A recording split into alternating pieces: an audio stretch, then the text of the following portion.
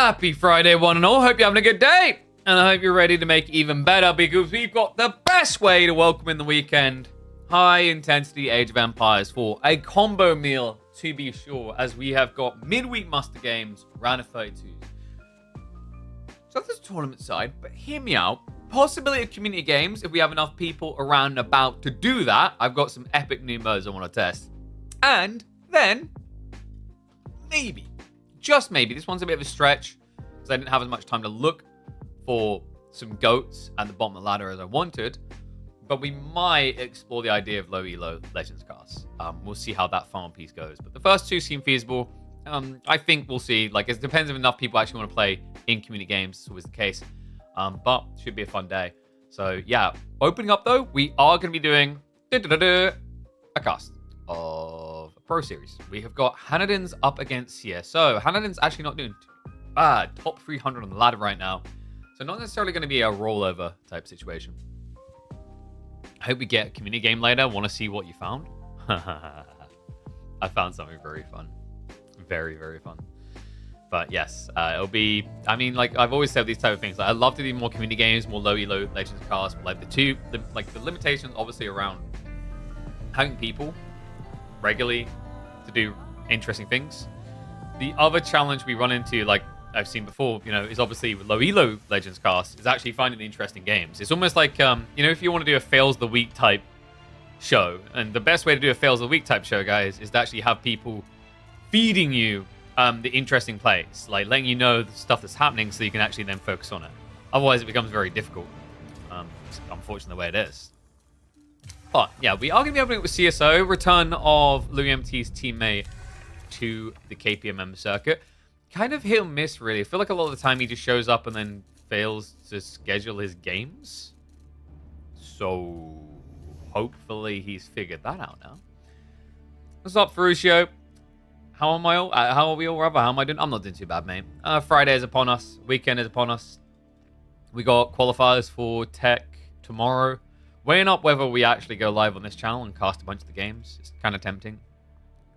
I'll figure it out. We might do it.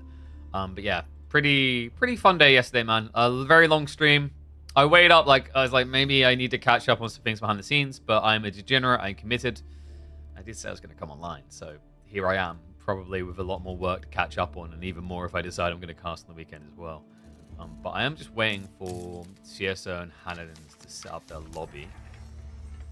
In fact, let me make sure I've got CSO added and Hanadin's so that I can actually eyeball at the moment it's up. But should be a fun one. I think there's a few series in mind. We probably will have GUA series to cast a little bit later. We also have got... Oh. Well, I just noticed it's saying you're playing your series in 20 minutes. So I guess we'll play catch-up on yours against Anatand. Outside that, there is also later on... I believe... Was it Myriad against... Who's he up against? I've lost him in my bracket. Oh, Mahoda. Okay, that could be a really cool one. So that's at like 7 p.m. tonight live. That could be really cool. And around that time, we could also have Vortex versus Jondo as a possibility. So some cool series going on. Definitely something to check in on. And hopefully got time for community games and whatnot between. Respond to your message a few minutes ago. That's how it goes. Yo, what's up, Kiliadi? Yeah, dude, those games were sick. That was a crazy comeback, actually. It's actually crazy, the amount of comebacks we had this week. So Louis MT would double comeback. B would come back. Actually, B, was it 2-0 for Anatand? Another comeback there.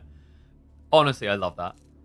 No, like, you know, the problem is early on, even later in the midpoint in certain like weeks, we just had like, uh-oh, this is just going to be 3-0s all the way. That's kind of sucks. And then all of a sudden, nope, not at all.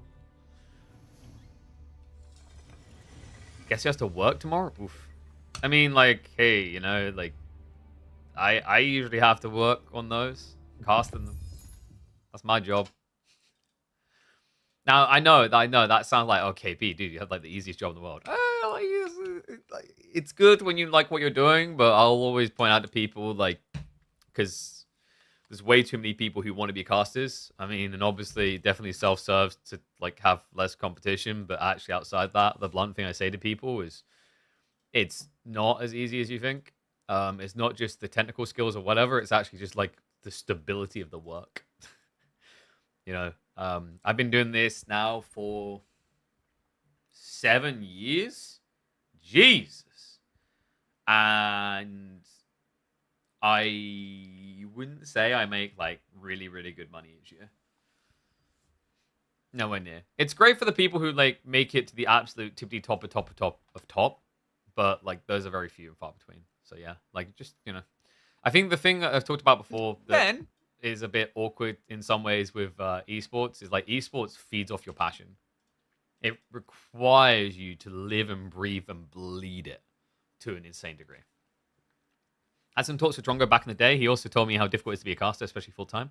Yeah, and like, well, for Drongo, so Drongo has reached a point where I'd say he's, I don't want to say safe because you never know if AV4 is going to be there tomorrow, but like he's in a good spot. He has the Civilization stuff and Age of Empires 4. And I could like rough math for you guys, like what Drongo probably earns per month based on like, not figures he would have given me or whatever, but like, public data logic. So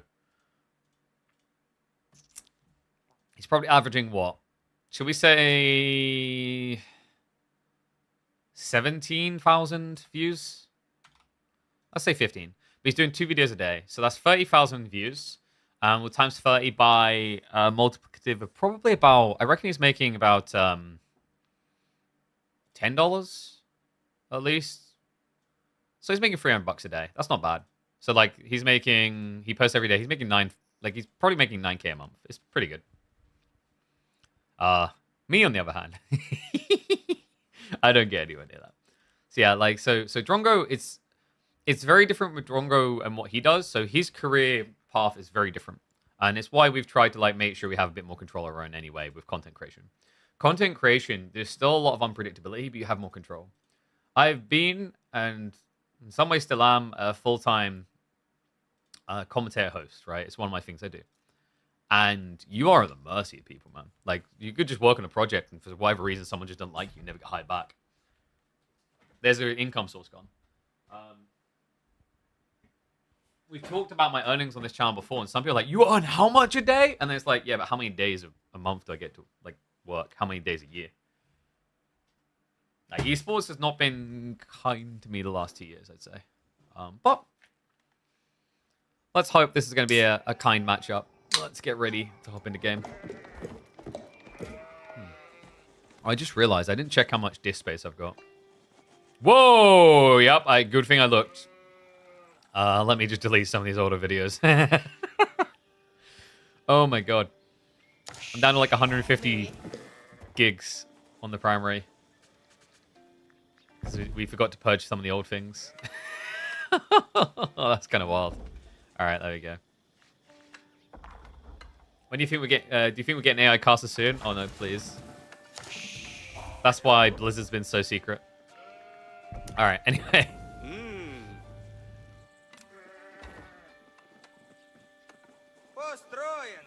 We always talk about the rise of Louis, but what about CSO? One and all, welcome back to Midweek Muster. It is Midweek Muster 21. We are past the 2/3 way mark. Kind of crazy, actually, how many editions of this we've done. Kind of crazy, I still haven't lost my mind. Some people lose their mind in the forest here. We're opening up with Pigeon's View. Our default map for KPMM 21, it has returned.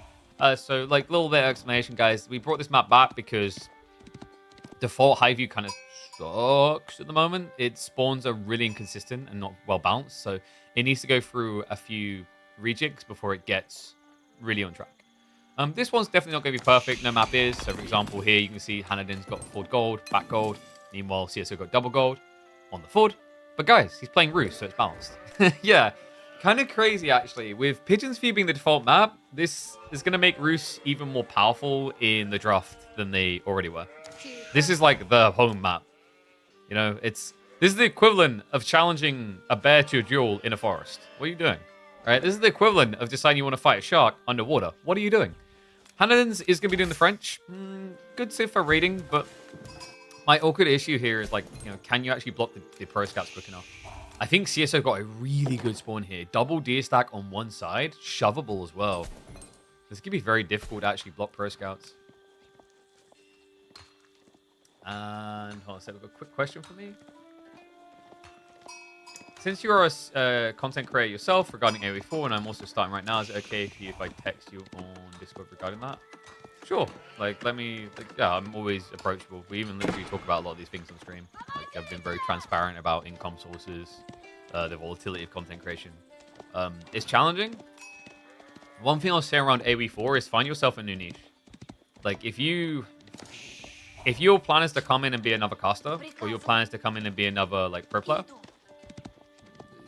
you're already fighting against the tide. You know, I struggle to make like a full-time living as a caster in the scene, and there are smaller people than me, but those people are like definitely not full-time. They can't be.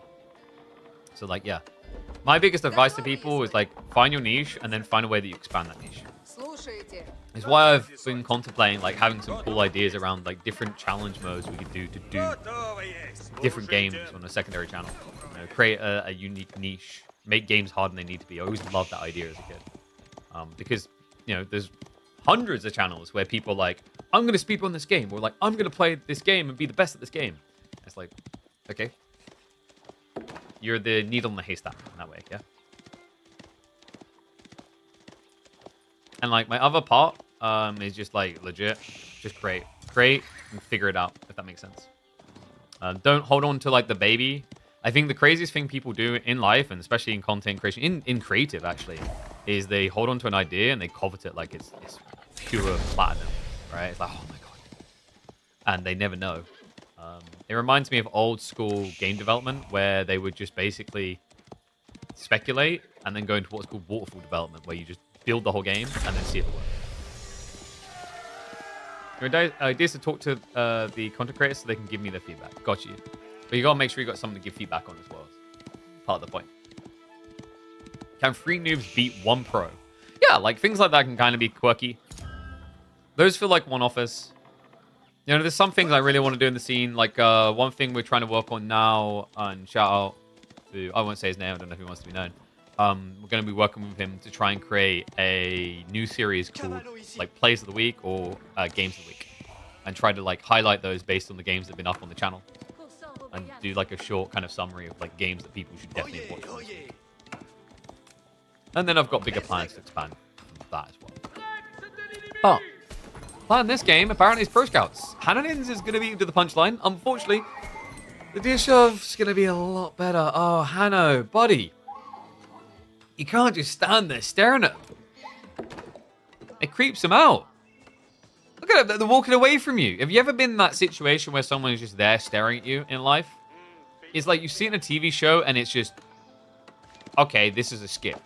But when you've experienced it for real, the levels of uncomfort are crazy. And I don't blame those deer for moving further away. So Hanadin's kind of rough, actually, that he didn't make his life a little bit better here. There isn't really much else he's focusing on right now. He's already just moved across with Knight and Scout. He could definitely have done a rally point there, just basically kind of stagger, click across to shove these deer probably to at least here, making his job much easier. Meanwhile for CSO, usually when you see Knight reaction, you have to go into racks. Weirdly enough, CSO's not going to be doing racks. He's doing stables.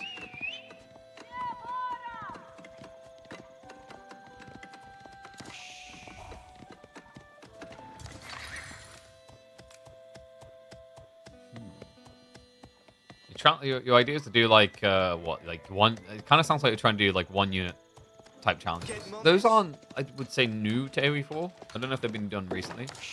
It's like you just need to get crazy out of the box. So a pristine example I can give you is like I remember years ago when I broke my arm and I wanted to play games. So I started streaming Apex Legends, controlling the mouse with my feet.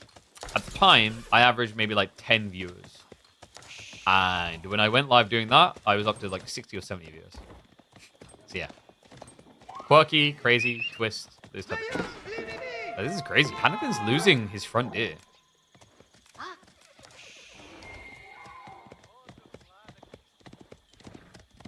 Oh, also, biggest tip I can give you is like if your idea is to be a content creator on Twitch, don't. Twitch is your conduit for gathering content. YouTube is your growth path. Twitch can be fed into from YouTube, but YouTube, like I will always, like hand on heart, and I say this as someone who's loved live streaming for how many years now? Like well over half a decade. I love live streaming, but if you really want to see like growth to full time, focusing just on live streaming is the most naive thing a content creator do. Don't want to start from the game? It's fine. We're just getting like a standard night spam. I think we've seen this a bajillion times at this stage. Hanadins is just going for an all-in offensive, really.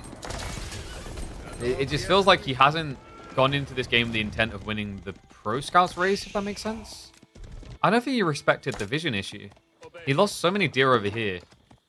He didn't gain that much in this area. He'll at least get a blocker here with the Knights. He should. Hano. Whoa. Back. Yeah, it's just awkward because the issue for Hanadins is he's playing full Knight forward, Scouts on deer. That means he has zero vision. So you just saw what happened there. CSO should have been banged in the face. Instead, he just hides in the forest and comes back again. And Hano, it looks like he's going to be snatching another one from the enemy side. But man, this is... It just feels like he's losing the Scout war in an awkward way. Which is crazy because like they have the same number of Scouts. Also, I'm a little bit worried about the tempo here. CSO is doing something wacky that could benefit Hanadins. Like, I would have expected CSO to stop building Knights at this point and choose Castle. Because then you just add in, like, Horse Archers and disintegrate the Knights. But this crazy man is legit just ego-chowling French. It's ridiculous. Roost Knights aren't that great. Chivalry is a really big deal, folks. He hasn't got it yet, but if he finds his way towards it, CSO won't be able to fight him anymore. Then also, if they both go into Castle, what ends up happening here is you get Boy's Fortitude for 25 health, but Hanadins, he can go Raw Institute to get 80 plus health. Even before that, like at this stage in the game, remember, these Knights get their damage buff at the start of the fight. You can't mirror them. I say that. To be honest, the charge was kind of missing at the start there. Rally reinforcements. He's got a charge coming through on the Knights. Wait, what? Okay, just slides past. The micro here is a little bit peculiar, actually. He didn't even go for the initial wallop. I think he was just trying to use the charge to get close and then recharge afterwards. But recharge is very weird in AoE for the moment. I find a lot of the time they just don't happen.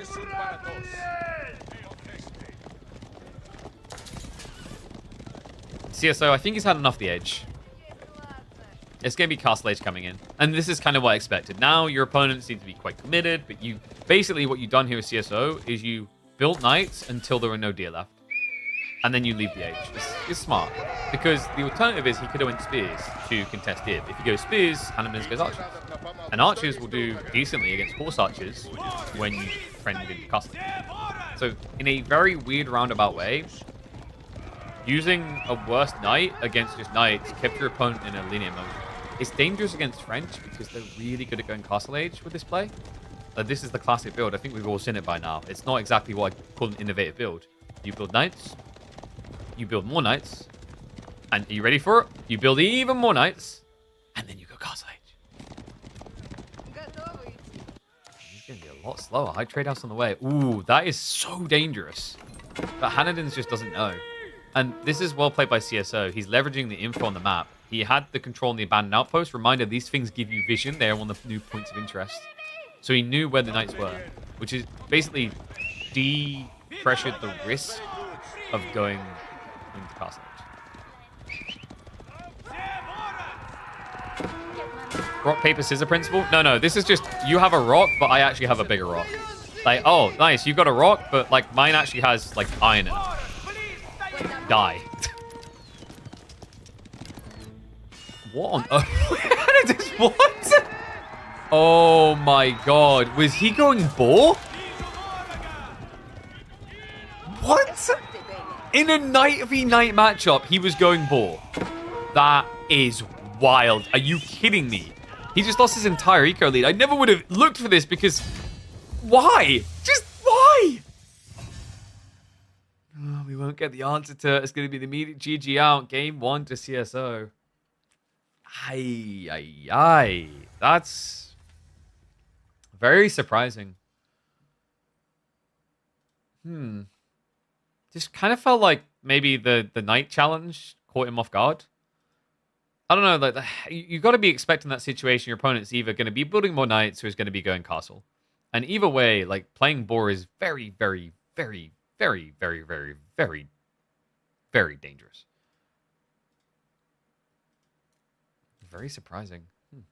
Well, another big surprise here, guys, is that actually there is a House of Lancaster deck. So Hanadins can still Etegigi the game. Oh. It's Enlightened Horizon. Huh. It's okay, so this is interesting. It's Shushi versus Knights Templar. I think he's going to go for a good old classic Chuginu all-in, which I'm a big fan of here. I think KT might actually struggle a bit against that on this type of map. Oh, also, let me put predictions up for you, Gambleholics. Someone's going to be like, low percentage chance, but big payout. Whoop, whoop.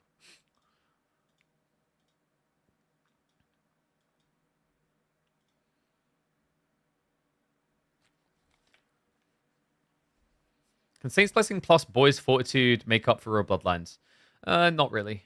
The problem is it's not just Royal Bloodlines, it's also Cantled Saddles, or even without Cantled Saddles, it's still a damage buff. That damage buff kind of mitigates the effect of the Warrior Monk. So the Warrior Monk's going to be +1 armor, +2 damage. So that's a 3 DPS differential. And that's like your opponent in the first 3 strikes of combat rather is going to do an extra 12 damage. And then they just pull away. But then on top of that, you got 25 health versus 55. It's like, it would be close if your opponent just A-clicks and never pulls away with knights, but I just don't see that really happening with a French player. If you're like a decent French player, you know the importance of the charge. So you'll just keep resetting. Where it does actually get very interesting is in Imperial Age, because in Imperial Age, actually, Roost Knights are better. So Roost Knights get the Boy's Fortitude. Obviously, biology is not as good as Royal Bloodlines, but what is very interesting is the plus damage from poleaxes. So poleaxes give you a +4. So if you had like a Warrior Saint's Blessing plus poleaxes, I'd say Roost win that fight. The issue usually for Roost is they just don't have as much gold gen as French in the hyper late game because of guild hall and trade. They have good gold gen, but it's usually put to better works going into things like Streltsy.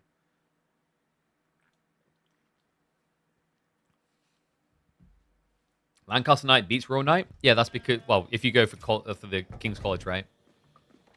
Because it's +6 damage, which is a lot.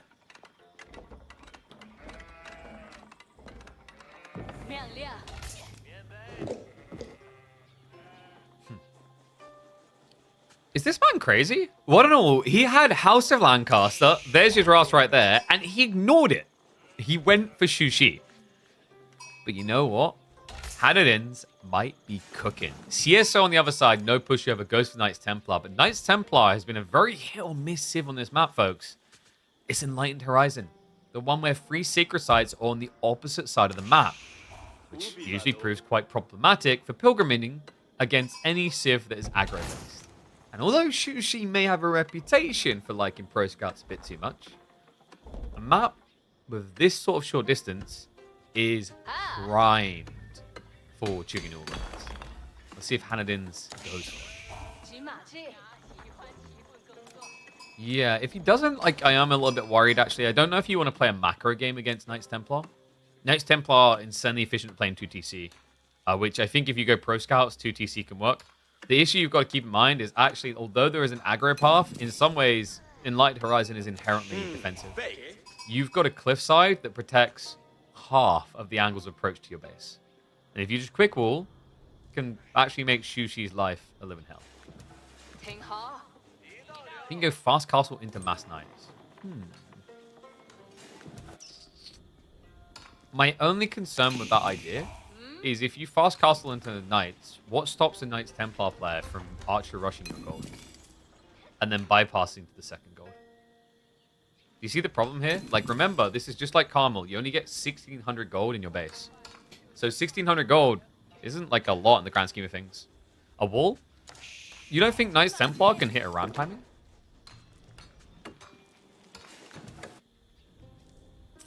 That would be my chief worry. We've seen actually that Knights Templar is one of the best civs at stopping the House of Lancaster mana spam. They're very, very good when they're all wood focused.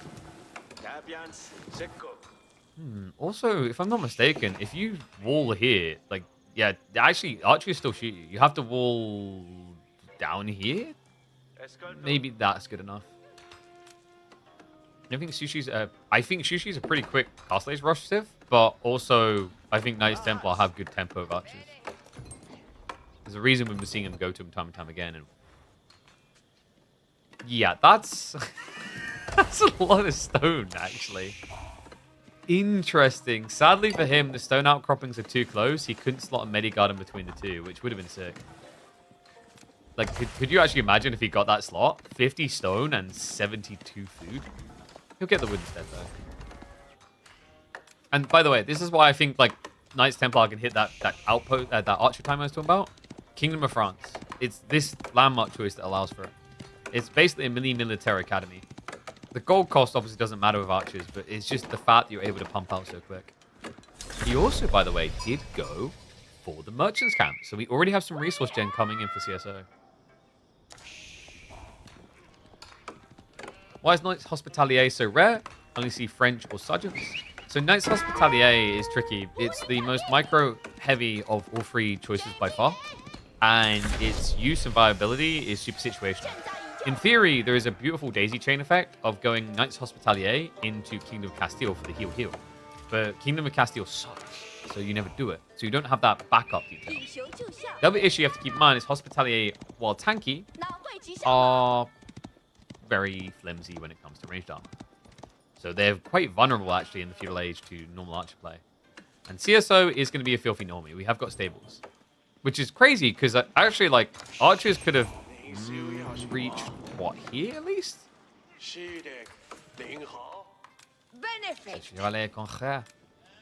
I'm kind of surprised how often people still go to cavalry on this map, just because of how easy the rush is. And Hanadins, it looks like it is just going to be the fast castle. Okay, this is looking much better for Hanno then. Like, it's funny as well, because generally Hanadins could have hit time with Chuganu. Chevalier Confrère are not exactly what I call tanky against Chuganu. Remember, this is like a discounted knight. So you just go like Chuganu plus 1 racks and you can push in, but he takes the safe play. I'm not surprised. I feel like people in the 300 to like 500-600 range on ladder, so like that's top conk, are more inclined to just do the fast castle lancer spam because it just feels safer, if that makes sense.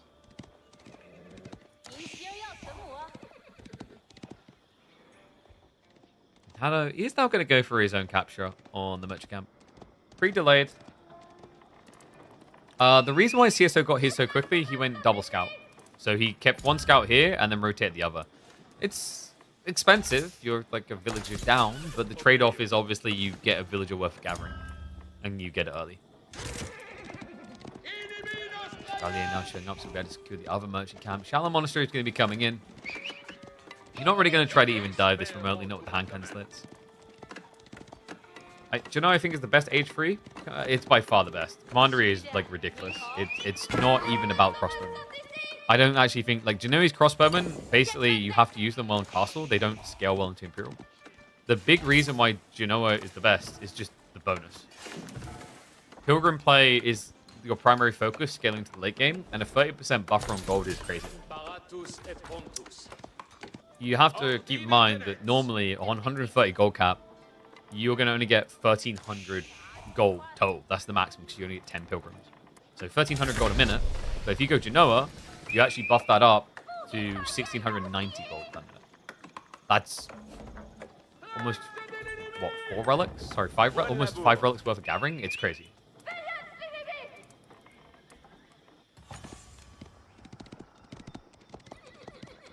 Why don't Knights Templar hire Ronin? The problem with Ronin is usually they just don't scale quick enough. We're almost 7 minutes in the game, and one of them's going to spawn. That's not great. Especially when you're up against Knight spam. Like, there's definitely no Ronins coming in this game. So yeah, in the end, CSO did try to break this wall, but it feels really late. Spears are going to be coming in from now, but he's kind of stuck in the age. And remember, Hanadins did go for the Shalom Monastery. So very feasible to just go monks here. Chevalier are like plastic versus plutonium when it comes to the Monk matchup. These guys won't carry a fight against the Monk. I mean, a Monk literally has more raw HP and the same melee armor, and a much better attack.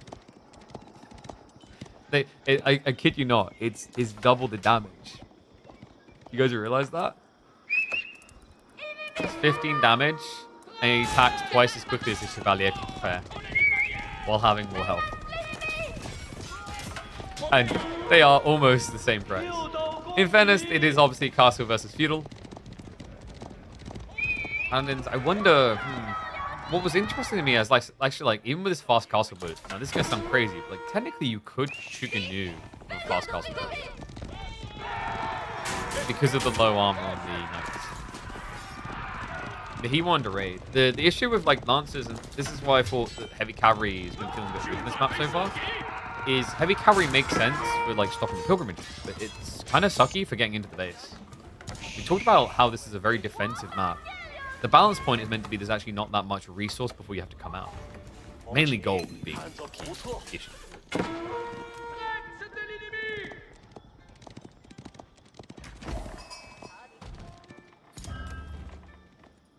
Alright, we have a grand total of 0 running so far. Wow. CSO's starting to macro up a little. I think he just wants enough to contain his opponent. Maybe block Relic Gathering.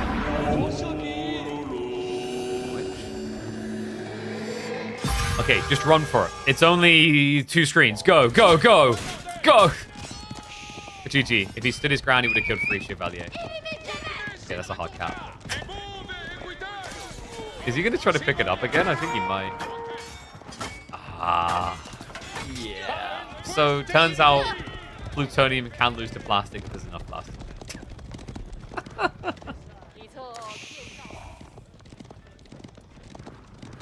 There's so many more Germans than you think. Really? What the hell? I mean, 2 world wars, you think they'd be like depleting in size or something. Sheesh.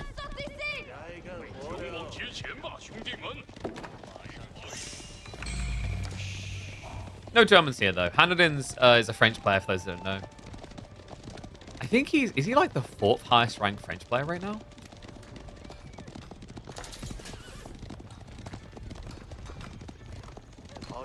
After French and China might be the biggest community. I think historically, like in the Age of Empires scene, Germany is bigger than French. And maybe China? Vietnam is where you're all screwed. So actually, I don't know if you guys realize this, but Age of Empires 1 is the biggest game out of the Age of Empires.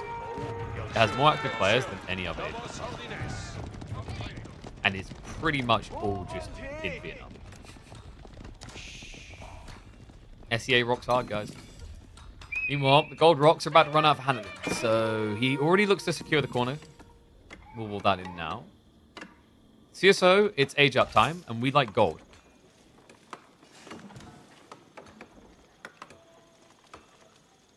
Do it. What? No way. Angevin Empire. I mean, has he seen the crossbows? This is going to feel a bit Saj. So, the heavy spearmen are armored. They get counted by crossbows. They did also just get nerfed. They used to be cheaper. Like, the price hike is painful. Okay, they did, right? I'm pretty sure they made a change from the test. Or am I getting mixed up with different things? It does play very well into French. Like, it's a very nice combo because of the discount. It's not much, though. Like, yeah, you go. Like, you do pay more for a spearman and not a worthy amount. Like, it's basically 30 more resources. The problem, though, is Hanadin's, he already had a reason to go for crossbows. Like, this is the negative of playing Chevalier into heavy spears. Your opponent is already inclined to count you. It's the similar logic as to why Keshik contract ability sucks.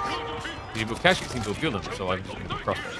However, Hanadin's is getting a bit too ambitious. What? Okay, a bit messy from CSO here. Spends a lot of time on the lance instead of clearing the crossbows faster.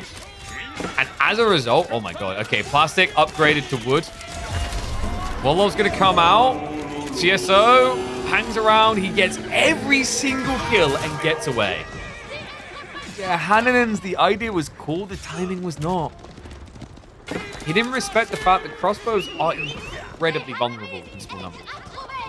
They need an appropriate layer of frontline. And 2 or 3 lancers was not going to cut it. Funnily enough, we actually have crossbows now from CSI. This is a lot of food and gold. I guess his thought process behind Angevin is he's getting a lot of gold, and this optimizes it better than going like regular spears. I mean, it's weird because like having to go on a wood is not a negative for Knights Templar. It's actually the best thing. Seeing those normal spears, they are garden. Argentina has the most top 100 players in AoE2, if I remember correctly. Is that still true though? Is that like a legacy stat? I do know that historically AoE2's had big issues of top players just not wanting to play ladder anymore because it takes too long to queue. Why don't you go men-at-arms instead of heavy spears? Men-at-arms is redundant. Why would you want men-at-arms against lancers? Heavy spears at least count something. I don't know. CSO though, like the heavy spears, it just... it feels a bit weird. I don't know if it's because he wanted the fortress health for down the line. That's the only reason I could think to really go for it here.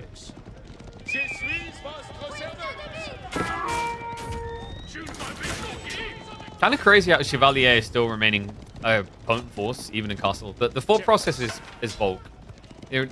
This is essentially like a horseman type unit. Point is, you don't spend wood, you spend food and gold. And the interesting thing is, compared to Templar Brother, you can blob. So these guys produce... There you go. Give you the timings. 22 seconds. Templar Brother takes an extra 10 seconds per. So you see how quickly that like bulks up in favor of Chevalier Corsair. Basically, every time you have 2 Templar Brother, you'd have 3 Chevalier.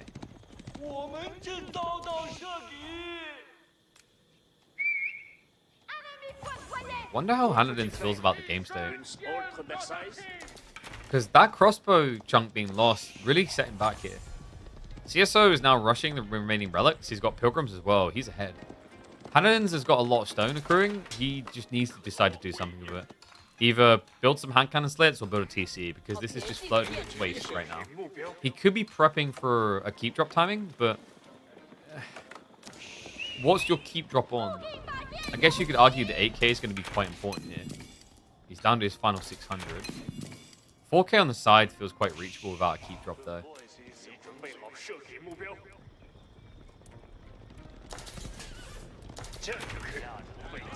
Wait, what? Oh, we are cooking.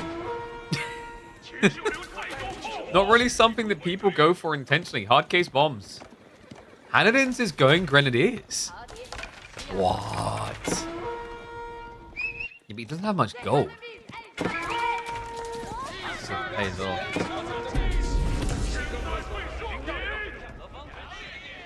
Some of the stone did get invested in the end. Or did he just sell it?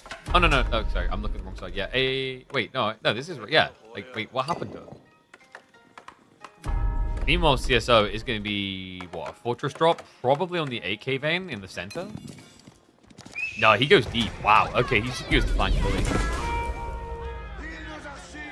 I'll have to pull the troopers over here to make sure it's definitely secure, though. He's got 1 spearman. 1 chevalier. Okay, that's gonna be enough. Yeah, Hanadin, he's shortchanged this. Send out the injured lancer. It's like, bruh, why am I in the field and not in a hospital? This, however, is gonna be more. This is a good fight. Like, you don't need to run away from him. He's paranoid because he doesn't know if there's more coming behind him. If he had our vision, he'd understand how safe that was of a fight. Instead, he backs away. CSO is gonna get the castle up. I think Hanadin's just becoming a little bit fickle. He got outplayed on the opening, and now I think he's playing a bit paranoid because of it, which is understandable. We have got 2 TC now coming in from Hano as well, so he's not going to fall behind on village account.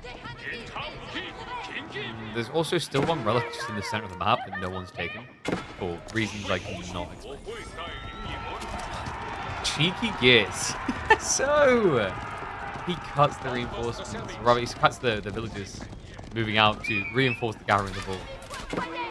And all of a sudden, a Congo line across. Is this going to be CSO just leading sacred sites? It makes sense. You could double fortress drop and have all three.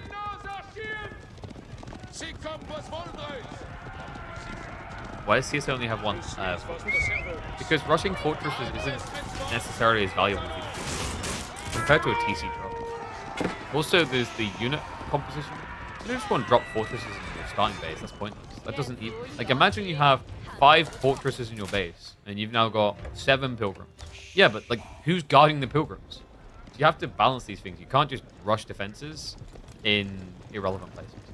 And you wouldn't just gather, you know, 2,000 stone and then run out into naked spots on the map. Because if you do that, if you spend, you know, your 900 resources per keep, that's 1,800 resources that you didn't put into army that your opponent did.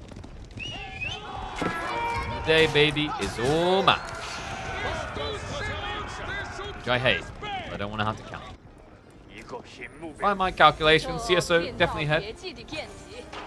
Hanadin's looks like he's prepping for a farm transition. The problem on this map is like you're very claustrophobic on space. He could delete the village here and use this corner. Would be the best thing he could do right now. If he has to build it in the front like this, oh god. Okay, this is where the game gets dangerous. This is not an easily wallable area. You're basically wearing your economy on the front of your base.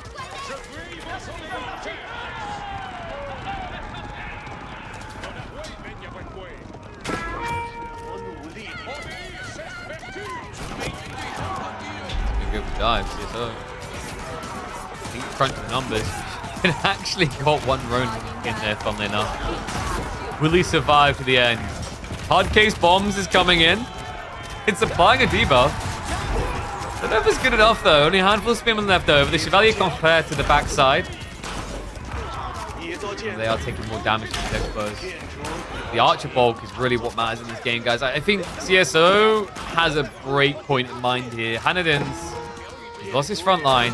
His crossbows are going to get swept, which is a great exchange for archers, by the way. It's crazy, actually, how well CSO is doing underneath emplacements, and it seems that Hanand has had enough. 2-0. No upsets here today. I think fortresses are more like an eco upgrade because TC scale more in the long run. So a fortress is going to equal an extra 130 gold a minute if you can secure it.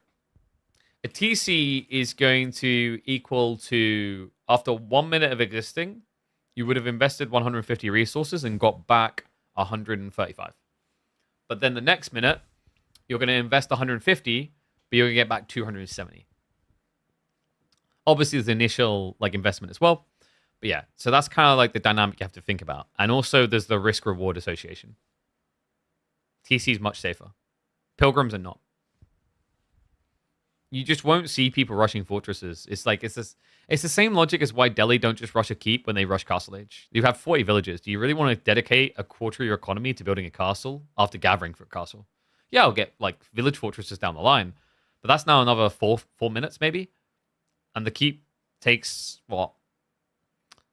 Probably 2.5 minutes to gather, and then like a minute and a half to build, and then 4 minutes to get village. You see how this goes? Like it's just so much safer to not go that way. Yo, is that actual CSO? What's up, buddy?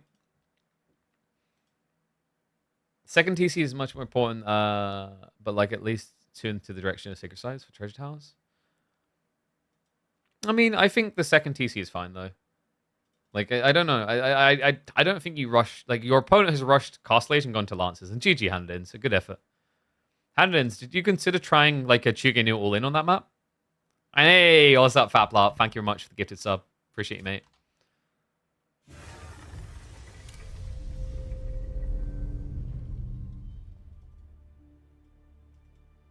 Don't tell the opponent your weakness. Maybe, like, did you ever consider that he's baiting?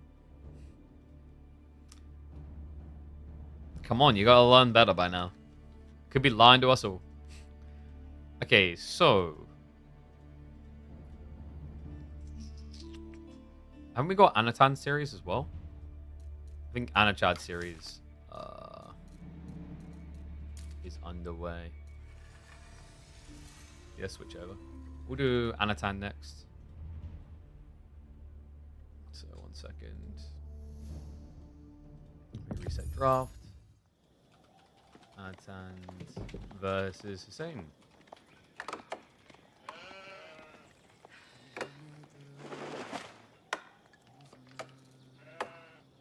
Nice. Just began.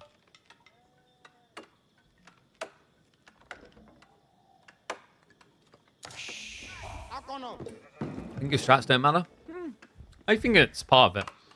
I get where you're coming from, but the interesting thing is, like, being the aggressor is theoretically easier than being the defender. If that makes sense. You kind of tried it, but I think you've done, like I was saying in the cast, you've done the thing that everyone does, which is safe, which is fast castle Shushi. But I just don't think that map is that great for night spam. Unless you really lean to the objectives, which you tried, admittedly. I think your timing was just a little bit off on when you came out with crossbows. It was too soon. Oh, no. Oh, God. Help. One and all, please help. Someone send help to the casting booth. Hydrate me. Do whatever. Like, I'm going to need help. Because last time I watched Anatan play Malians on this map, the game was almost 2 hours long. Please. Save me. We've got a familiar face from our community here, though. This is Hussein, fabled mod creator, who actually brought a lot of the custom civs to life. And he snatched away possibly the best pick for this map. It's Roos. Yeah, high view, aka pigeon's view, just so good for Roos because of the easy gold gen, the pro scouts, this mast, and quite easy to grab the deer without being harassed. And they just extend very well into the mid-late game as well. It's also a map with an insane amount of wood, and of course that's what Roos get 20% more of. So long term, you always feel quite safe here. Who lost when you're losing too much when trying to take relics? Yes. So we were just talking about one of the last games. Like, key thing is when you get into a night race, if you have to switch to crossbow spears, you can't run out too soon. That's why most players try to switch off of knights as late as possible. Because the moment you do it, you're losing map control. Oh, no, don't remind me. Anatan was southwest. Oh, wait. But we're safe, guys. Because there's no way that Anatan is going to rush 2TC in this match. I don't think so, anyway. And that game against Puppy Paw, I believe it's Puppy Paw, it was a 2TC boy game. So very different.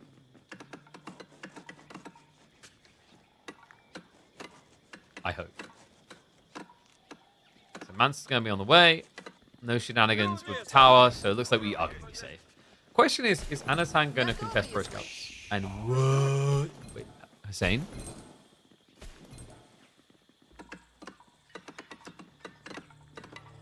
In life, it is important quite often to ask why.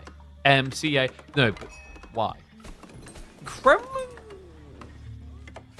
on gold? Is this a 2TC Roost Boy? If it is, I want to know why stone and gold looks so similar on his PC. Because this doesn't secure a 2TC.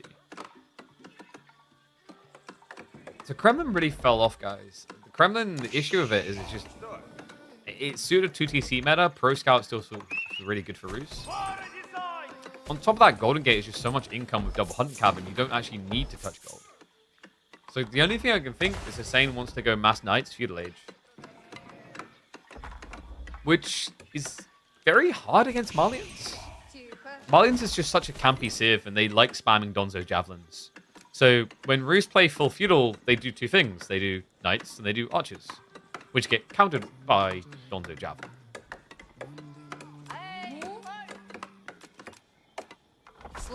Okay, what? It's actually 2T.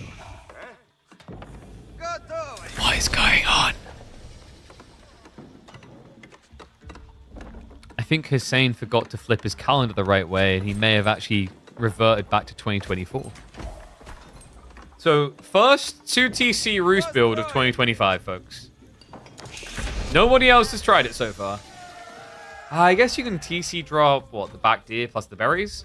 Interesting change here, by the way. TCs aren't as vulnerable as they once were. Did you guys notice that? No? So there was an interesting little change with Season 10. Town centers can now see in to Stealth Forest.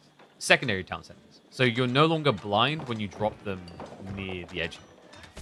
It's a pretty important change, in particular for this exact map.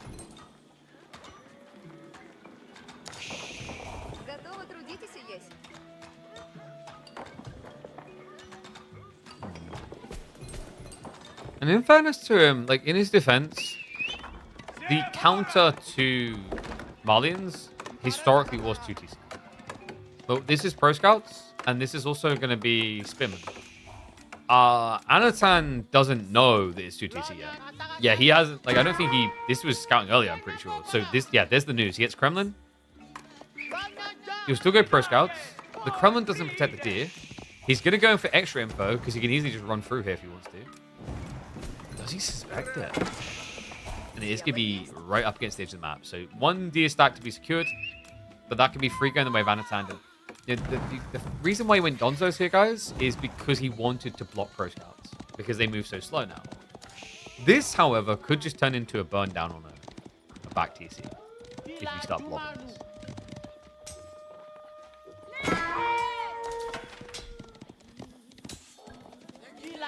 I forgot to pay out on the last series. We'll have to remember predictions for game number 2.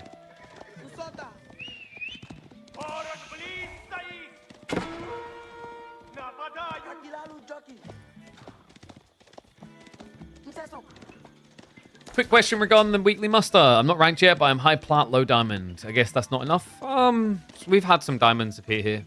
It really comes down to whether the signups get stacked with like pro level players. If they don't, there's wiggle room for some diamonds to get in.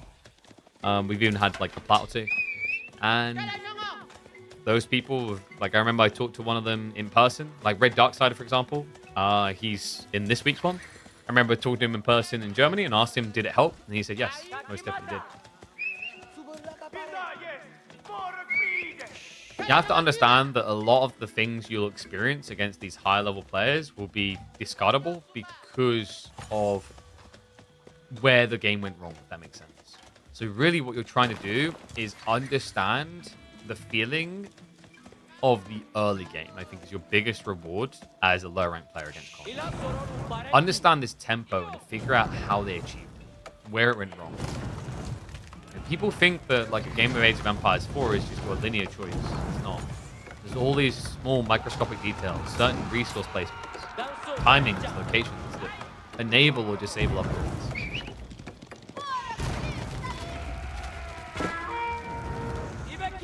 I love that he actually got the toss there. In fairness, that did trigger Javelin throw cooldown, so... Yeah, there's a little bit of a clunky behavior for a while now where torches... you can sometimes manipulate it so that you throw torches at enemies. The bio units. Which is not intended. So, he did burn down one of the hunting cabins. Behind this, Anatan has been accruing the deer. Yeah, he already has them on the way home. And... Hussein is now going to play blocker. He has got archers coming in. Javelin reaction on the way from Anno.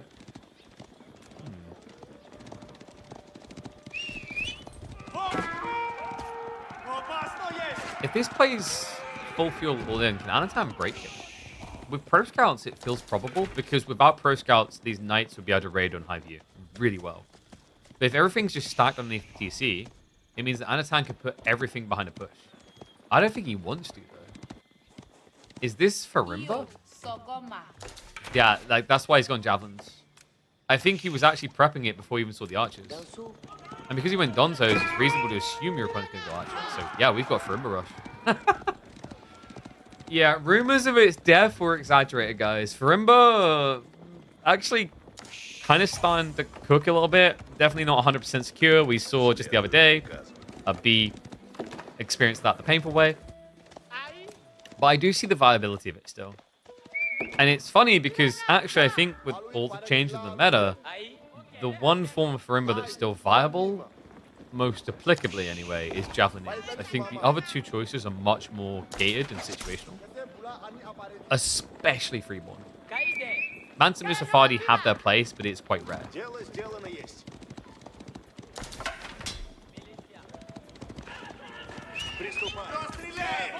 The question now is if Hussein realizes what's happened here. His villager lead is underwhelming. He's only 5 ahead against double pit mine and Mansa.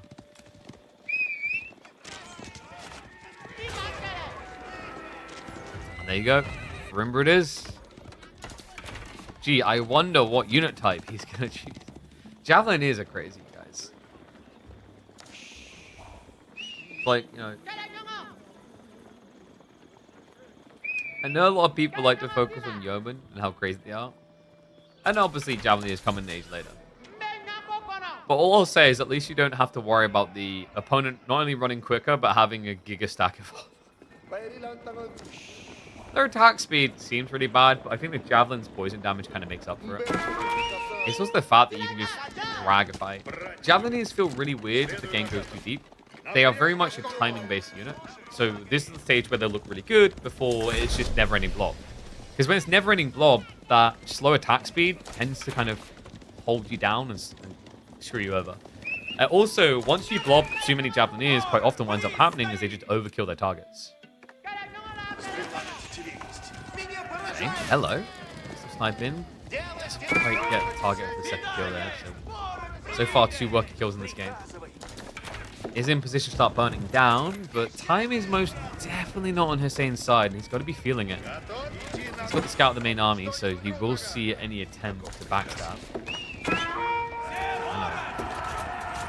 Look at the fight. Look at this. We've also got the veteran Civil Warrior Scouts coming in. Uh-oh. He's going to have to engage here. It's just, once again, you can't run away from this. The Javelineers are way too fast. I guess he's just going to accept the losses. My concern now is if Hussein's accepting the losses but rebulking, what's the get out of jail free card? I guess 20 villagers advantage into Castle Age? That's a lot of pressure opening up for Antown though. 20 villager lead, that's going to take another 2-3 minutes. Must have been militia.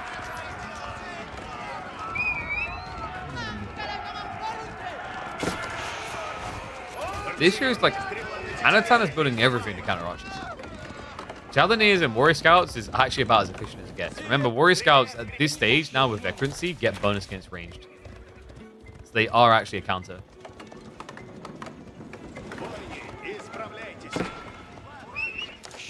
I think for Hussein, actually, Knights makes probably more sense. Just something that confront you. Spearmen, even.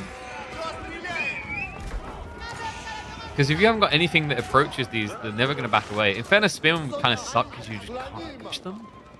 Maybe Horsemen, actually, would have been the best call. Yeah, Horsemen makes sense. They won't feel that tanky against these Javelineers, but like at least they do a lot of damage in return.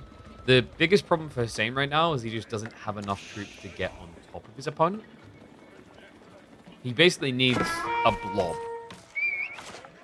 Think about how often we see that where, you know, as part of why Knights Templar, for example, have been playing Chevalier Crossfire rather than just rushing into Templar Brothers. Even when they get castle, they continue Chevalier because it's all about numbers.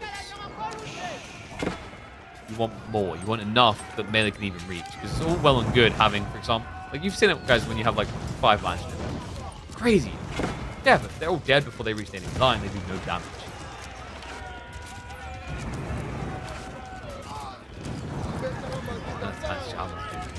More militia pull. I guess that is the front line we were seeking. The problem is he's now doing 1 damage per arrow. And the arrows are really the only thing that ever gets a chance to touch this. Okay, this is just like, feels like bullet at this stage. Hussein is looking for the tech up now. He's almost ready to trigger Castle Age. But this is a lot of javelins, and you got to keep in mind, Hussein, he's trying to compete now without people having to rush a landmark somewhere in a base that's being dove. What happens when you have to build the structure?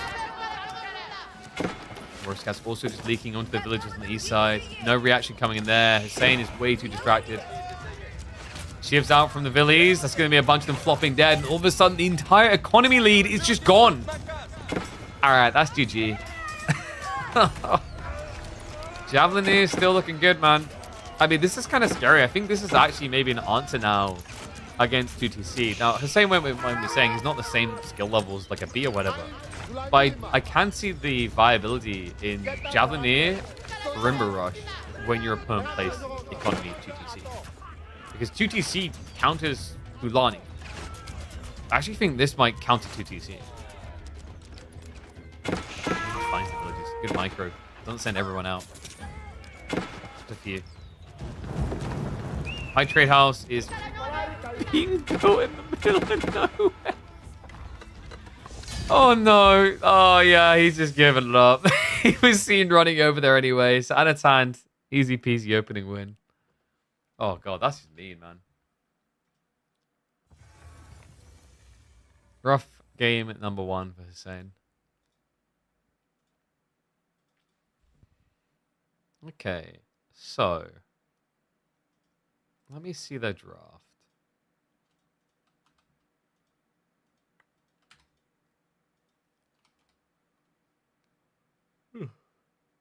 Big yawn. My daughter wouldn't let me sleep, so I have not got much sleep today. High view, Marlins versus Rouge.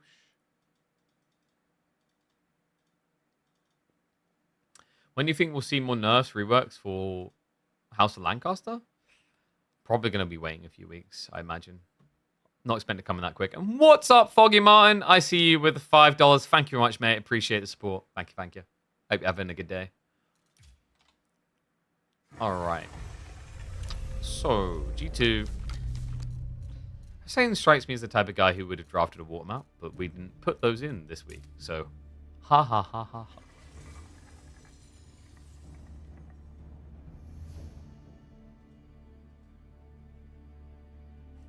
I mean, they pretty much drafted like they're playing a water map.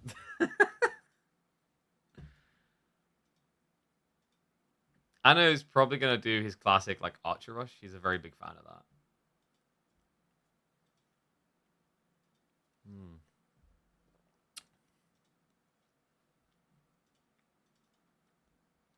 I wonder if we're going to have enough people for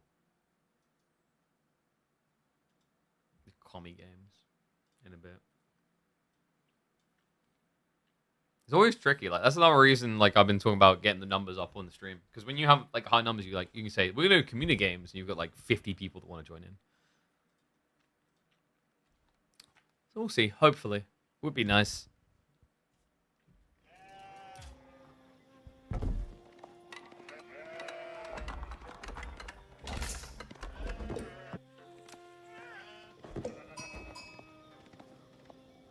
Okay. So, oh no, we got Hussein here going up against Anatan in game number 2. G1 we won't talk about. Hussein tried a blast from the past. He tried an old TC build with a Roos. We don't need to say more about how it went. But there's nothing old to try here. There's only new experiments. Knights Templar pick for him, but Anatan got, honestly, like one of his scariest civs. The way this guy plays China is horrifying. And I mean that in a complimentary way. He has these crazy archer-only builds that gets him fast castle while blobbing 40-plus military. I wonder if we're going to be seeing it here. Could make a lot of sense against KT. Just scale archer against archer and then come over the top. Look at this spawn. Reasonable one for pro scouts, actually. Good divide on the deer. 2TC would be viable for Hussein behind the tree line onto the deer. Would also secure berry gold back. Probably not going to be seeing 2TC for Anatan. Multiple reasons behind that, guys. It's, for a start, not really his playstyle. He's more aggressively tuned than 2TC meta.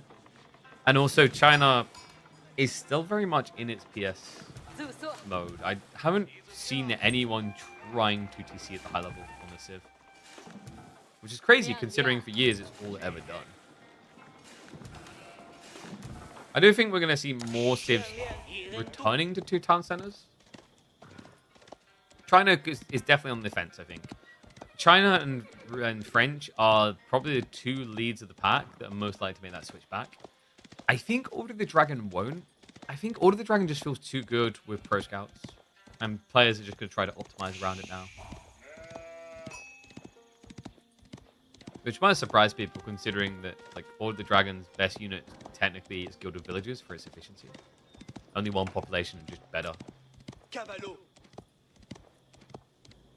Pro Academy going to be coming in nice and early. Did I put predictions up? I didn't. Let me put predictions up for you guys.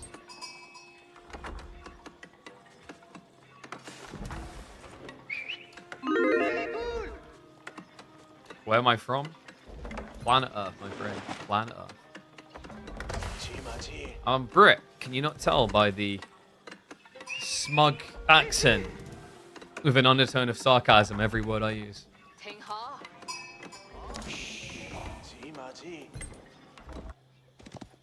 Ooh, Hussein. Okay, that's actually sick. That's a sick catch. If he mirrors now, he can just try and take away any remaining sheep. No, come on! This is the annoying part about playing this game against China. Look at the look at the vision difference. They're practically the same location, and look how much more he's able to see forward.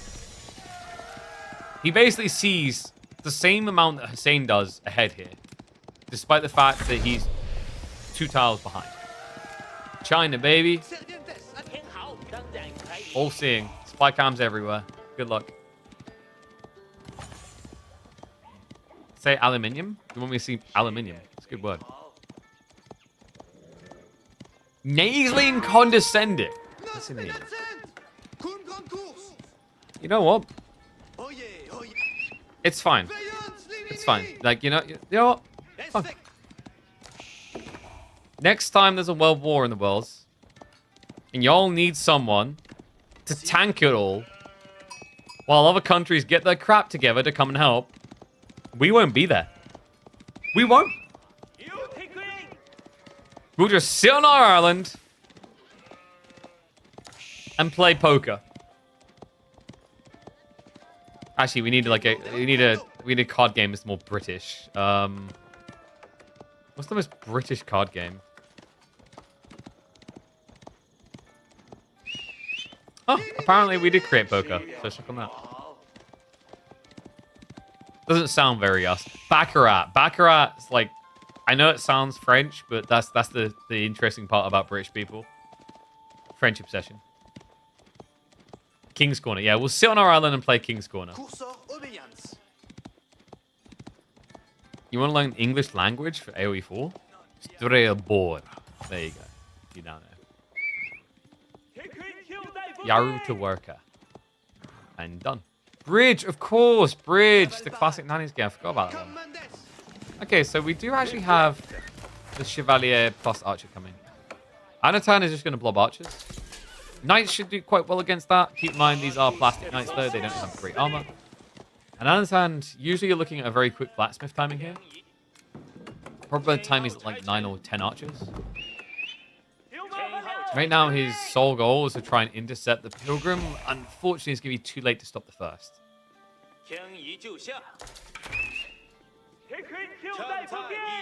You're French, that's why you don't understand all. There's an irony in needing the British person to have subtitles under them in this situation.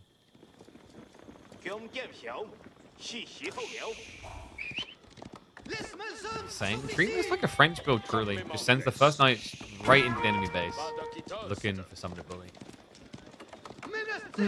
So if this turns into an archer off, is it actually good for Hussein? He is getting food off the wood gathering. You do get your lumber text for free. But remember, supervision is a thing. So your opponent's getting 20% as well. The scary part for Hussein is actually going to be the blacksmith timings, because it's very hard to actually compete with Anatan there. Look at this. Blacksmith gets dropped. Steel Arrow on the way. If he supervises it, it's done in 24 seconds. The other interesting part, and this has always just been crazy to me. Guys, how much tax do you think he gets for researching this 175 resource tech? Put a reasonable number on it for tax. Like, you know, you're thinking tax, that's got to be like 10% maybe? So 17 gold? Maybe 20 if we're being kind of drastic. So, like, yeah. 34 gold. 64. 37 by default. Imperial Academy doubles it. That's not a reasonable European country's tax system. That's Serbian tax prices right there. That is ridiculous. 64 gold back. That's 33% of what it costs. And you just see what it does. Undermesh straight away. Because you just got a third back. You're already prepped very neatly to get the next layer. And this is worrisome because Hussein, he watches the channel a lot. I'm sure he's heard me talk about this. China is one of those civs that just critical hits you on the tech. I just don't think he's expecting it because Anatan has a very crazy and different approach. This Archer blob is almost his signature play at this stage. Best way of playing China. Hussein is now just a mile behind. He doesn't have Blacksmith. He doesn't seem to be prioritizing it either. And Anatan now is going into Pro Scouts. Yeah, this is actually really scary. Hussein needs to not lose any of this. Chevalier Confrere show up here. They're also going to be in trouble. In fact, they already are. Their health bars are starting to look ugly on some of these. Do we have a Blacksmith? There we go. It's coming now. But remember, he now needs 2 minutes. 2 minutes to catch up on the damage tax.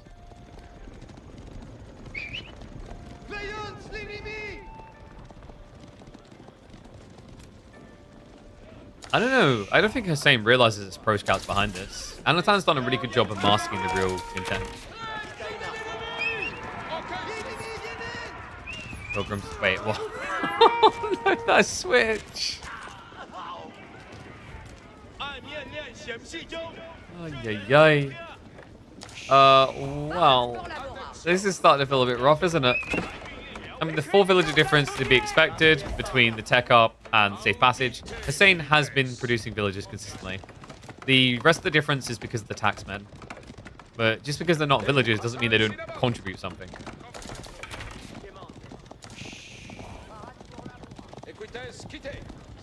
I like that Hussein is at least trying to leave the base instead of just camping. What I don't like is the fact that it took him so long to go for blacksmiths. Have you guys noticed there's a problem with his blacksmiths? Dude, just get a 33% rebate and you can afford them. He can't pay the price. He doesn't have the gold. Hussein, he is seeing the archers chasing him though. This would be the perfect time to go back onto the gold vein. This seems interesting though. Even just gathering this back one would be worth it because you can't actually fight until you've got Steeled Arrow.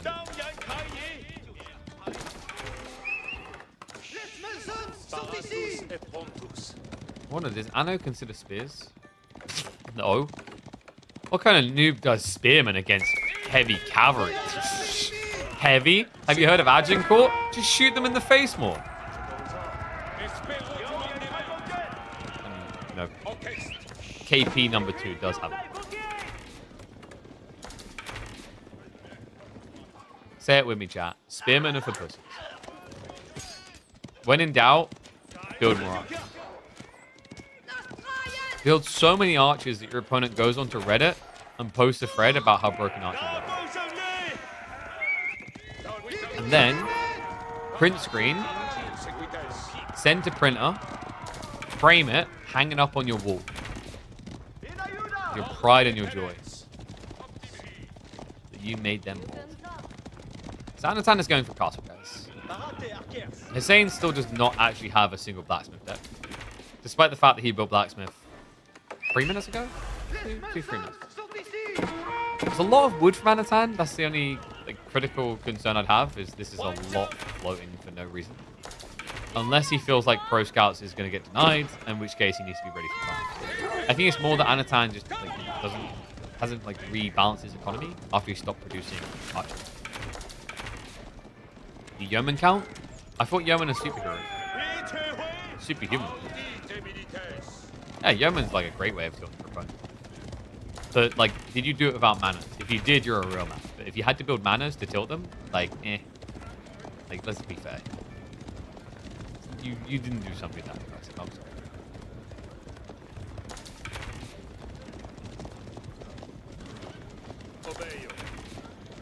Okay, so Hussein has to die. His food income is really low for a castle pivot. If you back off now, you know veterancy's coming in. The sad reality is China is the hardest civ to die from here. Supervision has the veterancy clocking in just 15 seconds. And you already melt. By the time you get Undermesh, he's going to get +2 damage on the archers. Come on. Get out. What is this?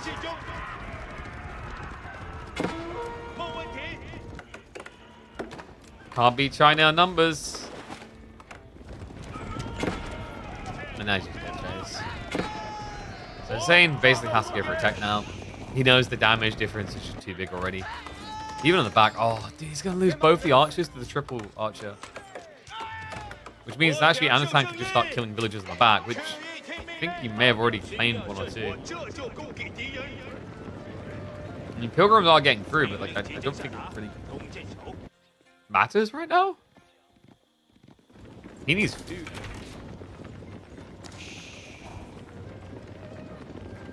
Oh, F's in chat for saying, I mean, props to this guy. He frequently turns up for these weeklies. He's training, he's learning. He's just kind of festering there, ready to eventually beat them.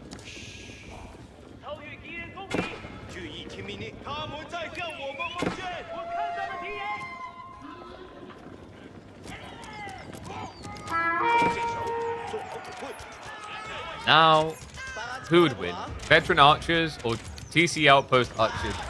It's veteran archers. They'll probably kill each other, but afterwards, there's going to be a moment where Hussein wipes the sweat from his brow. And he's like, oh, damn it. I survived. Wait, what are those? All right, that's GG. If it was just the archers, you could believe, but archers as well.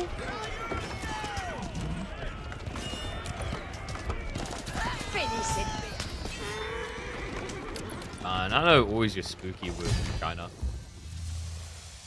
There it is. F's in chat again for good old Hussein. This is your first ever game of Knights Templar? Oh no.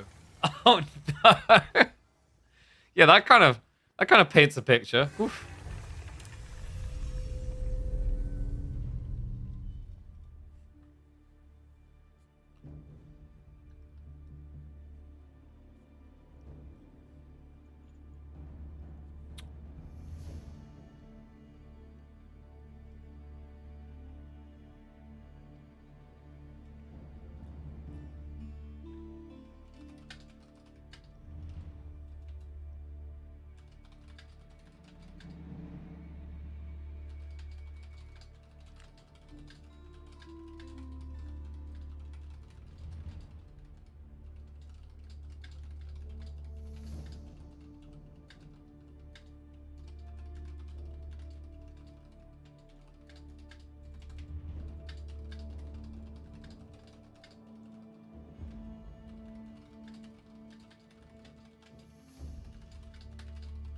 One sec, send a message.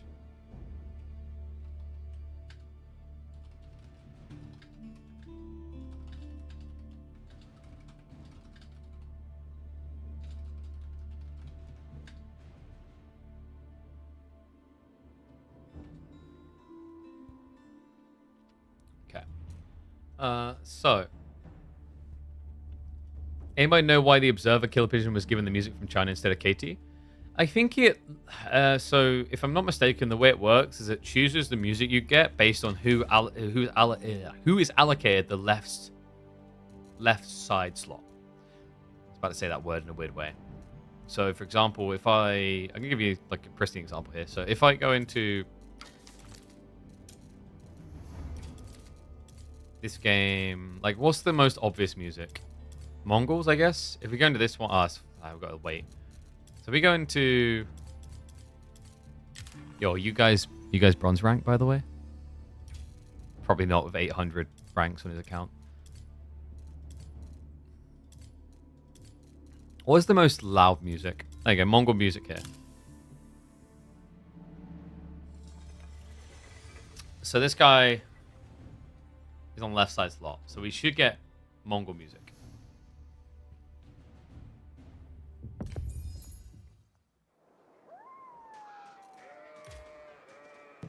Yeah. You hear that? The twang, down, twang, twang, twang. It's Mongol music.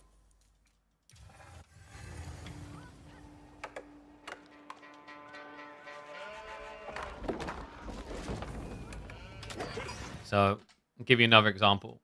But like, it should be when you load a game, the music you get is always based on the person on the left side slot. Because they're player one, so like their primary asset load. So we do HRE. Can we wait for the throat singing? Hell no. That's like 5 minutes in.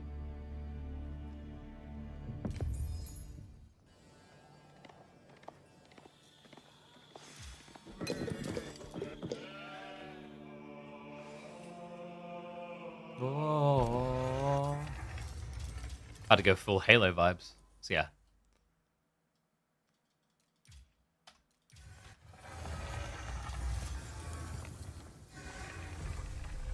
Yeah, like, honestly, I'm surprised I don't get, like, DMCA'd by Microsoft Halo for that stuff. Maybe that's why Microsoft, actually, what was I was about to say maybe that's why they picked up Blizzard. No, they already had it. What to do now? I don't think we've got enough people for community games yet. I'm pretty sure we haven't.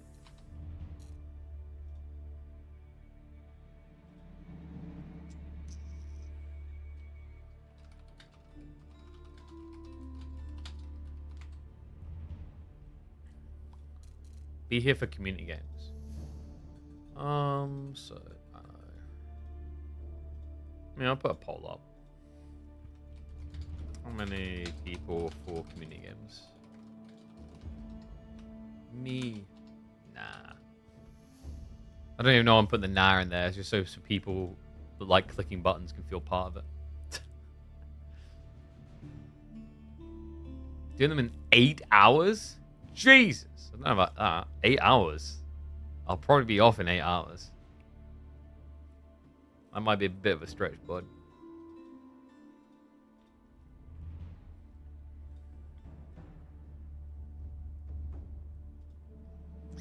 Yeah, 2's not going to be enough. 2 is definitely not going to be enough. So, I guess do more KPMs. Part of me wants to do some low ELO games, to be honest with you. I just didn't have enough time to go looking for them, so we'd be kind of blind punting. Subathon taking all the viewers, right? Like, do people not want to play games with interesting game modes? Like, come on.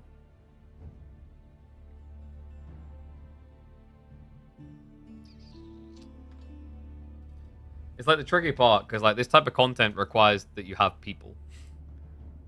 So it's awkward to even try and get it off the ground of like starting to post everything on YouTube.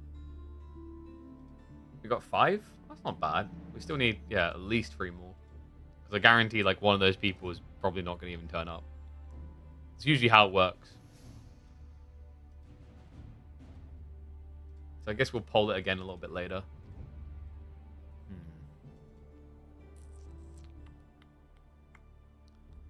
Oh my god, did AoE4 World change the solo ranked matchmaking list? I think they did, that sucks. You used to be able to more easily check multiple pages, and I think they changed it now. Yeah, that sucks. What? Bro, that's so bad. That is actually so bad. Oh, no, it does. Okay, it does work. It just wasn't showing. Okay, yeah, so you can go like page 40,000, for example. In quick match. Yeah, for some reason the browser, like URL, was hiding the page formatting at the end. Maybe 30,000, maybe? How many pages? Is 30,000 too much? Really? We don't have that many people? Oh no, it doesn't work. Oh wait, there we go, 300. Because what we're trying to do is look for low ranks. But we also need someone who's been active. Okay, so if we go solo ranked, here's what we're doing right now. So that anyone's like, what's KP doing? What's he waffling on about? We're testing something. So you get the page pop up like this. So if you go, yeah, 2,000 is going to be too much this early on in the season. Probably 700. Don't you have 700 yet? Cowards. 300? Definitely have 300. All right, so here's our bronzes. Do you guys want KPMMs or do you want low ELO Legends games? I reckon we can probably go 400. Okay, 400 is too many. So it's probably about 350. Really? 350 is too many? 330 is too many? I don't know if I believe that.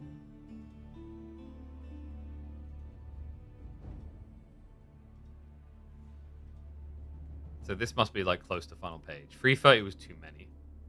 Wait. This guy was also like... Wait. Is this the lowest ranked streamer in AoE4? Guy played Age of Empires 1 4 years ago. Vietnamese player? Yep, like classic SEA streaming. Oh, you guys can't see. Classic SEA streaming. You ready for this? No shirt.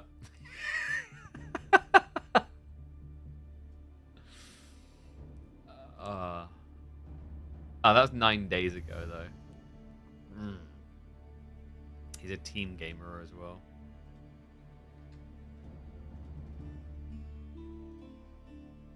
Alright, one sec.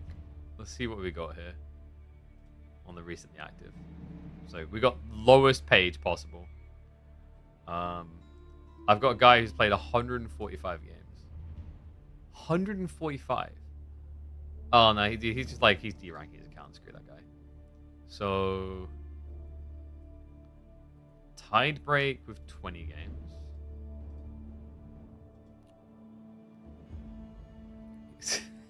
Console? Do you want to watch console? Console gamering? Oh my god.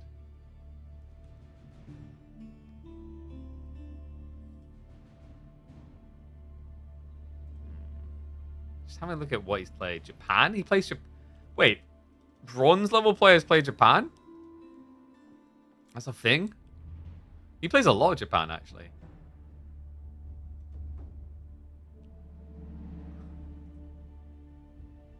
Trying to find something that's interesting here. Played against Lancaster.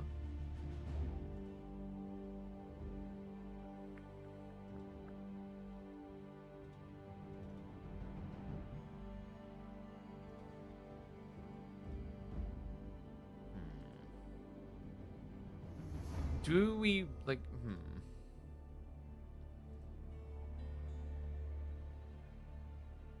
I'm trying to think. If we do like here. Like, do we want to see what people like this look like on water maps? Probably not. You guys don't care about water maps. Imagine contour of House of Lancaster. What you mean? Just like or everything. Aim assist as well. Like why stop there? Alright, guys. I think I've got the game. I haven't even checked if his like profile is actually viewable yet, so that's a bit of a whoops. But... He's viewable. He's viewable. Oh my god, oh my god, oh my god. He's viewable! We've done it. Yosh. Actually, do you guys want to watch an H3 versus Order of the Dragon matchup? Be honest.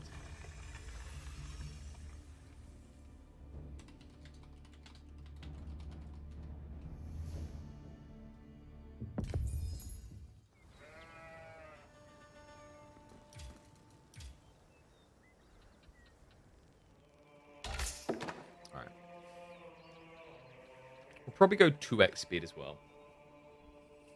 Not the best matchup. All right, 1's in chat if you want to watch Atri versus or the Dragon. 2's if not. We can find someone else.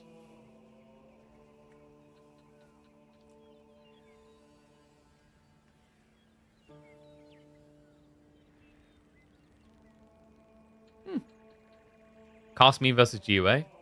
Whew, calm down. All right, we went with 4 ELO. We didn't want to go with 2.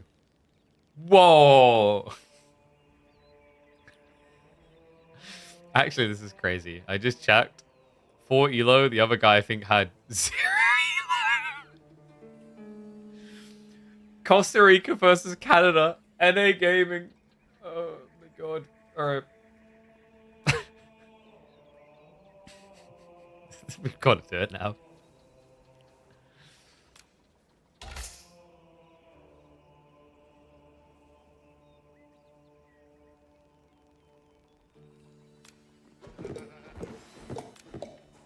Hey guys, KP here with something special. These two collectively between them have less ELO than I have fingers on my hands. I am not even kidding. In fact, Between these two players, they have less ELO than I have extremities, so fingers and thumbs on one hand. Meet Tidebreak, 2438 from Costa Rica. He is sitting 20 games into the season with 4 points. Meet Arnie. Last season, he had 0 ELO. He hasn't even got ELO yet this season. We are back. That's right. The return of the Low ELO Legends series. It's been a while. I hope you guys are warm in your seats and ready to be entertained. We've got H-Cherry versus Order of the Dragon. And this guy, by the way, Arnie, is from Canada. So this is peak Age of Empires. Oh, this is going to be brilliant. This is going to be so brilliant. How is that impossible? I don't even know how it's possible. He only played Season 9, where he had 95 points overall. And he currently has 4 points on Season 10. And by the way, it gets even better. Arnie is not only repping Canada, he has the opportunity to become the #1 console gamer. Yeah, we've got console versus PC. We've got it all in this game. Himiyama's going to be the map. We use the 2x speed. Let me know what you guys think of 2x speed. My thought process is, especially for low ELO Legends cast, I think 2x speed is probably going to be our default factor. Because usually players do things a bit slower. This is a bit crazy, though. What the Arnie, we do need to go up an age first. Arnie's like, all right, baby. Gonna get my castle age on. Just need to get a bit more food, and then we're gonna be going castle, and we'll eventually bring the sheep home to finish that. There we go. Midweek on the way with 1. Wait, so this is a castle rush build from Arnie. Oh, definitely. It feels like it. Wait. Do bronze gamers castle rush with HRE still? Or with mine work? I mean, of course, Arnie, he's a man of culture. Why would you build an Archon Chapel when like you could only buff gold and wood? Or gold and... you probably wouldn't get the berries. Meanwhile, other side, Tidebreak did go up with the Archon Chapel. It's going to be a Rats beginner. Really? Which is a great addition when we can build things out of it. But you know, like, forestry is much more important than a man's life, guys. Because you see, if we research forestry and learn how to fell trees correctly, we can save more lives than the one dragon men-at-arms we could birth. Tidebreak is just thinking of the next generation. What a Chad. And also, you know, think about it this way, guys. If you build men-at-arms and send them to war, aren't you essentially just responsible for murder? Tidebreak doesn't want to do that. He's tired of sending people to their death. So this Rags is merely a nuclear deterrent. Arnie will see it, immediately activate his aim assist mode, and then panic. Okay, so the mine work finally got there. Yeah, but wait. There's no way that bronze level players Burgrave rush, is there? Because my feeling is low ranking players, their primary focus is going to be getting greed. And Burgrave is like not greed at all. I love the houses. Very important when you finish your day's work on the farm, you're tired, you're exhausted. You shouldn't have to run far. Arnie's got you covered.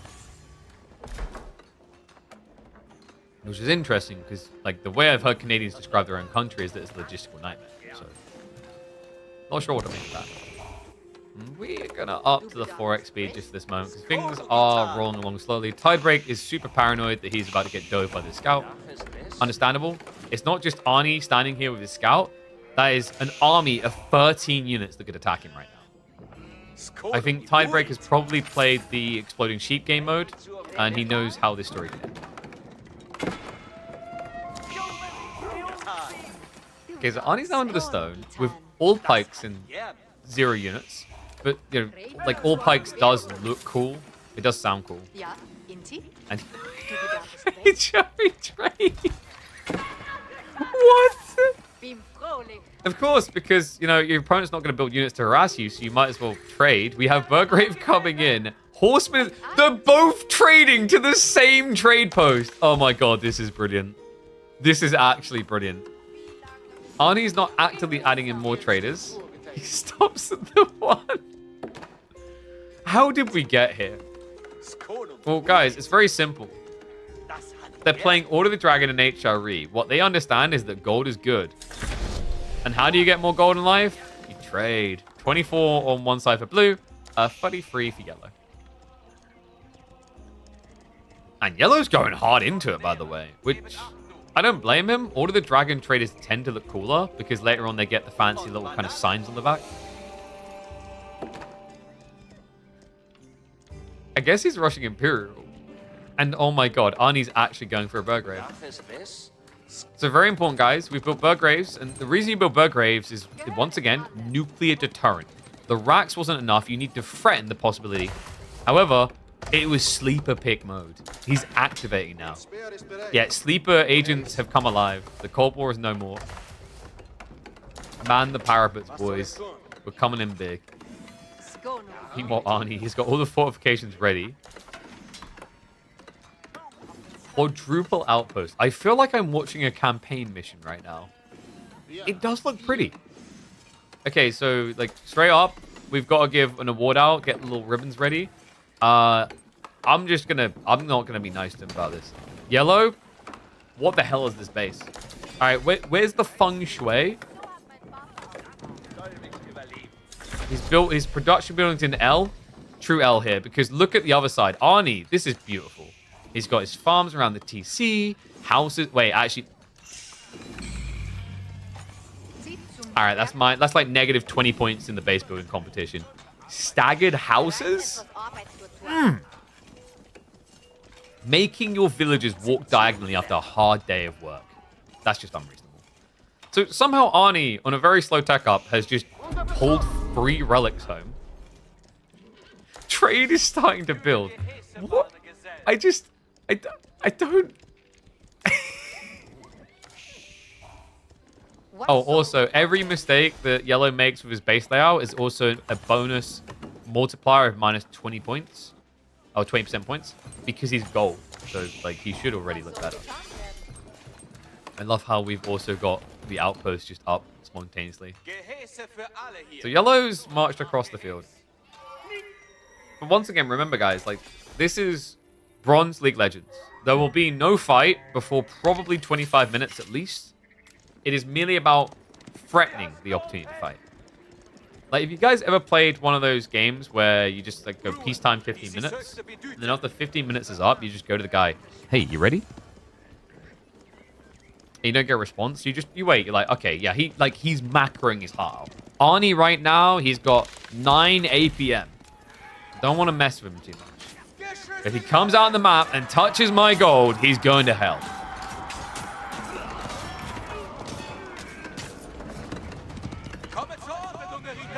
Arnie? Wait, why did he come out here for stone? Arnie? I just like to imagine a name like Arnie, every time one of them dies, you hear, ow! Wait, so now I get it. Arnie, remember guys, he's on console. So, very hard to get all those extra inputs in that we sweaty keyboard and mouse gamers can. He was busy queuing up 10 Landschnechter. 10? Oh my god. Every 5 seconds. This is a Landschnechter printer now. I think Arnie might have been an Age of Empires 3 gamer because he keeps queuing units up in 5s.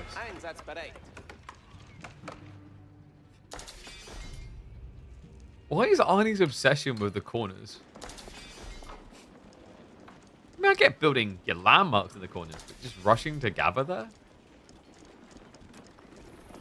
Okay, Tidebreak doesn't want to break the tiebreaker that they're in castle together. This is like friendship bands. They need to go up in age alongside each other. So we're going to go up to the 2-4x speed again. House of Schwabi is going to be coming in. He's actually going to corner boy it. But don't worry, guys. These 4 villages will definitely not man up. They're going to run. Wait a second. That's only 5 gilded villages. Arnie, he's like, okay, I guess we can be neighbors. Okay, I'm a bit... So, am I the only one heartbroken here? I was really hoping that Arnie was going to build his Palace of Schwabi here. And then we'd have Schwabification. So, interesting thought here with the Landsknecht Men at Arms kind of bouncing it all. This is a bit worrisome. The Landsknechter is smart, but everything else is going to be weak against what Ani is doing. Ani's comp is actually a lot better. Men-at-Arms, very bulky. They've got the heavy maces. They just kind of melt good Men-at-Arms. There's also the issue of marching drills. Remember, he's a lot faster. Not fast enough to stop past the Swabia. Not fast enough to not die to it, but mark my words, guys. Ani will be coming back in the next movie with vengeance.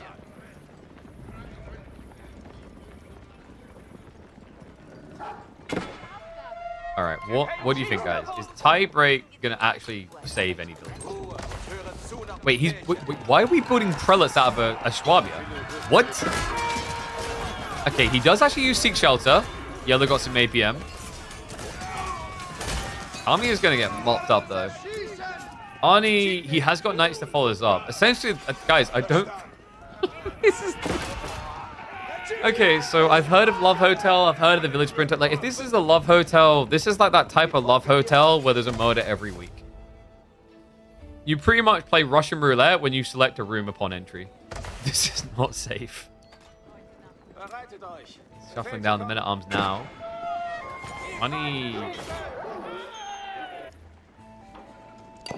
Ani is like a... what's the word I'm looking for? A golem squirrel.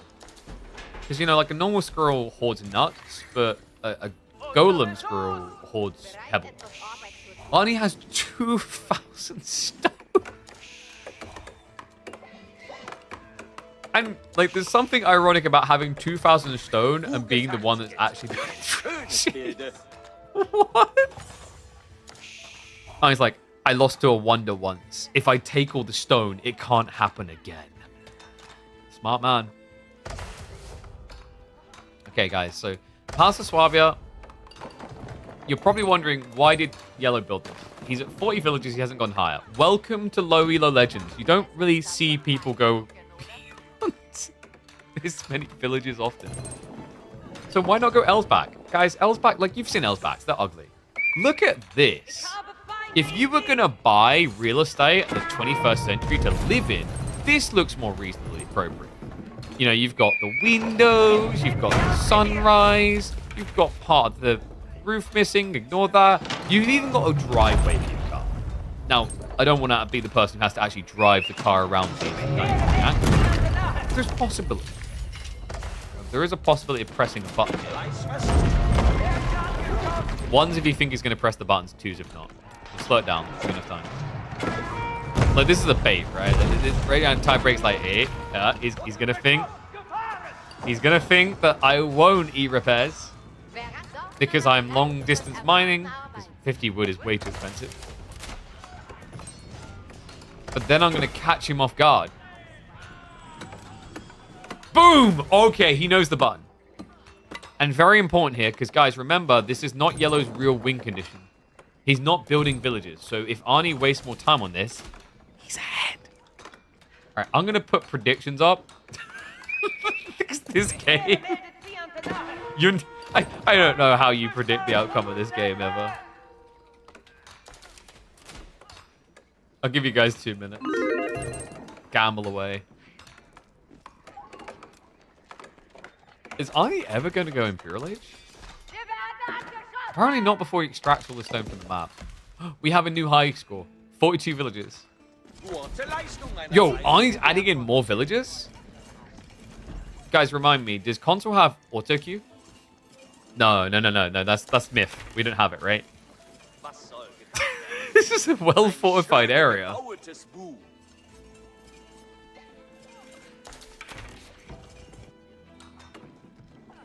Wait, it does have auto queue? I'm pretty sure it doesn't, no? Because it's crossplay.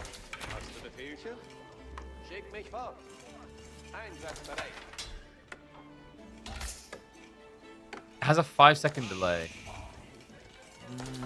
Might be more than that. He's housed right now.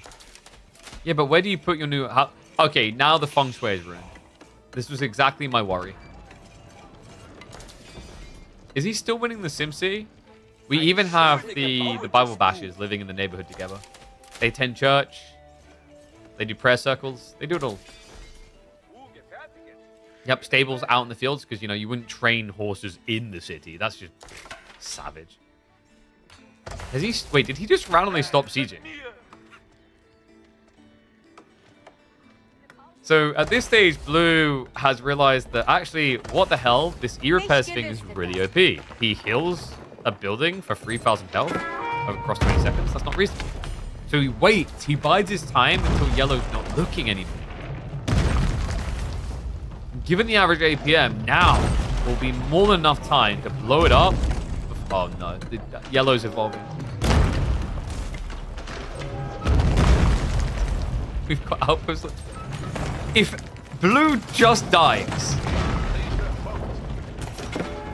full Phelpser, just send it. Nah, he's got enough grab. Okay, so Palace Schwab is going down, which I don't think Yellow's heart is going to be broken about this. You know, he's definitely, like, I think that one villager that grew up in this Palace Schwab here is upset. But the rest of them were thoroughbred on the original farm. They don't care.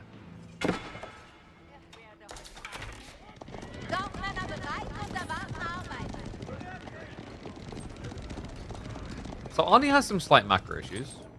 You'd think. But what if he just wonders? Wondering would be pretty pog here. There is a small weakness to Arnie's plan of maybe building a wonder. You do need to go Imperial first.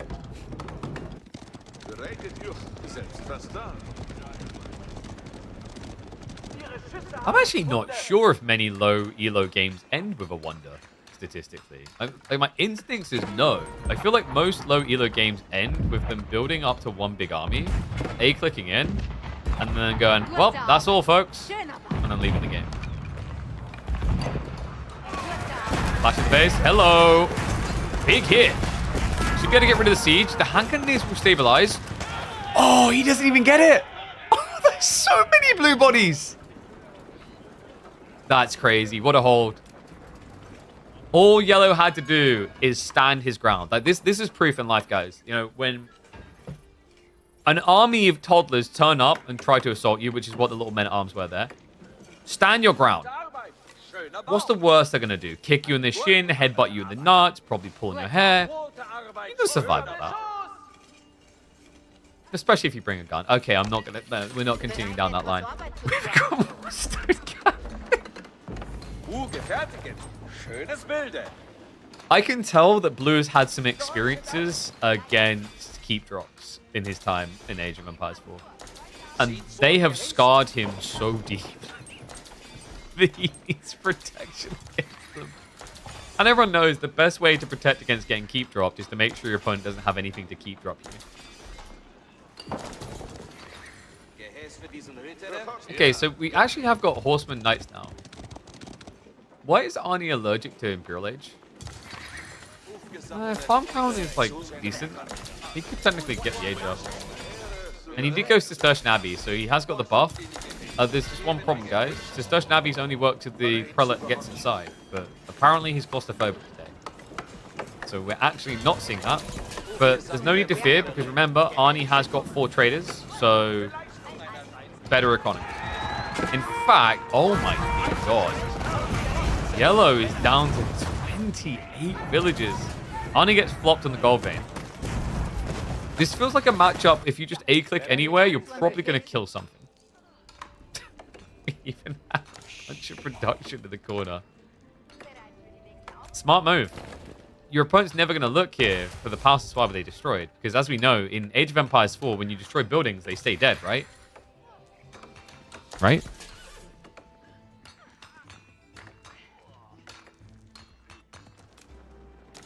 Alright, back to the 4X.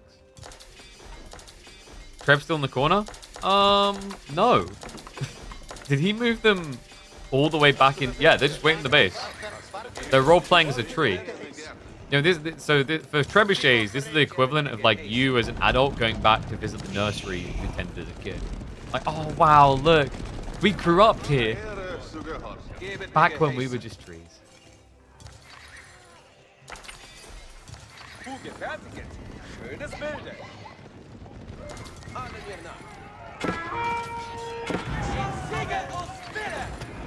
So, At this point, I think Arnie just doesn't want to have to build more villages because he has a palace to swap. He'd rather have traders. Hold up. All right, this time. This one has to be the... No, With Landstick getting in. But Yellow, he is a wall. A wall stronger than 4,000 stone worth of wall. This is ridiculous. He's just standing there. I think Yellow might secretly be Joker from Nolan's Batman. Hit me.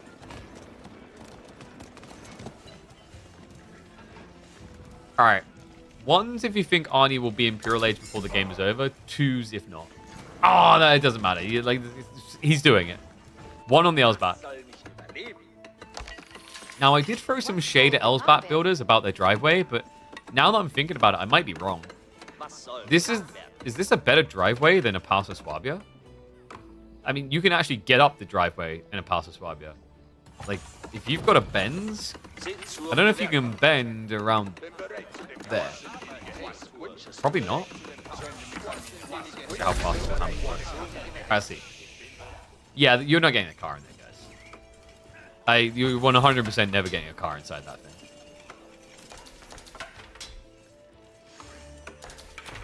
The base is starting to look like a real RTS base now. Well,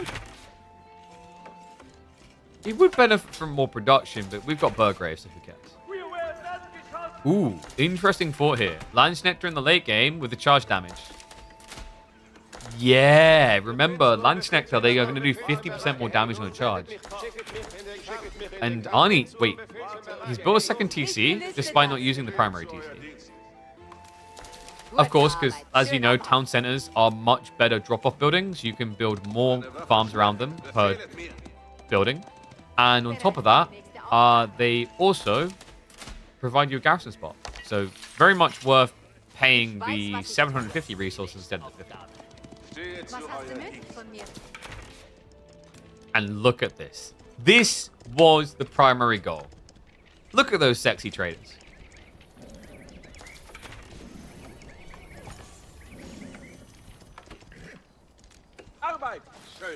I think Arnie was also inspired by E-repairs. He's like, holy, what? That thing's broken.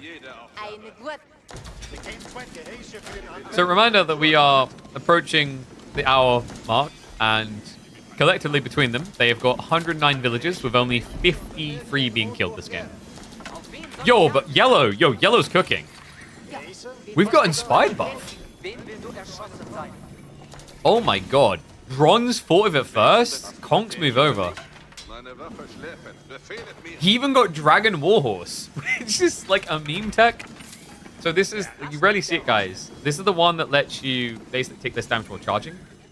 Can we also just agree that calling them Dragon Knights sounds incredibly dope? Why didn't we call them that? I actually don't care about the Gilded Knight name. I think everything should have been called Dragon. I think it was originally, they changed it if I'm not mistaken.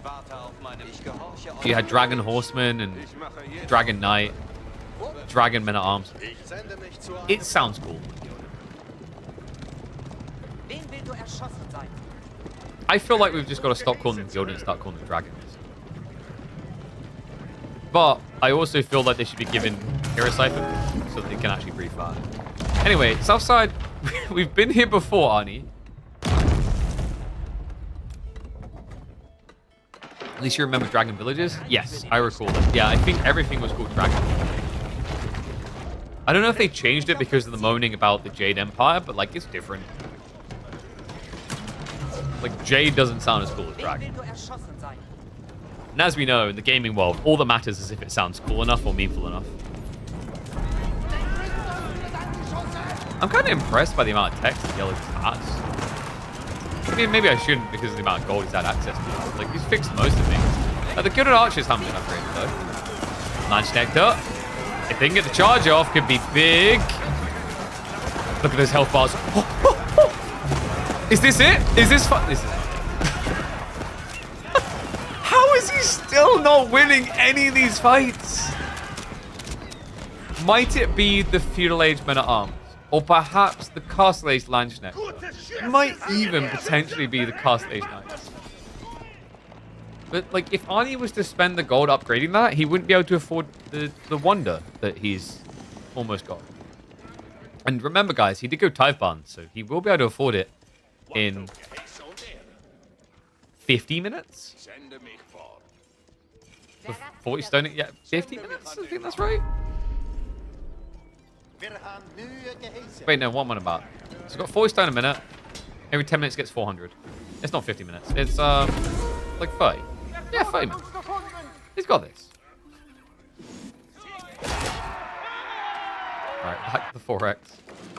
Ah, yes, the classic 53-minute raid with villagers. Wait. Is there a way to check someone's subscriptions on Twitch? Is Arnie subscribed to Woman? This is a classic move. Siege Workshop's in the corner, baby. Oh my god. Wait, did that even get seen? Maybe glimpsed slightly. So Arnie... We're waiting for him to make the move. He's going to have a little idle sign here to ping him across and let him know that he needs to build stables as well. Oh my god, and it's perfectly hidden. Okay, this is brilliant. We waited 55 minutes, but it was worth it. Actually, in fairness, I think we had the right idea with the 4x, 2x speed uses. We only waited so far 25 minutes. That stables is going to be busy. Oh my god. And he actually goes, wait, counterweight trebuchets in the corner is crazy. What? Why trebs? For landmarks? Oh no, no, he got seen! But how did he know?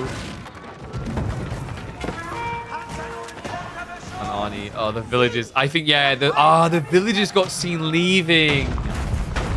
Just deleted them, this wouldn't have been a problem. Knights are at least going to be able to get the culprits because they were never repaired.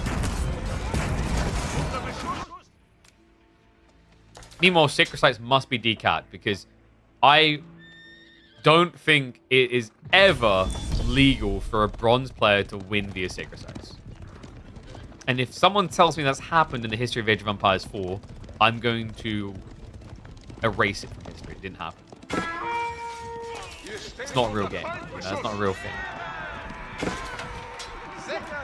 Okay, so Arnie has to realize he hasn't got text at some point, right? Wait, so he just got silk bowstrings, and he's got chemistry. He has 0 units to use those techs. Maybe he thinks that well, I mean, I can understand the thought process. The archer inside the castle should now shoot further. He's got a better bow. That's not actually how it works. So maybe we see a unit switch. I don't know, though. Like, am I the only one feeling like a unit switch is a bit dangerous here? Arnie only has 13,000 wood.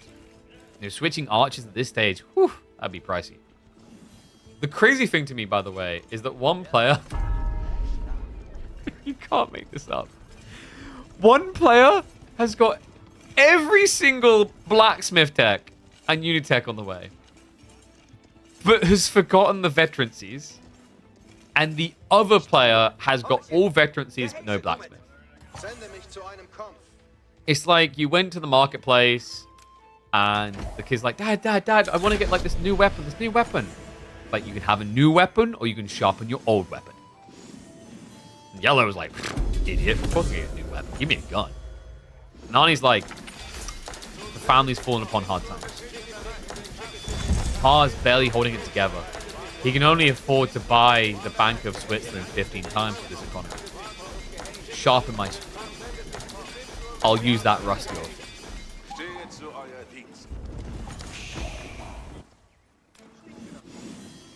Alright, hear me out. If Loot actually is the only one to get blacksmith techs, I think he'll win this one. Yellow... Wait. Actually, I didn't think about this. Oh my god. Order the Dragon's broken in low rank.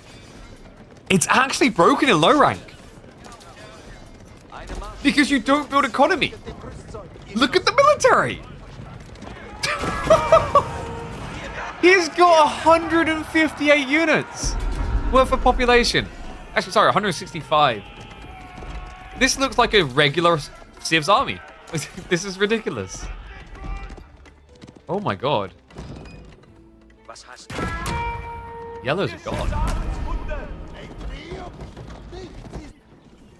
Now you might be wondering, why doesn't he move the army in? And that's because he's probably had some very big PTSD inducing experiences with HRE. I mean, would you want to dive this?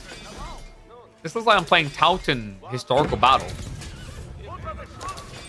Getting flashbacks to those free-for-alls of HRE where they had 7 relics and 1 million outposts. Who doesn't care about them? Let's go look to erase them. Do we have actually Yellow moving out at all? No? Okay, so he's just lost the south side. He's like, well, I guess I better resecure the north. And then, like, you move south and your opponent does the same in the north. Oh, okay. He just discovered Yellow back. What is this game? Also, how are we in a game with HRE and Order of the Dragon, and there's just a relic sitting here that both of them were scouted this entire time? You know, people are going to highlight the blacksmiths and the village account and the trebuchet in the corner and all these different things. But me, as someone who used to play HRE a lot, like, this is all that matters to me. That relic isn't needed? True, they do have trade. Yellow still has 1 trader. Arnie has 13. OP.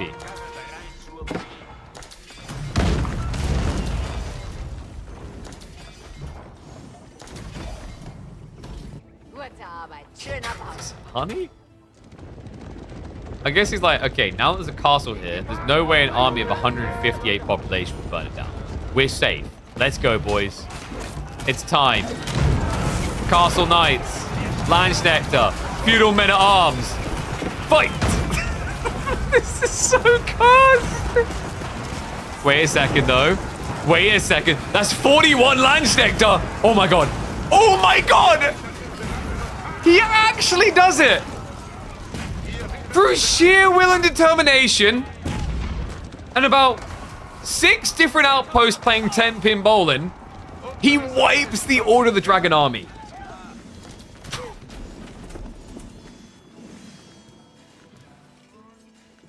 That was nuts. Are you actually serious?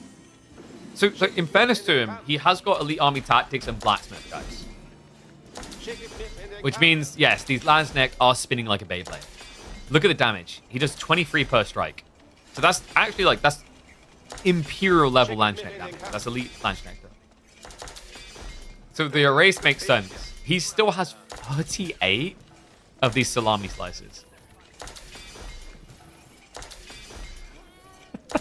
I don't think I've ever, in all my years of casting this game, maybe like for a second as they're upgrading it, I don't think I've ever seen Feudal Men-at-Arms holding heavy maces. This is a first.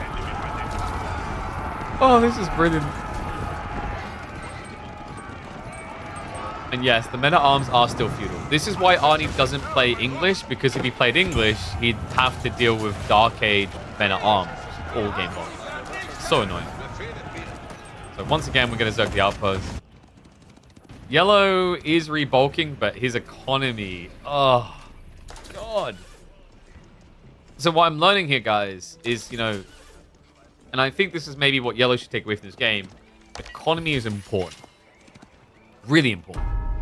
So what Tiebreak rather needs to do next time he plays Order of the Dragon or HRE is make sure he builds enough traders.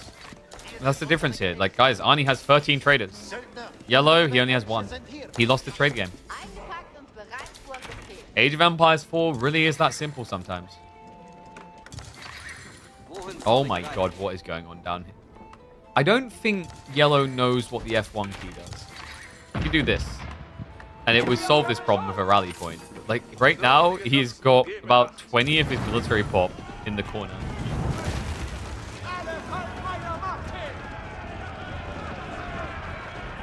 It's just, I can't believe the extremes of economy difference in this game.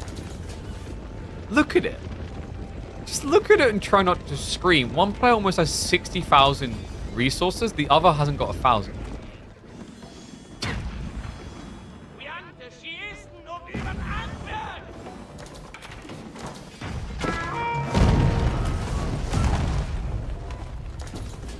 Okay, so we're back again. I feel like we've been here before.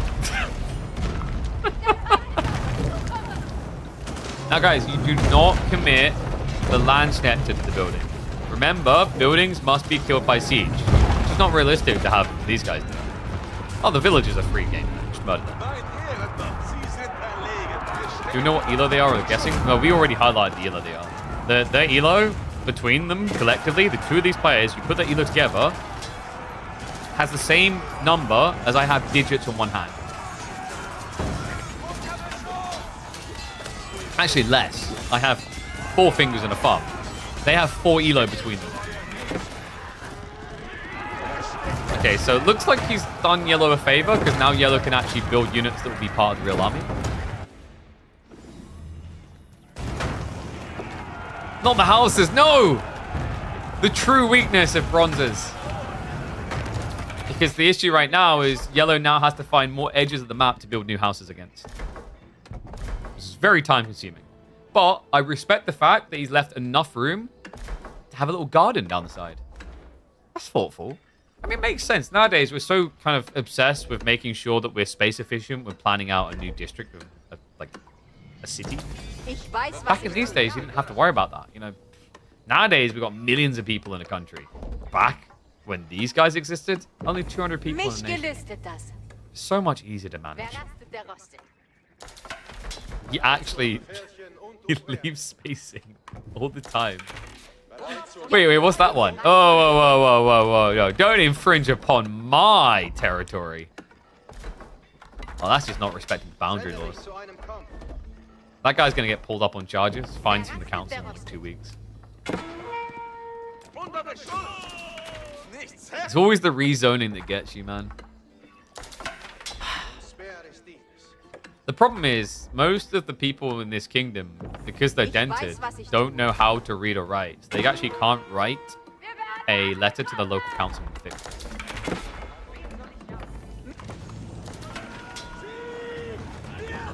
Blue? Has he discovered teching? No. He's discovered more. Alright, marched again. The Landsnettor are at the back. They need to get the front here. That's a lot of ponies. I think this is a hold for Yellow. Yep. And Blue, he feels so bad about winning that last fight big time, he even don't know it's the trebuchets. Like, take me. And now that Blue has lost his trebuchets, he's surely going to build gunpowder siege. Seeing that Yellow has it and it's really strong. You'd think, but there's something dishonorable about building range units, don't you guys think? Isn't that what cowards do? I'm not just saying this as someone who likes to play Japan. It's real. If you build range units, you're a coward. How can you take a man's life without being close enough to 360 swing a giant sword and decapitate? Do you make a fair point? No. And before anyone says he built trebuchets, I'm not having that. Guys, trebuchets actually are the exception. Because they are shooting a giant ball that gets to you and attacks points. Different. You're just 1v1ing the rock. You're a town main on Dawn of War? You should go good at archers.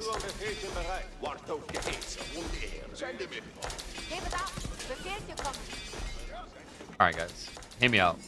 Yellow's gonna win this game. Do you know how I know that Yellow's gonna win this game? It's not because I looked at the outcome. I actually didn't look at the outcome at all. I made sure I didn't intentionally. It's because he's got more room for military. You guys are thinking like this is a Beastie Cutie versus Vortex game.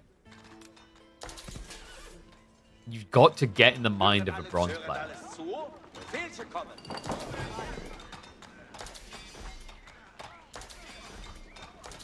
Sorry, that delay, like me responding next, was me getting in mind of a bronze player. You've got to envision the outcome. The outcome is that Blue will now not attack for another 10 minutes. Yellow, with his poor man's economy, will have just enough to build up to 175 military population. And then he's going to be the biggest wiener of all. Oh, I love this. Yellow left an outpost in the corner, like, just in case he comes back. Guys, you're not gonna get a wonder, by the way. The stone's kind of gone.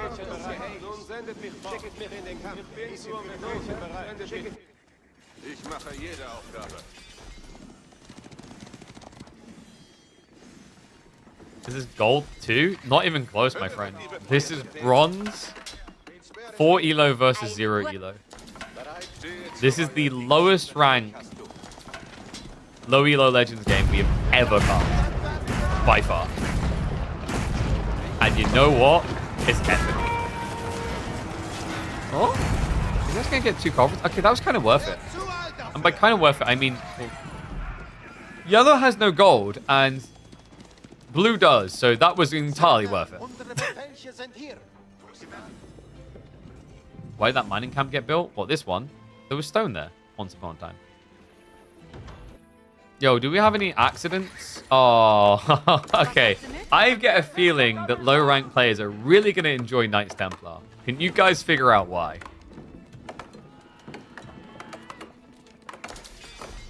I mean, in fairness, it doesn't make sense to build lumber camps. You're all, like, I'm just going to call you guys on it, the frank word. You're noobs. Why do you build lumber camps? If you build a lumber camp, you're spending the thing you're gathering. Is it not more efficient to just save it all up? Come on. The map's going to run out of resources soon. Yeah, we're going to run out of time, though. Looks like we've got a break in again. We'll slow it down. Landschnecht. He ate the trebuchet. What? It doesn't matter. It's a race. All right, there we go. Big fight 1. We've only got 40 more minutes of this. Because I can already tell you blue is going to walk back after this. Because the problem now is blue is like, yeah, good fight. Ooh, I'm down to 142 population. That's a little dangerous. God, I might leave. Oh my god, he's actually leaving.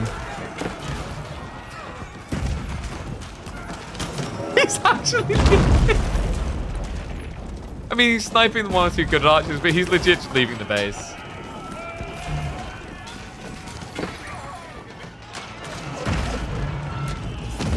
Alright, I'm starting to think yellow might not get back up to 200 population. Like, call me crazy. But it's looking a bit rough. Oh, God. The good news is, though, the housing estate that we recently established is safe. Jenny still, like, somehow didn't get pulled up on charges for this house, but it's there. Jenny's the owner of that house, by the way. Now, at this point, you think just win with sacred sites, but that's cowardly. We don't do that. It's like, you guys ever played like Sins of the Solar Empire back in the days? I hated cultivating. It's just so lame. I'm just going to sit here and have a weird like power line move towards your planet and GG.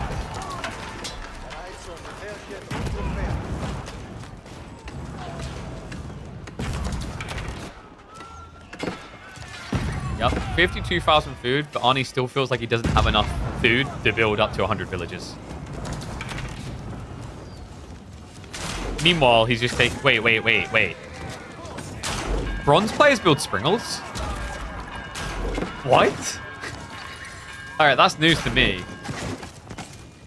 Apparently, they still use them like it's 2021, though. He's like, but it's Siege. Why is my siege doing no damage against buildings? See, and all of a sudden, like Arnie's brain has gone into buffer mode. It doesn't make sense now. He has to reassess everything he thought was real about Age of Empires 4. Which means he stopped at 28 military.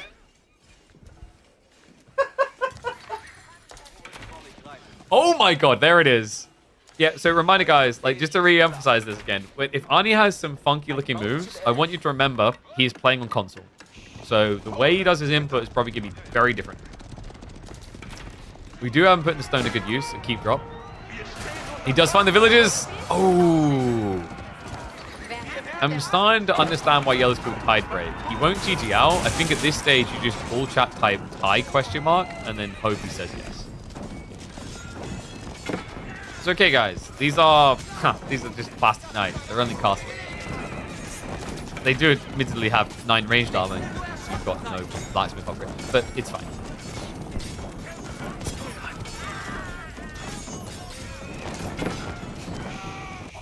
Don't worry, though, guys. Any yellow fans in the chat, he's still got safety. The Palace of Schwabia was never killed. Back up to 40 villages. Doo -doo. How does he keep getting this back up? I can't. Like, how many times is it now? It's died 3 times, I think. It's been killed 3 times. And he keeps bringing it back from the dead like a character you just can't recycle in a TV show, because without it, your TV show sucks. Wait, which show would that be? Most modern TV shows, yeah.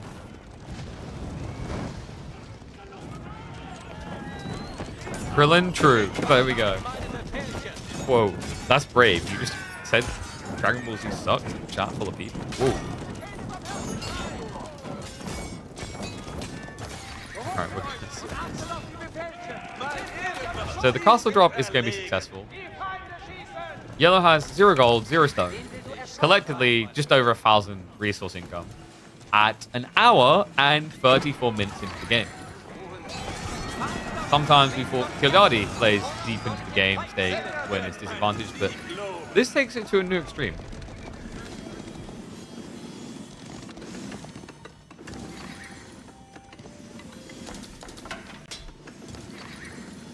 Alright, so very important here, guys. With Inspired Tech, you don't need to get Elite Lance. Because Elite Lance Nectar would do the same damage. So why would you spend 700 gold on that when you could just build prelates that do it and also heal? Arnie is just like ex-meta, man. Once again, trebuchets. In fairness to him, can we all agree that culverins don't look very CG? They're pretty lame. Like, trebuchets look epic. Like, yes, the greatest siege of all. And Arnie is nothing if not a big fan of cinematography.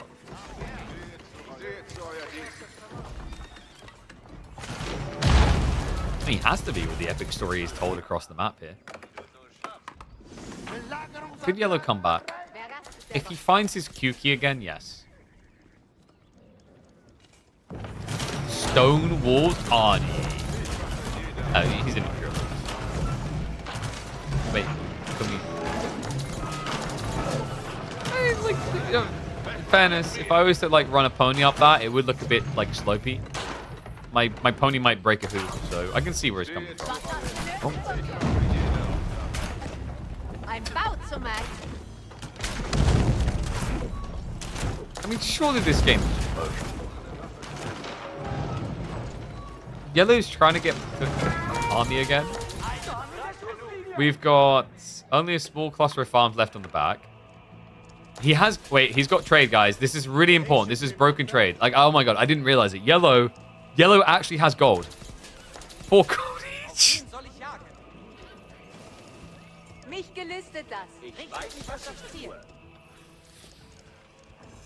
Now, you laugh at him now, guys.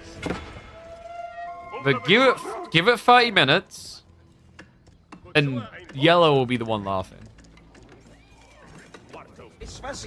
And Arnie, because he's now playing Stronghold, is going to give him 30 minutes. Because as we know, guys, in Stronghold, if you have a castle and you can close it, your opponent is obligated to siege you. So, like, this is like, if you guys ever play Stronghold and you build a big tower and you build a mangonel emplacement, and it's like, you build it next to the enemy base, so it blows everything up, but you're still technically defending. That's what's happening here. That is possibly the single most cursed piece of wall I've ever seen. What is that? What happened? Oh my... Okay, my bad. We missed that fight. It's Lance Nectar. It's not like we haven't seen it before. Seriously, once again, what is that piece of wall? Landmarks? No, guys, why are you panicking?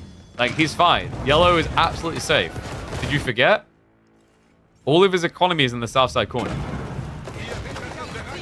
He's a nomadic people now. He doesn't.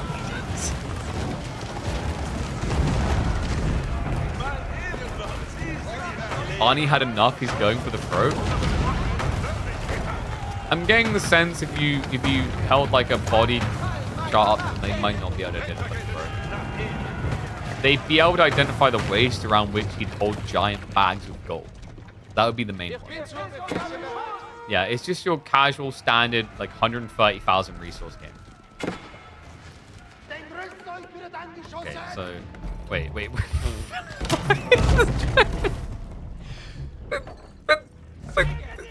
Is this trebuchet? Is this a short-sighted trebuchet? What was that? To attack a siege... Well, okay, he got rid of the keep. Yeah. So he did get rid of the keep, but then he was attacking a siege workshop.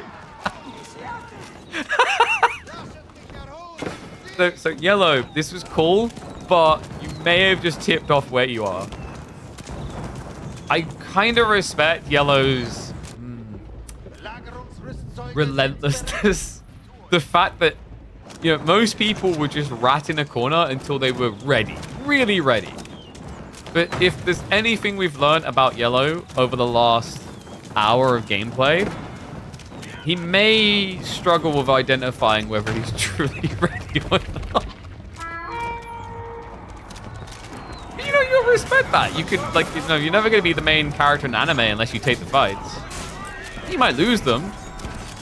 It's about how the story ends. He's going to lose. Reminder that we are 2 hours in and he never, ever got elite techs.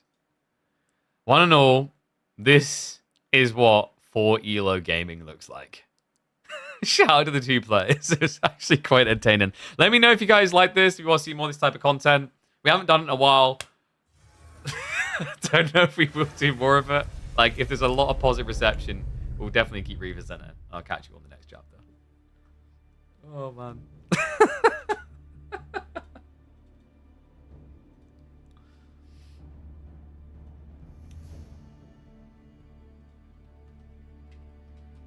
We cast the lowest ELO gamers in Age of Empires 4. Oh my god.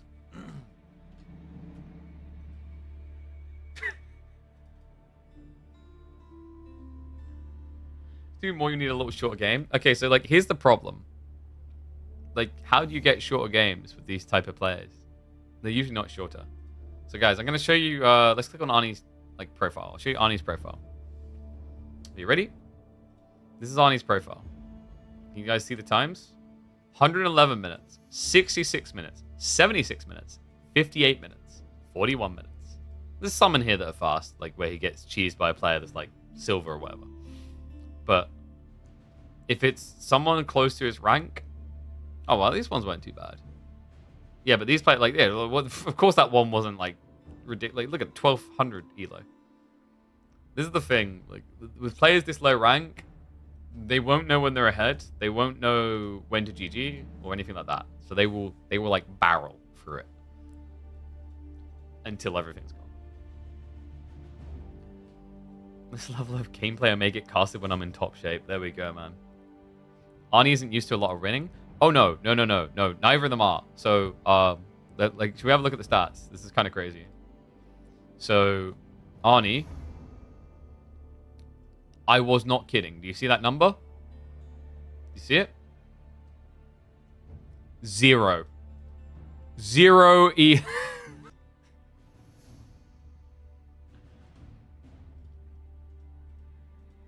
One sec.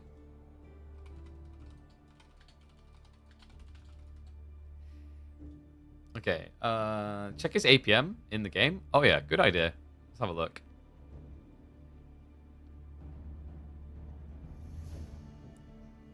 $42 APM versus 20. Oh my god. Guys. Like, reminder, by the way. So, 40 APM is on Arnie. Arnie's the console gamer. So, Tidebreak is a PC gamer with 20 APM. I've never seen that. That's crazy. You need 40 APM to make villages? Yeah, if you're like a sweaty tryhard. But if you like these guys, you build like 40 villages and then have a really big epic fight with 150 army. Noobs? Who's winning? Oh, God. Alright. Do you guys want more tournament games or more low elo casts? And yeah, like, YouTube's like 3-hour batch, eh? Nah, not quite. We got the 2-hour.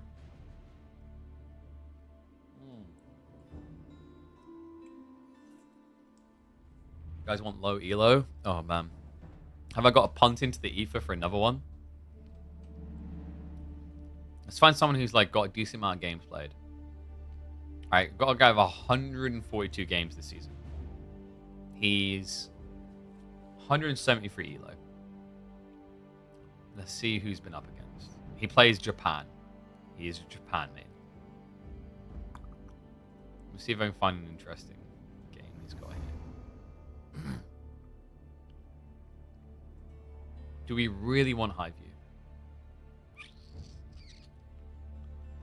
Maybe a new map?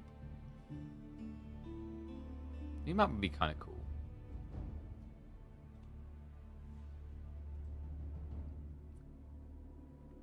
Oh, new Civ as well. Yo. 10 elo maybe?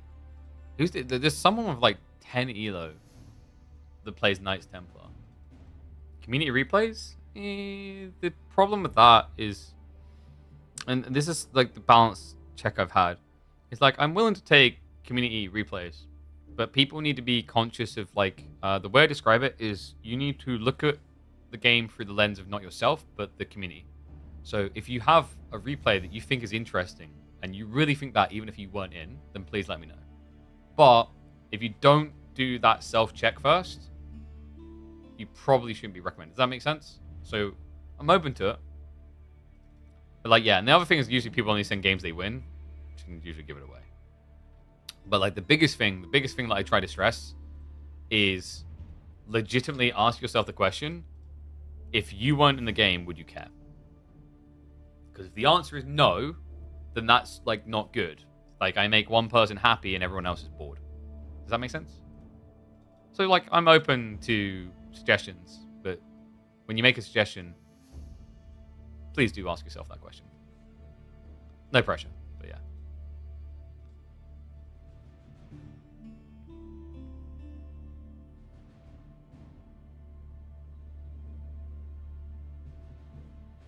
You're going to suggest one from last batch? Yeah, that won't work. I only care about Anatand and Arnie games. Jesus. I can't believe that game was like... I'm so glad we used to fast forward. That game would have been 2 hours. So I'm just having a look at some of the others here. We've got an Australian, Legion Elm. Trying to see if we've got something interesting in the history. So what I'm kind of looking for, so like at this level, without diving in deep. So first of all, I just don't look at whether they won or lost. I don't want to know that. The big take for me is like on a baseline of could this be interesting? I'm clicking on a game, on a profile. I'm clicking on their games, and then I'm looking at their timeline to see if there's a lot of movement. Because if there's just one going like this and then one going like this, it could be interesting because they're doing something like crazy or meaningful. But the likelihood is they're just doing nothing. So I'll give you a perfect example. Like I'm looking at this guy called Alves from Brazil. This type of game is probably not going to be of any interest at all. So like I'm not spoiling it for myself. I'm literally just glancing at like a logic of so literally what this game turned into, you can even see the outcome. It was just one guy rushed Imperial Age and built bombards, and the other guy didn't really do anything. So like that's how, like, for those wondering like why is it taking a bit before we hop in the next game, I'm sitting here like quickly glancing through a lot of profiles looking for these type of details. It's really challenging to find interesting people, and that's why I was saying, like, you know, I think T90 probably had this. Like, he got to a stage where people would come in and recommend games, I think. Interesting people in the community, so you could find them. More Arnie? He only plays HRE, are you sure?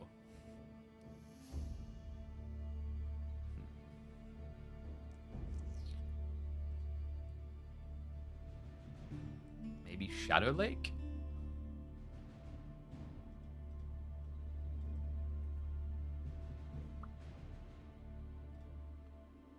Or Enlightened Horizon.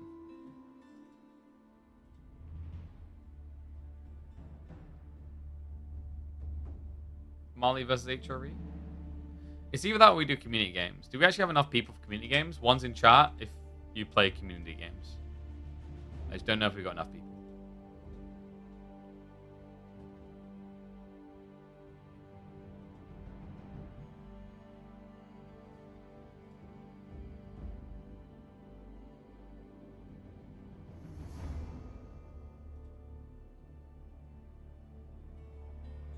Let's vote. We can vote. Oh, I didn't pay out the outcome as blue, wasn't it?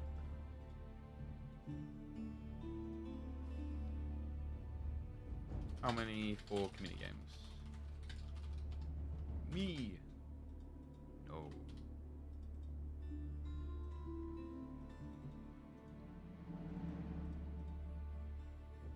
There is like an Arnie game we could maybe do. It would be nice to not just like always just be doing one person though.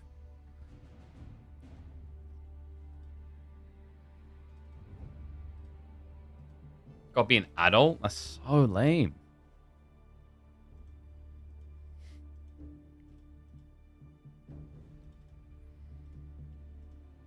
Alright, so there is something I have in mind.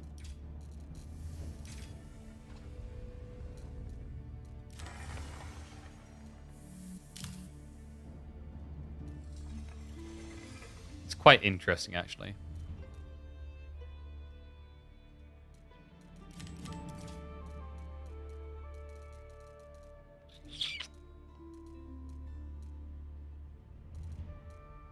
Where is it? Am I blind? Should be under M. Oh, wait, no, it's a map, isn't it? Yeah.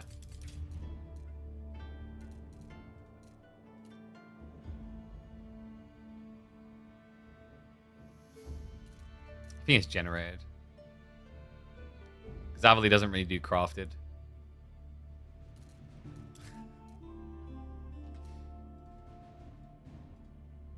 Merchant, nothing.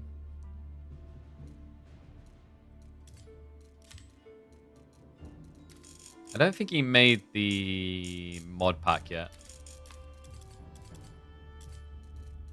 So, how would it spawn before, I wonder?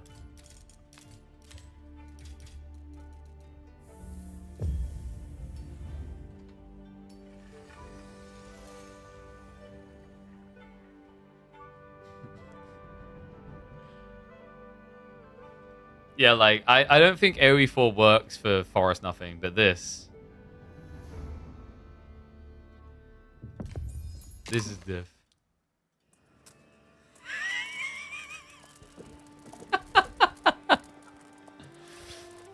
Oh my god.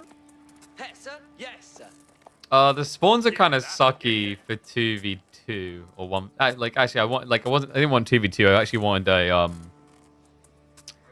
4-way free for all.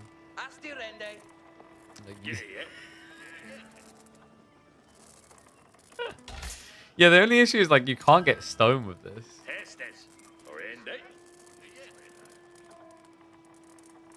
Nice Templar would be pretty sucky because you can't Pilgrim. What's this? This is Merchant Nothing. Do we do it? Do we do it? Yeah. This could be epic. Okay, so I will also have to make sure that I've got my FFA casting scene with the score turned off. Yes. Yeah, that one should work. This is what I wanted to create some content around. Alright.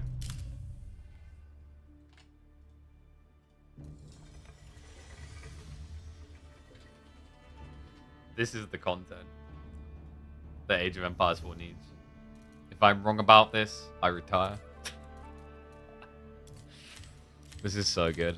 Alright. Killer Pigeons, Merchant, nothing. Okay. So. We'll make it for 8. Large, not gigantic. Large should be big enough. Obviously, we want to have concealed. Actually, explored. So you guys can see this, the pedaling is fine. I think Explored is fine. That means you obviously won't be able to see, but like you would have explored the map already. Because whatever.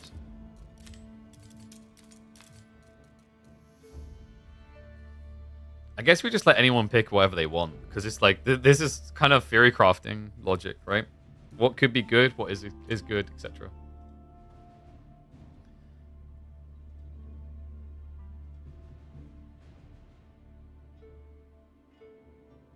KB Cast, the worst players in the world, he's playing at the Mo? What, the low rank player? Okay, but like I think people want to play this. So I'm gonna open it up so you guys can get in.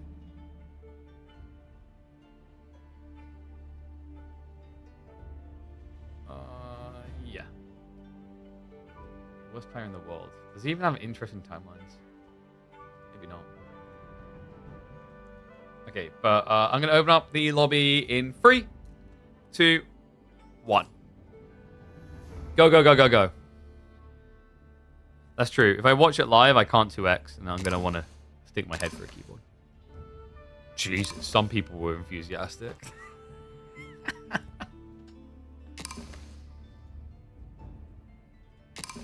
I mean, I'm just gonna say, anyone who's not here watching this, they're probably missing out on the peak content of this year's AO4, I believe.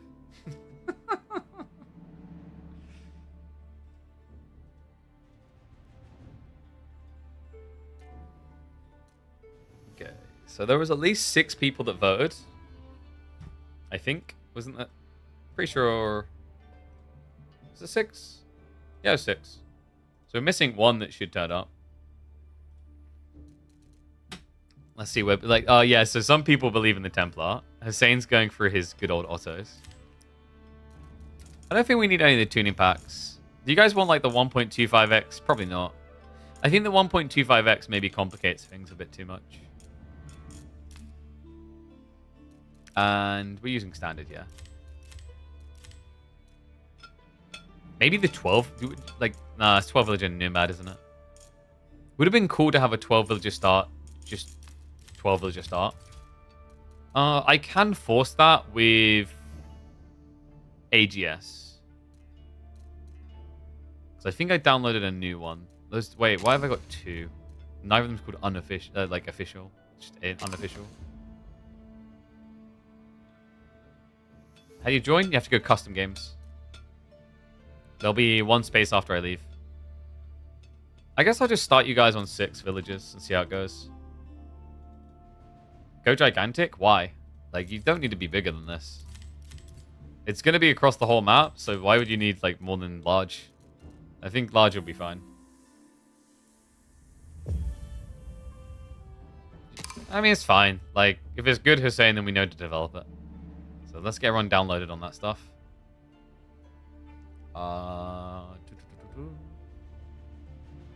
Okay, so everyone's downloaded. Okay. Join shortly. GLH.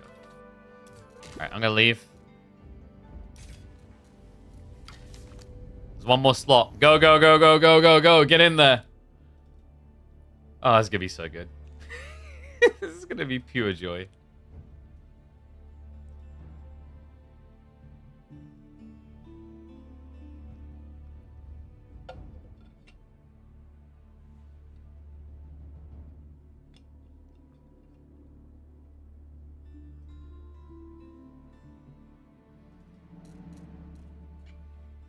Wonder which civ's going to be best on it. Alright, Hussein. I look forward to it.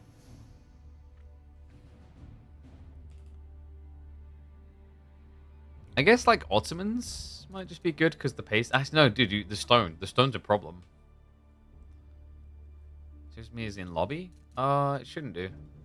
Lobby... Has someone hopped in? Let's have a look. I guess someone hopped in. What was lobby called? It was Killer Pigeons, Merchant, Nothing. Freaking love Avali for that, man. This is so smart.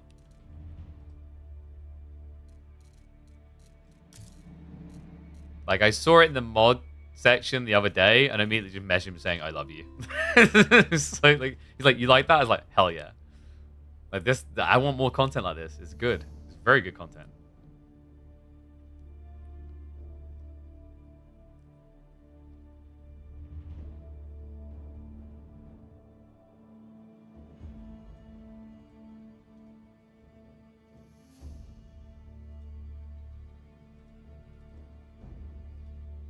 Probably filled. Dragavan should know. He's in the lobby. The game hasn't started yet. Some left? Oh, dude. Like, come on. Some left, apparently. Go, go, go. Is it... Can I even see it? Or is it bugged? Don't tell me it's bugged. That would suck. Did it bug? Okay, some people can see it. That's kind of weird. It doesn't show for me. Oh, wait. Did it rename to someone else, maybe? When they took over the lobby? It shouldn't have, because we modified the name.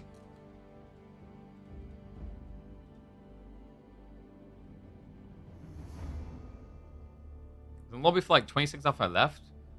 Did they do something to like custom lobbies? Are they a bit more clunky or something? It's weird.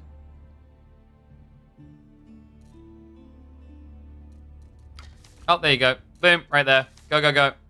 There's space for one more. Looks like Philly got in.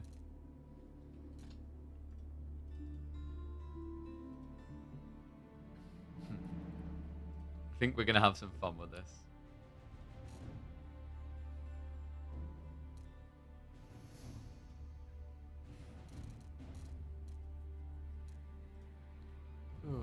I'll run a minute of ads as also while people are getting set up.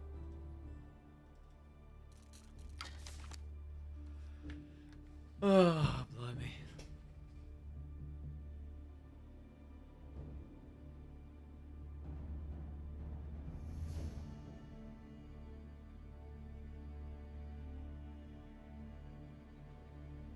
Alright, good, good. What was map state? What do you mean? Oh, I think we went with explored because, like, screw it. Right, like, it's literally just a flat map with all the locations. I mean, you can go, like, hidden if you want to, but I don't think explored is a problem. Obviously, don't do revealed.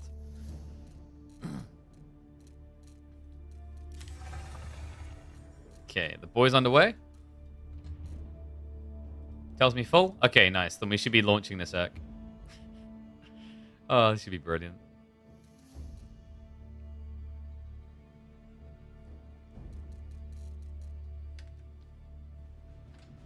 Like, I think this could easily end up being the best modded game so far. I really like the idea. It's like what I've been talking about. You just take the core concept of AoE4 and twist it some way. Lobby lead's taking ages? Bro. Why am I being filibustered?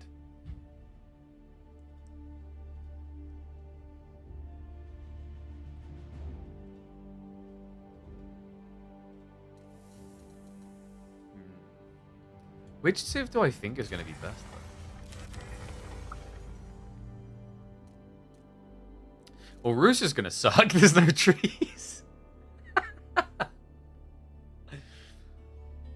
There's no relics. But you generate info gold anyways. So, like, actually, Lance Nectar might be kind of good. Lancaster Manors definitely seems like a viable one. But stone's going to be expensive, remember.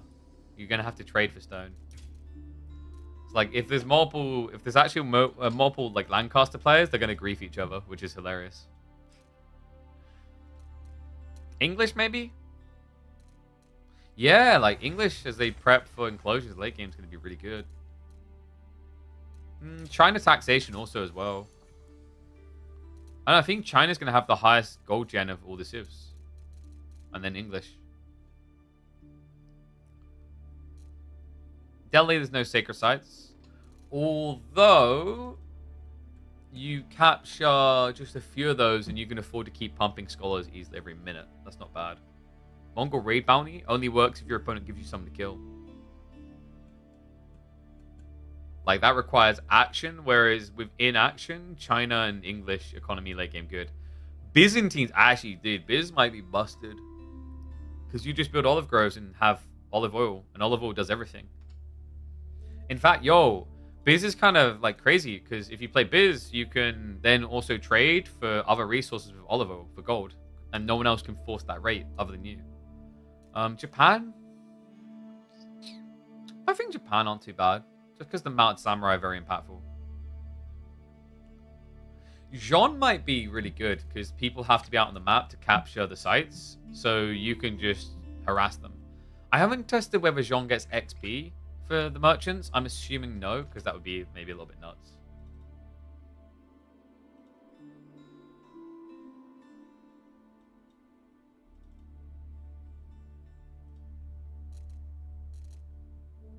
Push-ups? How are we not ready to go?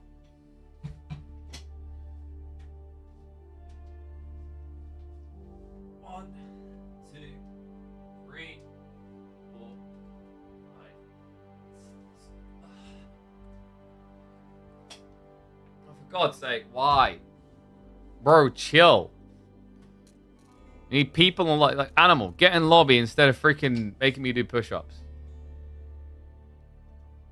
Is the lobby bugged, guys? I'm getting worried now the lobby might have bugged. If you linger too long, it happens. No, it's still there.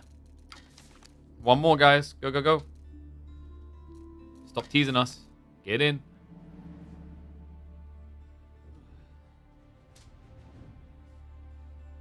One, two, 5, 6, 7, 8, 9. 2 people bugged? Oh, for God's sake. Do I need to remake?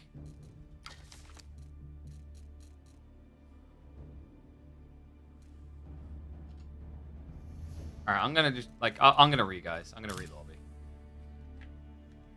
This is the only issue when it, like, goes on too long without you filling the lobby.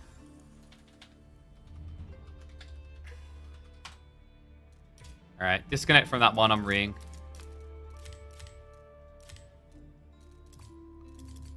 Yep, all good. I'm not gonna give you kings. Good. But opening in 3, 2, 1. Need to read the game? Yeah, but like it's easier to just do this than explain that to them. If that makes sense.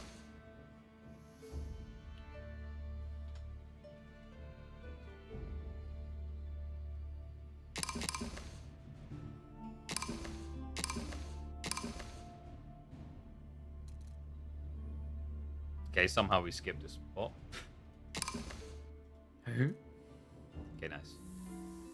So, force download, at least 2. Alright, I'm gonna leave, and then we'll get like a final slot that should be filled, okay? Go. Go, go, go.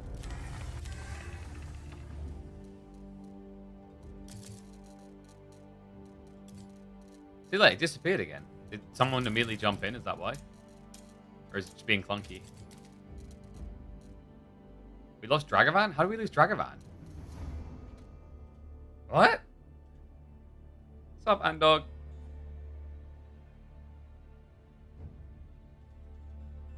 Force download? You don't need a force download. You just need to click start game and then it pushes the mod to them anyway.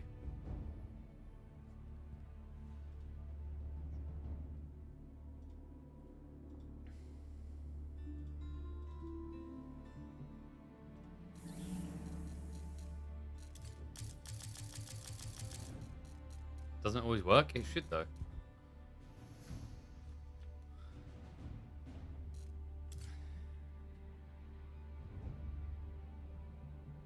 Oh, Dragman got a team meeting? Boo. Screw the team meeting. This is more important. Alright, while you guys figure this crap out, I'm gonna eat them.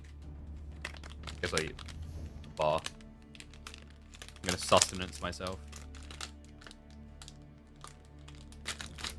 Oh, I just remember these ones are like super messy. Oh no. How am I gonna do this? I haven't got like anywhere to wipe my hands out here. Uh-oh. Oh my god, it's like melted everywhere. Cookie dough.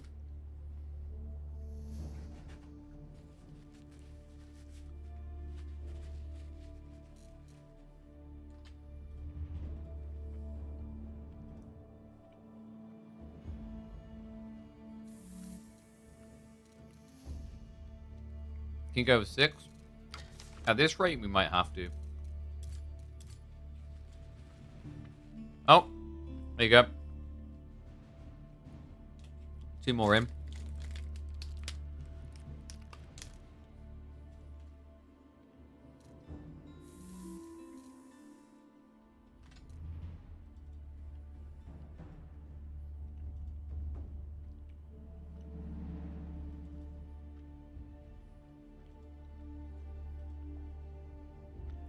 OPKT gameplay.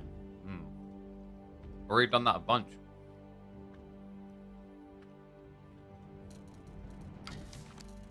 We Gucci? If we're not getting the 8th, just go. This is taking too long now.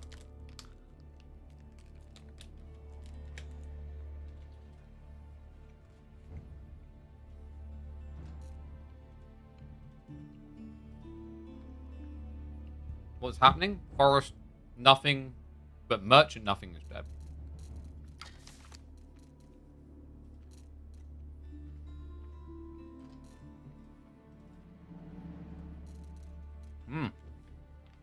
Let's start him. Fog. Let's go.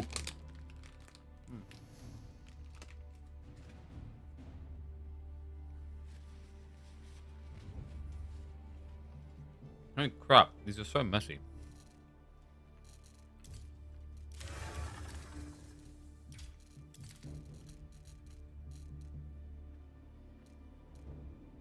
What?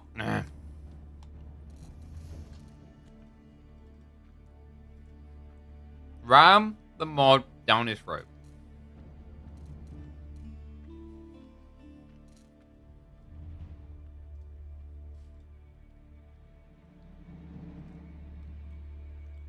Oh my god, dude. I remember part of the reason why I stopped doing these. Feels like it takes forever to get a lobby together.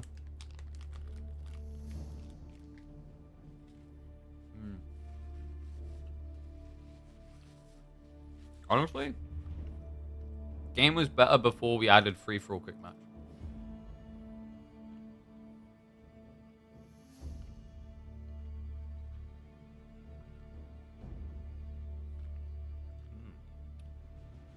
One interesting idea for the bird. And you'd like me to pay with that? You'd like me to pay for those lobbies with what money?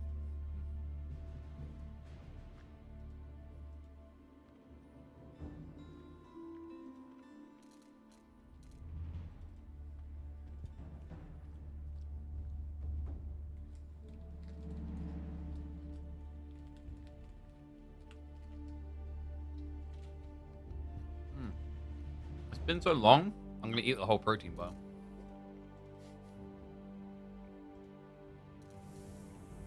Dude, please don't. Please tell me it's not bugged again.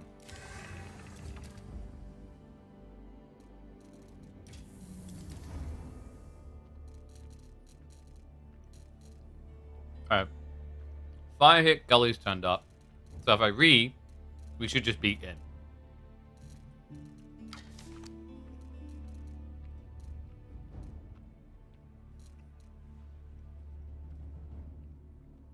Honestly, it's going to be quicker if I just because we've got enough people now. There should be no excuse. I'm just going to DC from that one. Make another one. Gonna be called Killer Pigeons, Merchant, Nothing. Everything's set correctly. Go. Go, go, go. Now.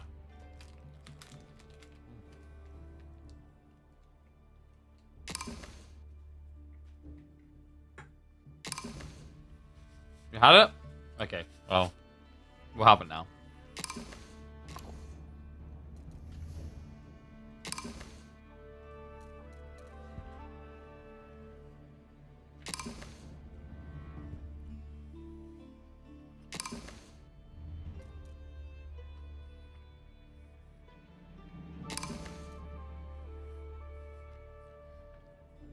All right. Gonna make sure everyone's got it. Yep. All right, I'm gonna drop now. One more spot. Get it.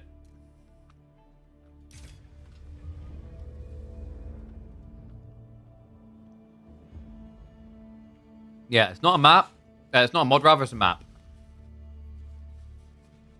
It might be the best map he's ever created.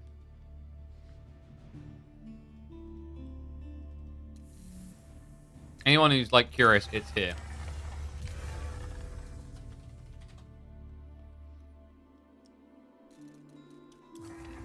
Avli made it.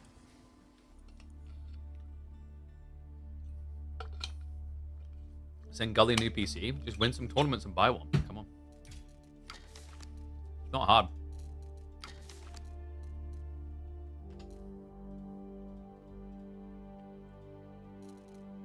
PC is fine, he says. Huff and hopium.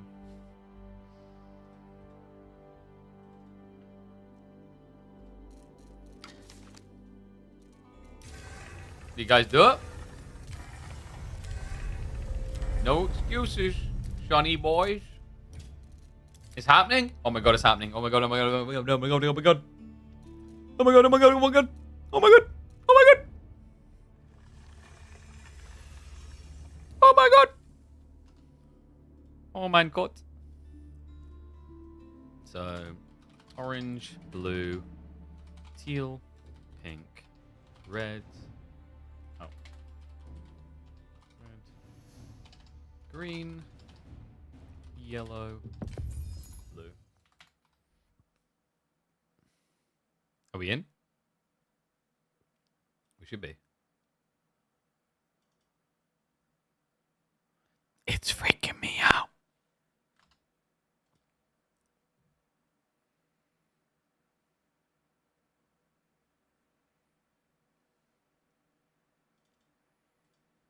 I just remembered. Free for all with chat.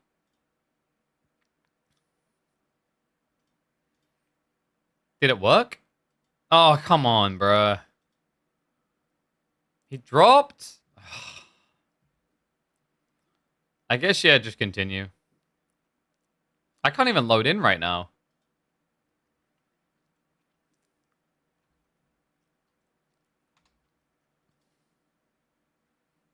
Like, who's Potato Gaming? Kind of weird. Usually, like, you can't... I don't think you can usually, like, prep to observe if someone's, like... Okay, there we go. He's gone. I guess we just ride it out. It is what it is. Everyone's on a different team, right? Oh, guys, no. You need to re. You need to re. You need to re. Some people are on teams. You need to re.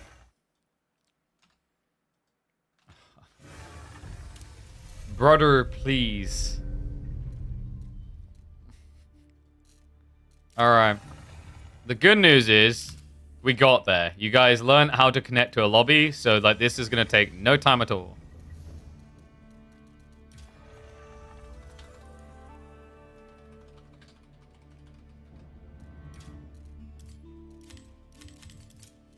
If this doesn't work, I give up. But this will work.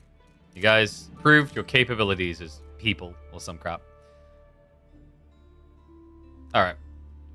We've also learned how bad some of you are at simple technical tasks. I'm going to turn pauses off, by the way. I can already see that becoming grief. So we'll go explored.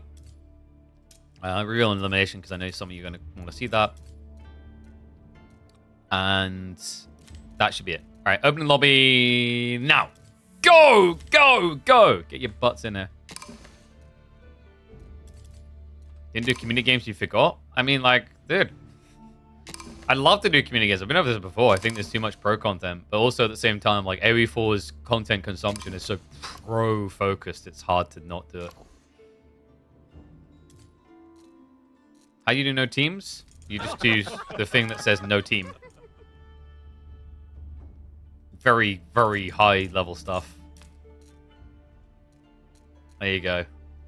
Alright, I'm going to drop now. Get that first, that final person in. Go, go, go, go, go. Dragavan, make sure you set to no team. Don't be the pleb. Or we perma. We're gonna start permaing people when we can't really afford to perma people. I'll do it, damn it. By God darn, I'll do it.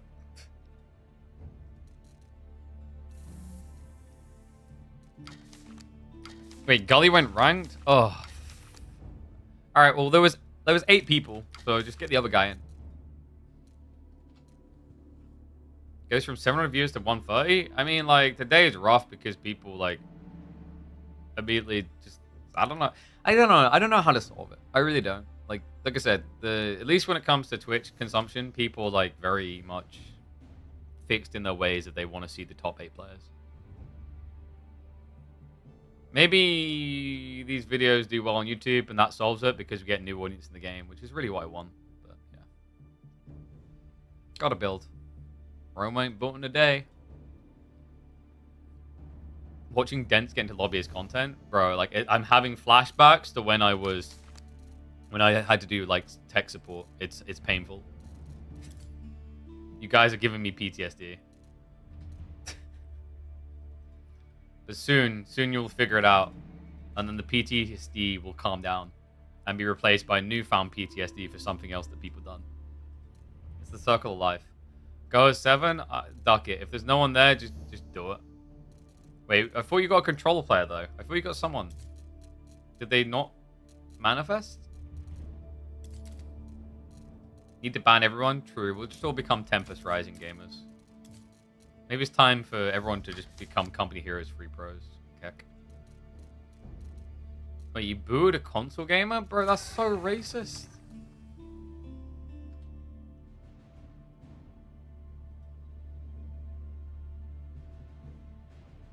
Let all these apes in these lobbies, but you get rid of someone who has opposable thumbs? What the hell?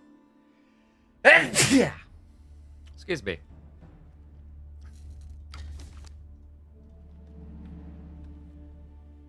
Beast was also moving yesterday. Many people default to stream. Yeah. But like that's I've said before, like you can use that as an excuse or be like, okay, so how do we get more people watching the game? That's the goal, is to try and figure that out. Yeah, guys, like, I'm sorry I just infected you. I sneezed into my mic so hard that, like, I got a little splashback on your ears, you know? GG. If you want the vaccination, if you want protection, there's only one way. And that's that you're going to have to subscribe.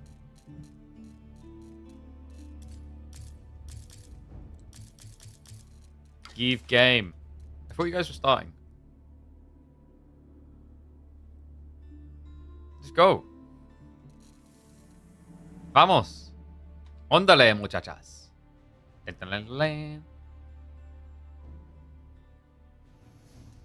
Why is Gento leader? Because he's won more of these than you have. So shut up and get in line.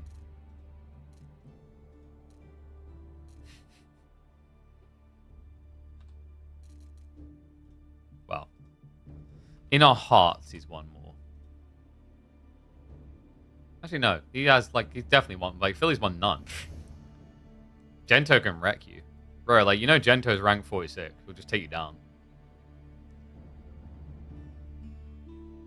You get taken down by a former gold player. Just keep that in mind, Philly. Just keep yabbering. Boogeyman's coming. Alright, nice. Thank you very much. Let's go.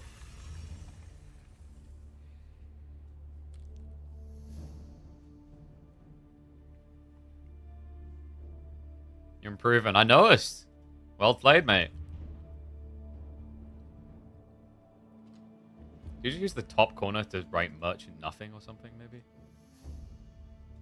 Merchant nothing.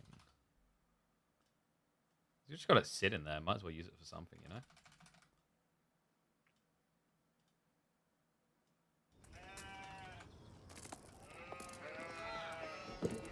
Alright, here we go.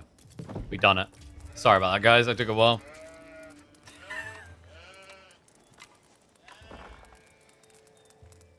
This might actually just be the greatest video I ever make. No. Welcome to Merchant Nothing. Oh, man. Shout out to Avali. This will be his greatest creation ever. We have got our own iteration on the classic concept of Forest Nothing here in Age of Empires 4. The new points of interest that generate food, wood, and gold. And they're everywhere. We've amassed 7 players onto this beastly map. All with different civs, actually. No double take. I love that. Some of them are going to be conch levels, some of them a little bit lower. In fact, we're pretty stacked with conch players here. Philly, Fireheck, Gento, Dragavan. Fablob, I think, has been Diamond, usually. Hussein has been up in conch. I haven't checked Moek. So it should be a pretty cool game. And I'm excited for this. I love being able to do this type of content. It's actually been a while. We've been doing a lot of 1v1 focused things, but like at the heart of it, these new experiences are always so fun. So in this mode, you start with the sheep, but there's nothing else. Absolutely nothing else. You have to go for these sites. It's a little bit like playing games like Dawn of War or Company of Heroes. Those ones where they have capture sites that generate resources. Gam has 2 times blue. Okay, I'm sorry. Did we... I'm not going to try to fix that right now. Oops. Gamba is what Gamba is. Because I'm going to focus on this. This is kind of crazy, actually. We're going to open the resource bar. Very important to watch these numbers go up. Because each of these is worth 45 resources. So every single one of these merchant camps you capture is like getting a villager. And it's a bit like... What's that game? It's the one with the white and black checkers. Is it Chinese Go or something? Where you can basically convert your opponent's pieces to yours. It's that type of feeling. I also kind of found it funny that Hussein ran right out to the edge for some reason to gather one of these. Hussein, by the way, did go for Ottomans. I'm not sure about an Ottoman pick in this game mode. They get the Raxus cheaper, which is cool, but the trade-off is you can't build military schools unless you buy stone. Mongols is also going to be kind of sad because you just don't have stone Uvus. But oh my god, he's just building racks. I love this. Why keep your economy at home, guys? You could be clubbing sheep, but who cares? So we have got more villages being produced to go in different directions. Some players actually aren't. Firehick has just stopped villager production. I guess he wants to get into maybe military production soon. Yo, Philly's cranking. Did he actively gathered though? Yeah, okay, all right, Sweat Lord. That's actually a lot of food. He's got wait, how has he got just so much gold and so little food? Oh my god. So Phil's bow, he's got 3 spearmen. He went 5 scouts. All right, that's interesting actually, guys. So a scout is going to cost slightly more and take longer to produce out your TC, but the movement speed is a lot better. And that makes sense. The early merchant camps, villages are great, but when they have to move further out, it takes forever. Man, Dragavan's just expanding so quickly, though. Gento is really slow, but that's because he chose tech instead. And it is going to be a Dome of Faith. Okay, yeah, so, like, in theory, as this game goes on, I think Delhi's going to be feeling really solid because, remember, they get all their techs for free. While everyone else is kind of be balanced equally by food, wood, and gold with the way this plays. But you can change things, remember. Like, down the line, with this wood, you can commit to farms to get more food. Some civs will have other perks to them. So, for example, over here, you could go Imperial Academy. That's interesting, though. Firehick, he goes for a merchant camp to protect 180 resource income per minute. That's actually pretty cool. I wouldn't have expected that. All right. Did our predictions make sense for people in the end? I think it made enough sense. Most of the options on there. Gento got the majority. No surprise. Gento actually, I think, is the highest rank in this lobby right now. He's ranked like 48th, I think we said. Kind of fun seeing the map change color, right? I love this because it takes you back to the classic strategy experience. You know, games like Europa Universalis, etc., where it's like this giant map, like Risk, essentially, where the areas just change color as people take control. It's also very interesting how it kind of measures who's actually winning the game. Like, Dragavan did, for some reason, skip on these merchant camps. I think there's a little bit of a whoopsie. Now, we mentioned, actually, before the game began, and maybe Phil is better as a Sweat who just listens to us too much, that Jean could actually be pretty good on this map because your opponent has all these units out. So you should actually be able to get a lot of XP because you can't just hide at home.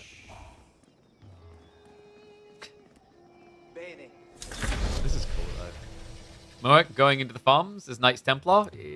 Like, my feeling was that Knights Templar's maybe going to be one of the underperformers. There's no sacred site, so you can't pilgrim. And there's no trees, so you don't get your landscape preservation. you kind of miss out on all the eco buffs of Knights Templar. But balance of food and gold is really good. So like late game units, there's some really good choices for KT.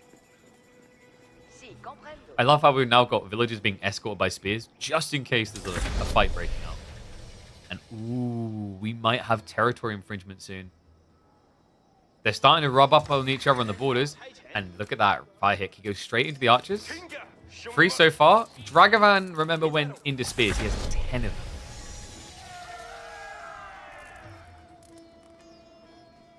And okay, Fatblob.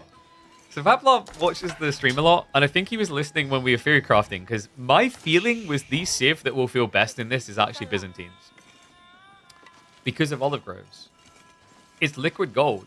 You can use this to build units on its own. So while everyone else is going to be limited by the merchants' camps, you have the best economy on what's at home.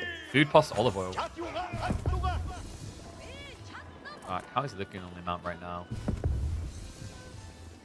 So Fatblob, it's looking like it. Whoa, okay, that's a lot of gold. Do we have merchants being dropped as in trade posts? Yeah, market's coming down now. Oh my god. Dragavan with the Cinco stable drop. Who's he going for here? A lot of potential threats nearby. Gento is starting to reveal the spears. Maybe orange? Go for Moek.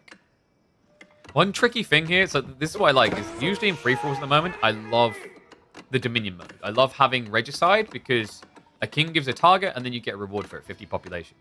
I don't think this mode needs that person because the reward for attacking someone is you get their territory because you can just capture it away from them.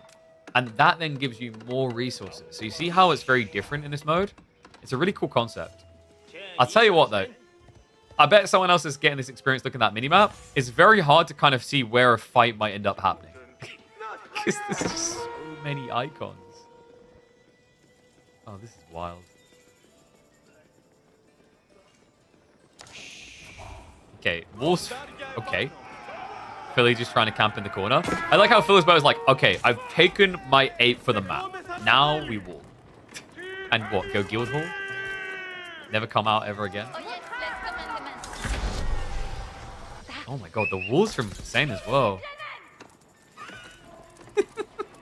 I like how some people like, okay, you know what? I've got enough on the map. I don't need to be greedy. Then there's Dragavan, who's playing Mongols. What are wolves? At this point for Dragavan, he's just like, okay, I need to just take as much as possible. May the Great Khan mount the moon and forever loom across the skies. Whatever kind of stuff like that from Khal Drogo you want to hear.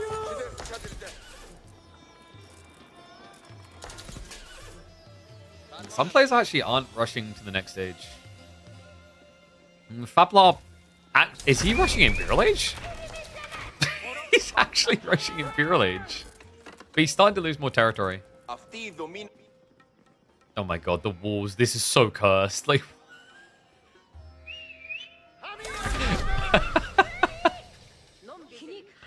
what have I done? What has Averly done? This map is wild. Uh-oh. No, Gento. I think Gento's about to go gently into that knight. Oh, no. He barely has any army. A Dragman could actually kill him. Remember, Drag has got Vet Keshiks here. I believe he already went Step Lancers as well. Most definitely with this type of economy. In fact, you can just confirm it. Oh, wait, no Step Lancers. Yeah, okay. A little bit surprised by that. He's 13 Keshiks to go. He's diving in now. Also has the Sealed Arrow 2 queued up. Into a trade point like this is really good for Gento. The Scholar Healing is going to help out quite a bit. The Archer count are quite high enough to immediately kill the units. Feels like he's edging towards a loss. Meanwhile, we have got Moek with the Sergeant. No, against Keshiks? Oh, God. Even Shiv's out, which is kind of comical because you're only doing like 1 damage. But it works.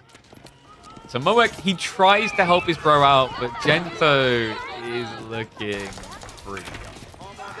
This type of dive doesn't just end the game. This is the difference here. It's all about territory gain, so diving this base seems good, but you need to take the resources away.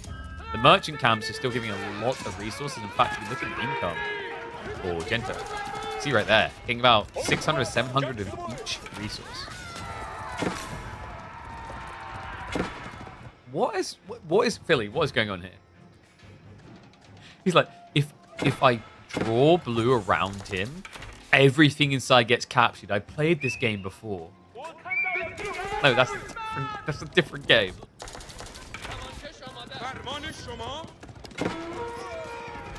Okay, so Hasselunning looks like he will get it up. Dragonvan's going to try to harass him down, but it's too late. So tech up achieved. Gento not dead yet. Because once again, like the problem for Dragonvan is he's not investing in something cheap to decap. He has 56 archers, but what are they doing? They look all over the place. Yeah, he's got them on the north, so he is trying to capture more territory, but... So, the problem here probably for Dragovan is because he's not actually taking Gento's territory away, you're still going to have someone who's sore for vengeance. Dragovan's doing that classic thing that's kind of a no-no in free-for-alls. He's staking a claim in the center of the map and annoying everyone. But Mongols, right? If I don't annoy people, they're going to just wall up and kill me. So Firehik first into Imperial. Did he go for Great Wall Gatehouse to secure more territory? He did, and we do have the granary farms up. Dude, merchant nothing's incredible.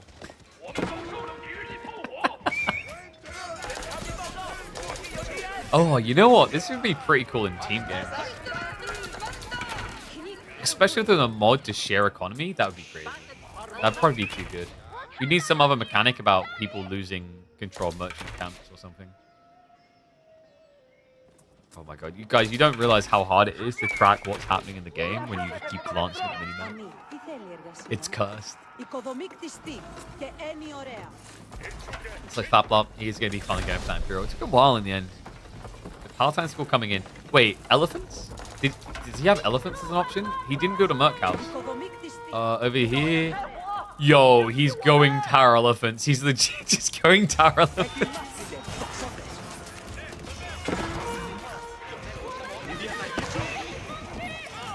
Faplop. It's like his little raiding force is getting cleared up. I mean, Firehik is much stronger right now.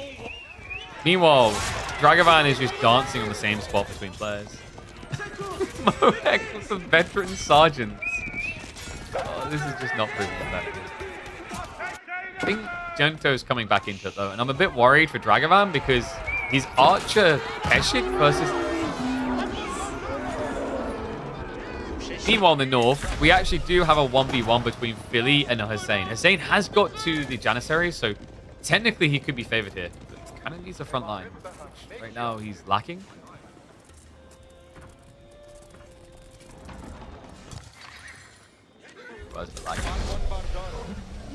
Okay, so Fab, what's he going to look to do now? Is it just going to be Mass Limitane?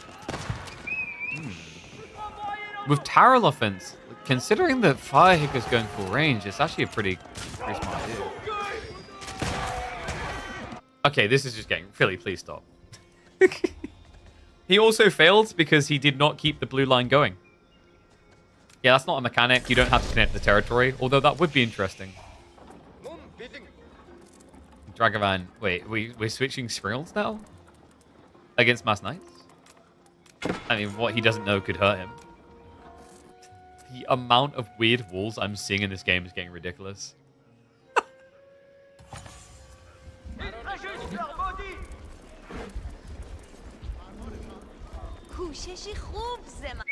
Dare I run a tournament on this? No, surely not. I don't know, because the problem with tournament is like, how would you be drafting civs? I think that's the challenge. You could just do a standard draft and see how it goes. But like by the end of the tournament, it's probably going to become a bit linear drafting. Mode looks cursed. It's confusing to look at, but also kind of cool.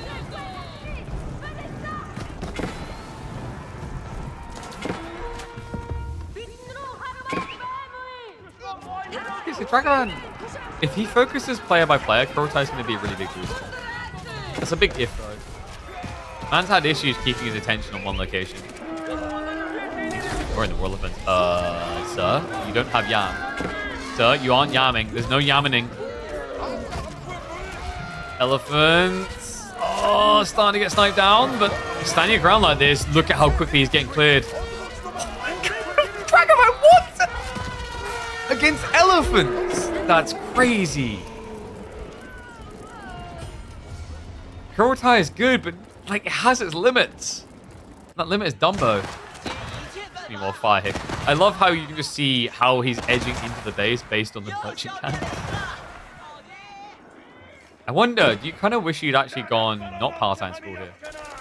Because if your plan was Tower Elephants, I guess you wouldn't be able to spend on Nest Bees and things like that, but it feels like you need them. Oh, I think Faplop's in trouble. Looks like Filisberto. Is he changing targets? He is. He's moving to the east side. Oh, no. Faplop, he has a history in these community games of being first out. It might be about to happen again.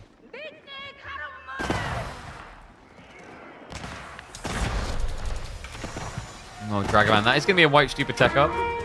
We have got Sprinkles now. Sprinkles, which, by the way, the melee infantry bonus damage gets buffed by Kurotai. The problem is there's, like, not really that many melee infantry in the Delhi army. Dare I look at the incomes? Oh, my God. And the current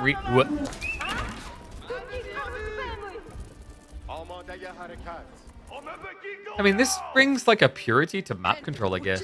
The only challenge I think that's going to exist here is obviously you'll eventually just reach population and you'll just have infinite resources. It's definitely not perfect. Maybe this would work better with... I don't know. I don't know if you need the extra 50 pop to make it work. But it's kind of tricky in free falls. It's hard to tell for that reason. Fablop, it's hard to tell how he's going to survive this. Farms are getting shuttered. He has one power. Oh.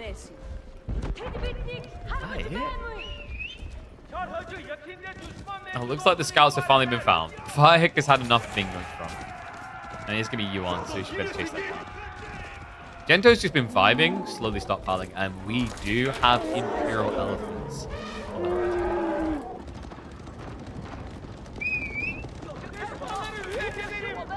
I think what's interesting is the similar pacing of everyone's progress, if that makes sense. And compared to like just a standard free-for-all, they're actually having to go out towards each other to do things, which is cool. Do merchant camps produce olive oil? No. It's just food, wood, and gold. Oi, oi, oi.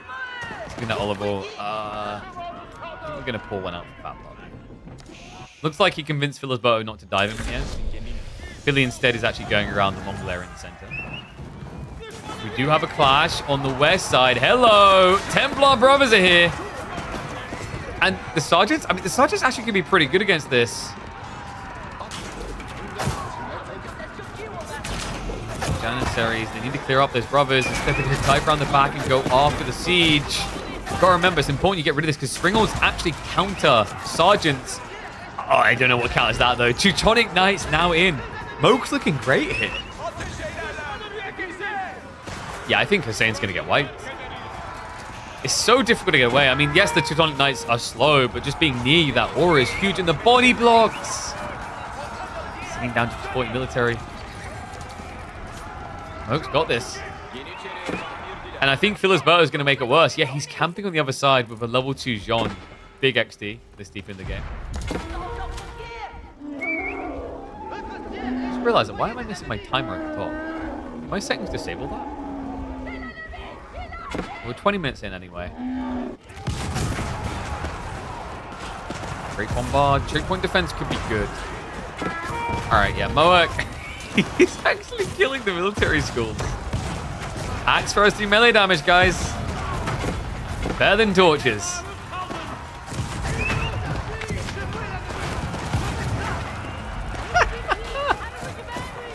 Oh, that's brilliant. Ooh, Revolticon defense. Wait, against axe throwers, though, that's kind of dicey. Elsewhere, we have had a push in.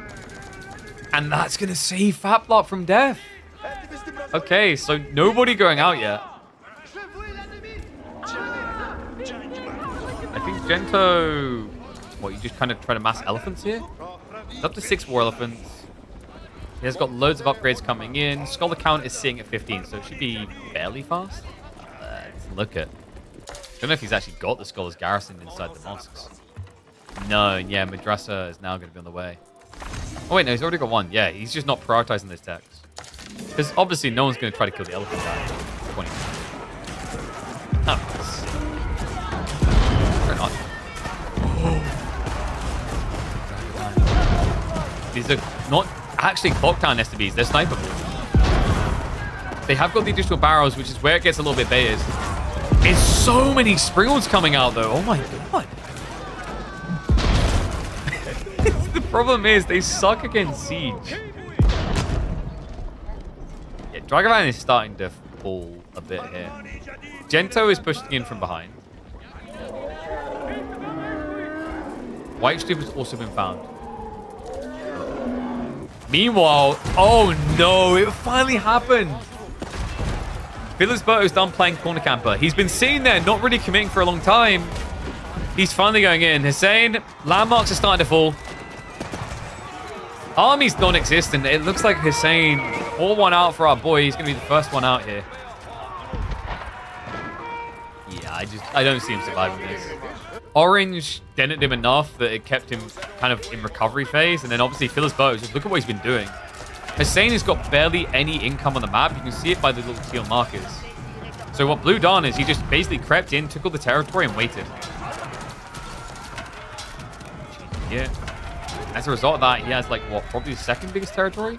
Okay, I know what this game mode is like. The game mode modifier attached to this map, what it would bring that would be really cool is a territory counter that can only be seen in observer mode. That would be really cool. I think right now Dragovan's first and Villasberto's second. Then it's third orange, fourth green, fifth red, sixth yellow, and then Hussein, obviously with like no territory.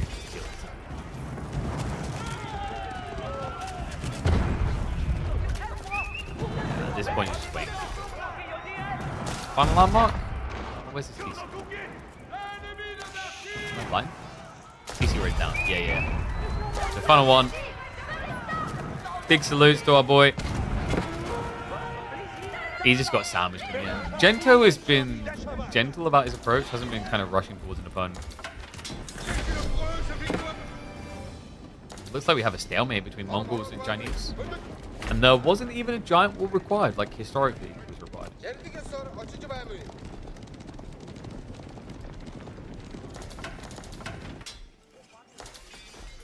How is Fablop still alive, actually? And this isn't like any offense to him. There was an element of luck on the backstab timing that saved him. I think if Firehit wasn't attacked and had 2 more minutes, then Yellow would have been first out for sure. His eco's crazy. I mean, look at it. Good life. Villasberto is absurd though. Like, you think Biz eco's crazy? The points matter, guys. Merchant camps are insane. He's got like what? Let's say 2, 4, 6, 8, 10, 12.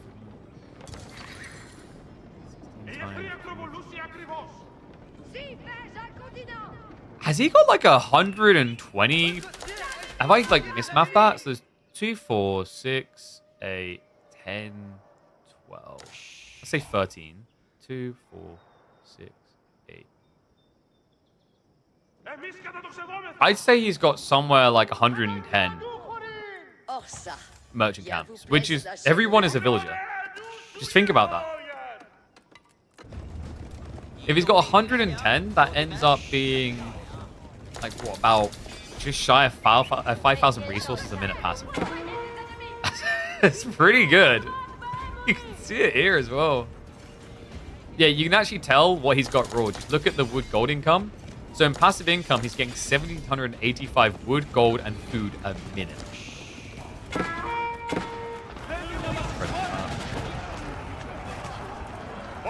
Love this. Fablop, risen from the dead here. He's also captured a lot of these sites away from Firehit now. The Barrel Elephants coming into play. Fire Lance is charging in. That's not siege. No, you're kind of worthless here. Gunners are going to be good though. The problem right now is Firehit, he's being dove before this, so he was punished on the back. Great Wall Gatehouse should offer some protection. I'm starting to think that red is dead. Meanwhile, where's Dragoman gone? Okay, so he's going to try to address Philosberto. Wait, Philosberto. Okay, you can tell this guy's a Mongol main and a Byzantine main. He got the XP. Why is there a level 2 Jean running around my 25-minute game? I don't know, man. Like, all the choices are so true.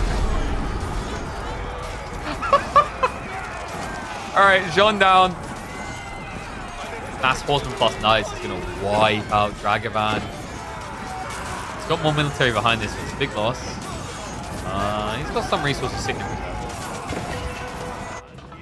And looks like Firehit Red was able to scare off Yellow. Oh, Orange versus Green. Oh my god. Yeah, Green poked the bear here. Elite Sergeants versus War Elephants. You never knew you wanted it so badly. This is crazy though. They're actually accounted Tower Elephants because they do melee damage. So he has to ignore the War Elephants. Those will kill him because they've got 6 melee. They don't die that quickly. But the Tower Elephants get smushed. Problem is everything alongside a Gento with the hand cannon in line is clear enough. Wave is on the way. The Teutonics, wait. Why were the Teutonic Knights held back? That would have been huge with the negative armor. He's actually gunning for him. Wait, where's Dragoman's landmarks? Okay, distance over here. White Fever and then TC. Philly doesn't know where the landmarks are. This is where like 10 scouts goes crazy. Because you can just find everything.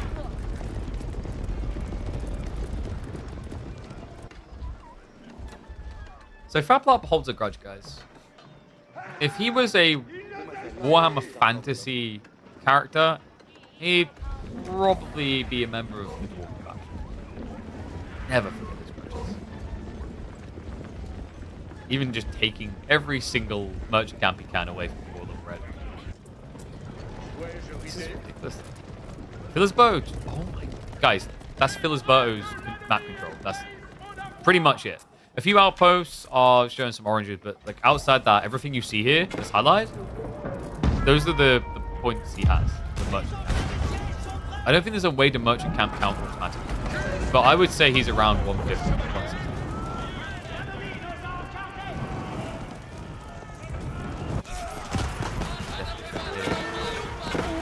Oh, we have now got spears. That changes things a little. More elephants now counted. And Billy has found his target.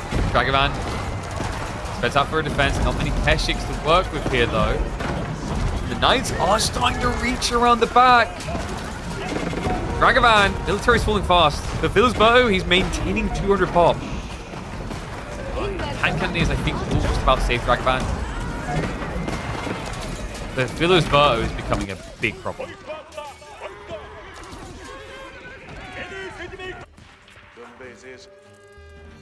This is like quite entertaining.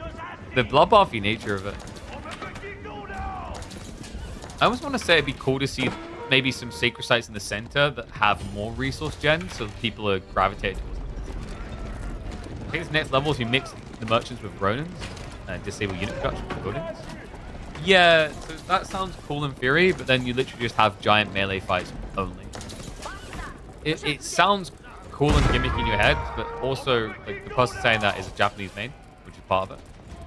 You need to have unit dynamics, I think. If you can only spam one unit with infinite resources, like the game would just never end.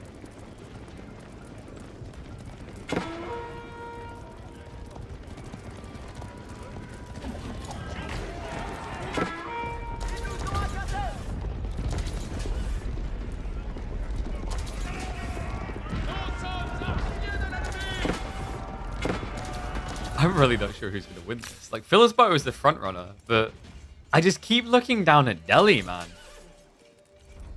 Gento may be the gentle turtle moving around the map here, but once he gets in position, elephant armies are going to feel pretty unstoppable.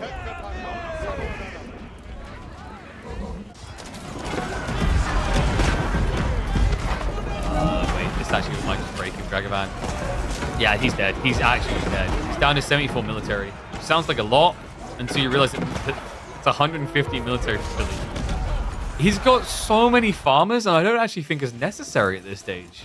He's got 18,000 food in reserve. At this rate, he's going to have more food than our low ELO Legends game. How long would it take to sell resources to get the what you need for a wonder? A long time. You stuck.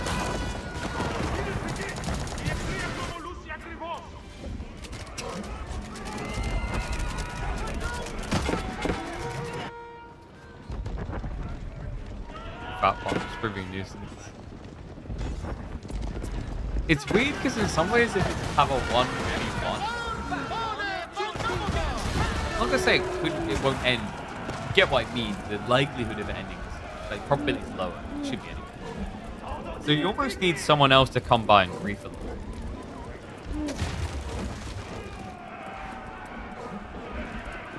Nibble KPMMs today? Hard to say. Maybe, maybe not. This has my attention right now. For good reason. How many is this fighting? It's kind of crazy how low some people's military really is at this stage. And then some are just completely bulked. But the Alliance to the West, if they came together, they could just sweep the entire map. What am I looking at? Pure beauty. You know that Magneto scene? Perfection. Show me what you really look like, shows minimap. Show me what you really look like. Merchant camps everywhere. Perfection. Okay, so Phillisbow fully slowed down. Oh no, he's going off the Fablob! How could you do this?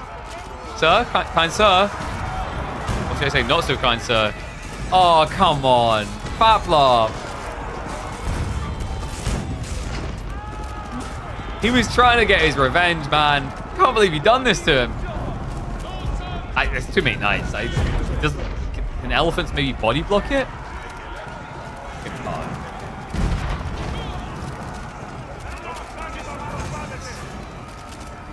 I mean, actually, in fairness, it is Howdah elephants. With the crossbows. But if you stand still... No! He's in. Alright, so much for the defense plan. Fablob. I think that's going to be in the grave.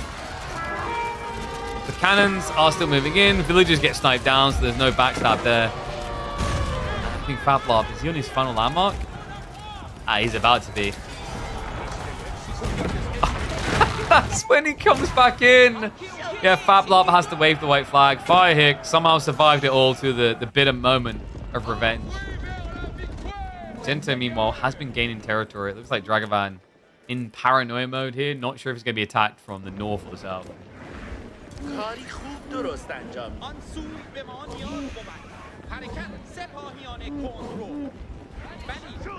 This is absolutely brilliant. Didn't realize I needed this on a Friday night. Feels like the pacing needs to be up a bit. We'll figure that out though.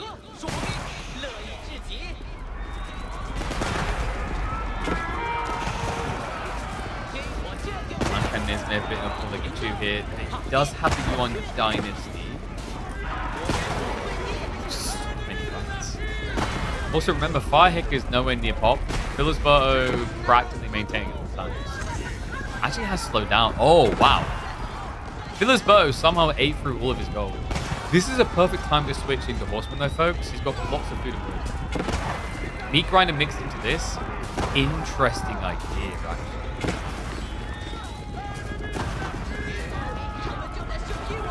Firehick was like, Fablob is hitting me, stop attacking. Yeah, that's why. So little tip, when you play free-for-alls, you can't just play the game, you have to play the chat.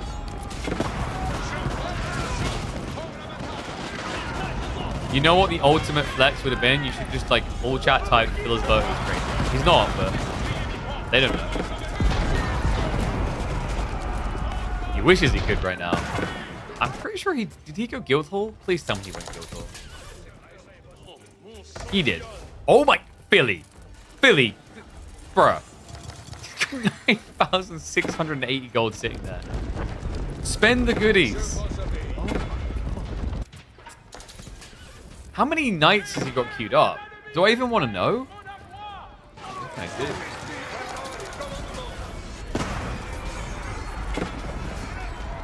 Dragon Man, what made you think you could step up? Meanwhile,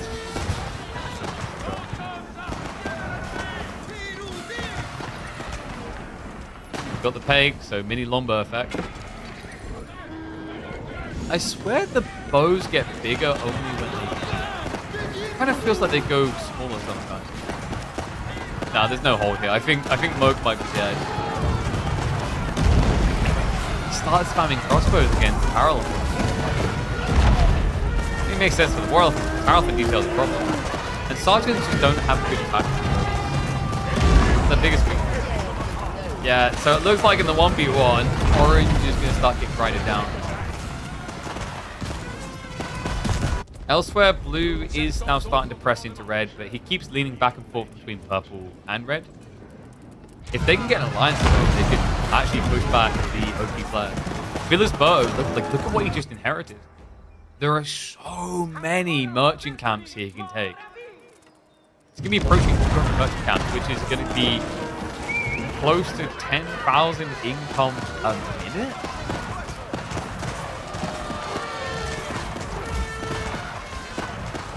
Okay, does the game sound higher than that? Surely not.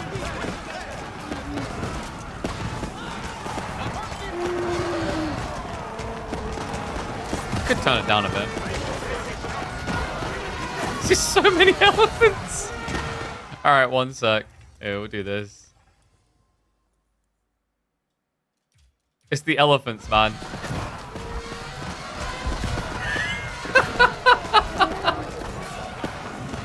And yeah, the zoom in is the problem. Because, like, look. There's an element of proximity audio. Wow, everything just feels really quiet now. God, it's just demolishing everything. Fortress is now being attacked. Didn't even bother to go for the trebuchet emplacements because who wants to buy stone more than you already have? Please tell me he's got a lot. Okay, yeah. He thought about this. So Moke, he has got 2 fortresses. He's hidden one in the corner because remember, these are landmarks. Elsewhere.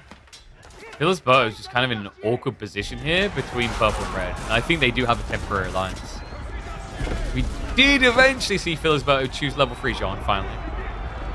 Crazy as well, because if he'd done it originally when he could, he'd probably be about like 200 XP away from a level up now. I'll watch this view. It's probably better that way. There's less elephant screaming.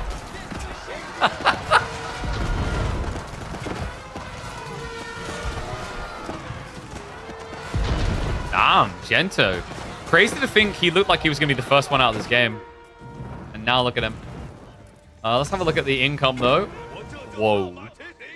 Are you kidding me? 2.6k gold income a minute? All passive, by the way. And remember, he's still sitting on a guild hall. That's now up to 12,000 gold. Okay, this is where things get a little bit annoying for Gento, because he actually has to find where the other fortress is. So you have to scour all of Orange's territory. And elephants kind of suck a little now because of that. I think Orange wishes he went for Angevin Empire, so he could have gotten his hands on Heavy Spears. Heavy Spears would have made a lot of sense here, because your opponent went Archers. You can never guarantee that.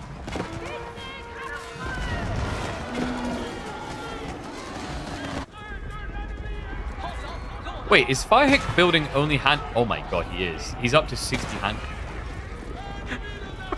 Yeah, but Firehawk's like in a very scrambled location, because his gold income...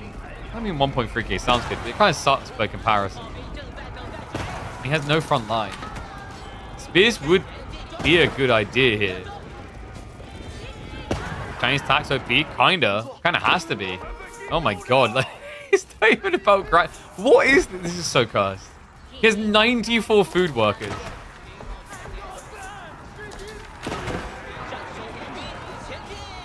Yeah, I think Shushi actually go harder than China in them, though. Just can't move hand cannoneers. Think about the 6 taxmen, 8 taxmen moving faster.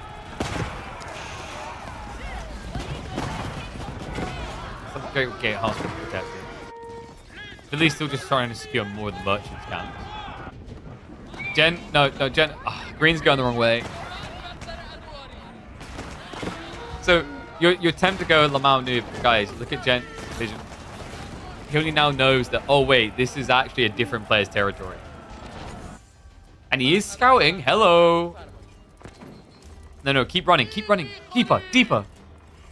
It's so annoying to try and figure out landmarks amongst all these little icons.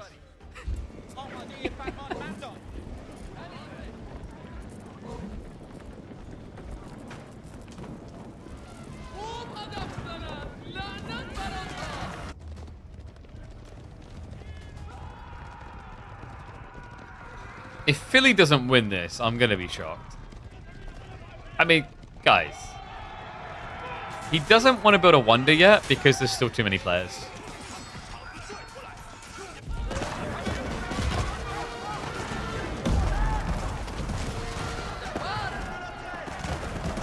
Yeah, I can't decide whether Dominion would be an improvement or not. If there's a king to snipe, I don't know. I really can't decide if it's better or worse. I almost feel like what I want is a mechanic that allows you to kind of more rapidly claim merchant camps as the game goes on, if that makes sense. I don't know if I'd say an inherit all when you kill a player. Maybe. That might be too strong, though. You almost feel like the territory change should escalate, but instead it remains linear. So, like, once a player has done what Phil's bow has done, it takes so long to take it all away.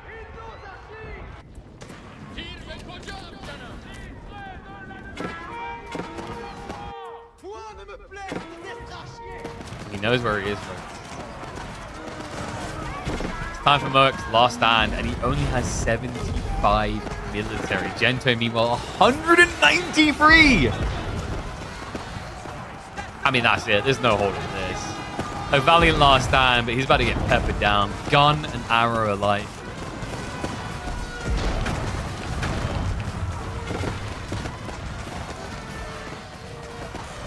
Can he maybe rush another fortress somewhere? I don't know what the point would be. You've lost everything. It's not like Green has just ran through your production. You blew it up. Good luck beating that army. Guys, just like build nested bees and cannon. Fire hit can do it. Fiddler's Bow, I'm not sure about. Mass Knights against Elephants is kind of a KW.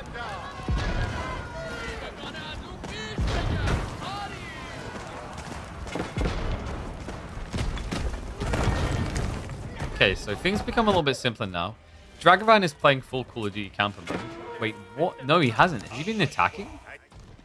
Yeah, I think he's been trying to move for new territory, but this looks underwhelming. 81 military. He got roughed up hard. Every time he steps up to Phil's bow checks him. Like, Blue has been kind of just 1v1ing and then sequentially 1v1ing again. I think what Red and Purple need is communication. You know, like, I'm going to be the counsel for them, for the couple. Guys, you need to start talking. Literally. Because I can't imagine they're talking here with the way this is playing. I guess it's hard to communicate where your opponent is. Like, yeah, he's next to the merchant camp. Okay. Eastern merchant camp. Okay. 1, 2, 3, 4, 5, 6, 7, 8, 9, 10, 10. 10 down and then like 15 across. Yeah, but wait, do you mean 10 down to the left or 10 down to the right? Or do you mean 10 down the center? Oh my god. Line comms in this game is going to be the worst. More painful than playing battleships. Okay, so orange gone now. Green has started to capture everything here. Wow. He could easily have a kingdom the same size as Phil's bow at this base. It's tricky because elephants don't move to capture quickly.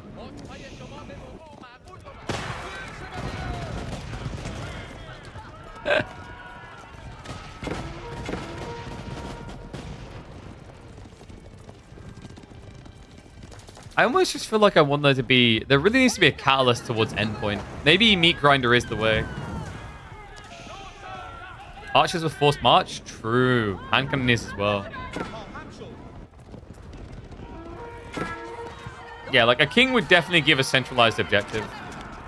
It would make sense. You could landmark snipe though with mass cav. The problem is you don't know where they are. That's the biggest issue. Gento's really at risk of a landmark snipe because he's got them all on one screen. But Mongols can hide theirs. Remember how like this was a classic for Mongols? They'd just be able to survive in tournament free-for-alls because they'd hide the landmarks. And obviously China's OP in free-for-alls because they just build even more landmarks. Oh my god. These boys need to get better at diplomacy. Point a finger at someone.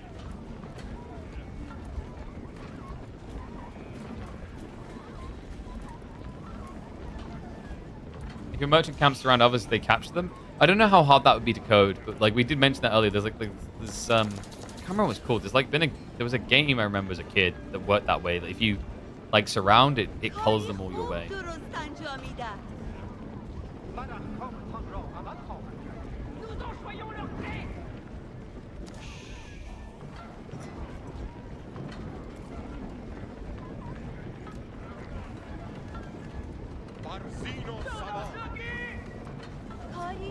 Go. He is. Just move.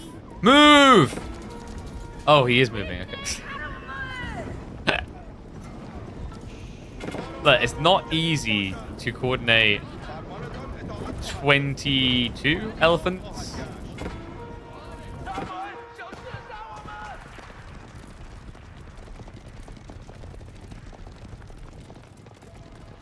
Oh, you mean... oh, yeah, the game Go. Yeah, I think it might have been Go. Wait, no, is Go surround or was... I thought Go was the one where you place it on the other end of the line.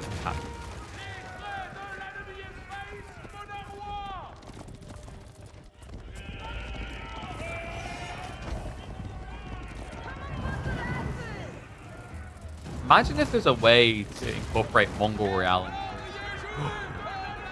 Yeah, but you'd have... I don't know if Mongol Real would be capable of decapturing camps that are outside the circle is the only thing. I think it would struggle with that.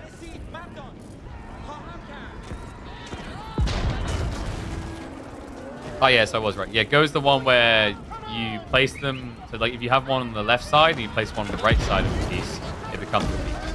And all the ones are blinded. What do you mean blue wins? He's only got over 100,000 resources collectively. I mean, what's he going to do with that?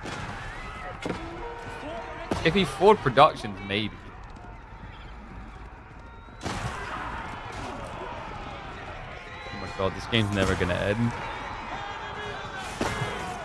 Oh, this actually might be more cursed than Forest Nothing.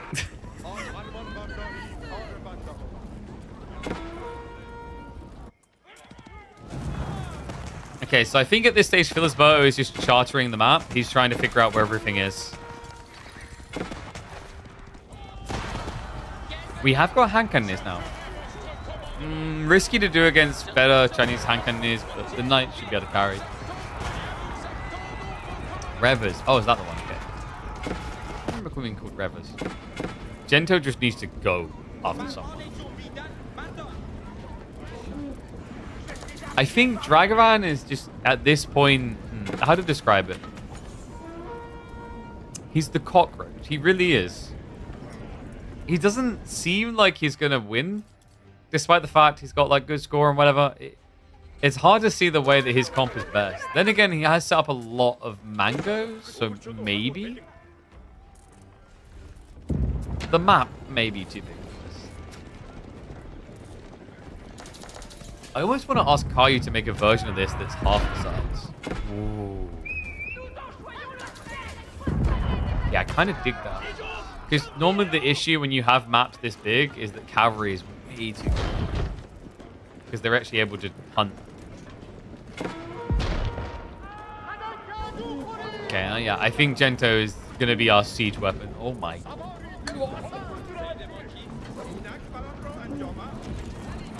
23 elephants walk in. Dragavan immediately gets admitted to hospital.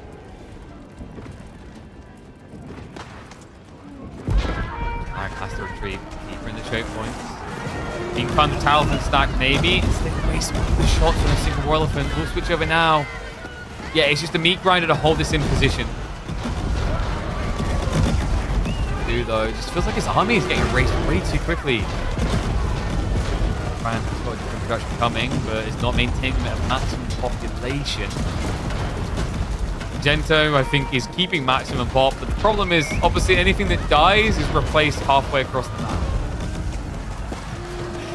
Bombards are moving in, though, so Micro on point. He's starting to snipe out the mangoes, and that is the core of Dragavan's defense dead. He's got some cannon placements behind this, but big whoop, the mangoes are the thing to carry him. And they're gone. Meanwhile, what is happening up north? Firehick! He's pushed Filler's bow all the way back to his stone walls. This is crazy. What?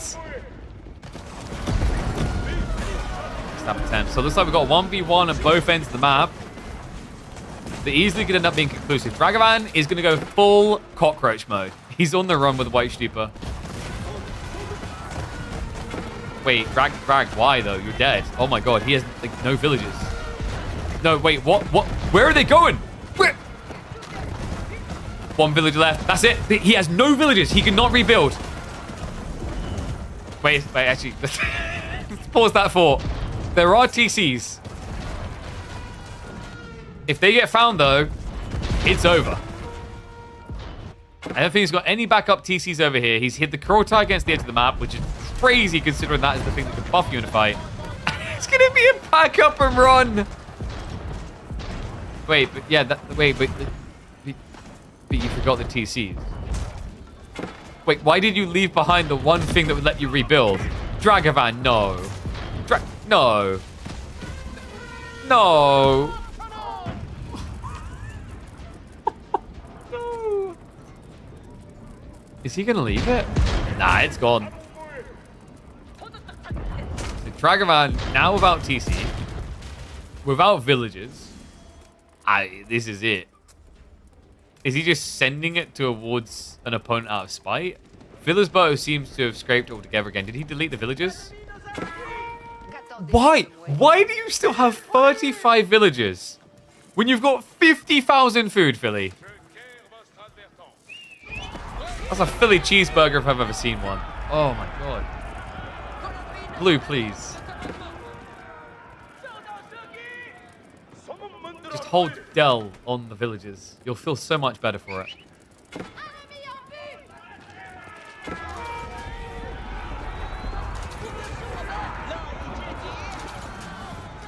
Wait, how is Jean? Oh my god, Jean is level 3 though.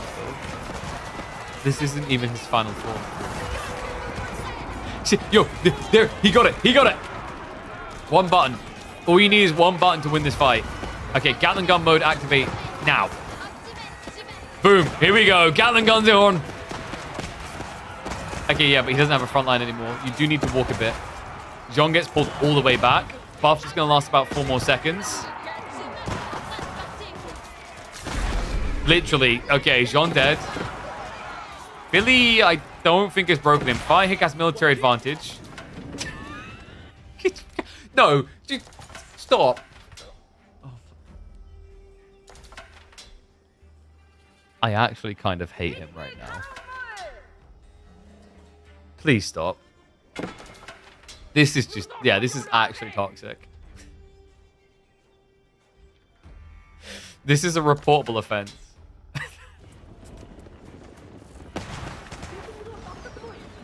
Oh my god. And it's like the comedy of it is that Gento obviously has no movement. Green has no movement speed. He's elephant. So it takes ages for him to find anything.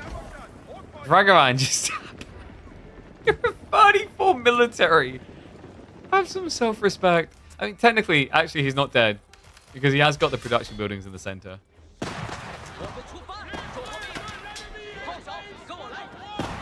I'm just... I don't know how this ends. I think this is a cool idea, but it definitely needs some refinement towards win condition. Because the thing you have to keep in mind is, like, we're making people contest for territory, but it's also infinite reach.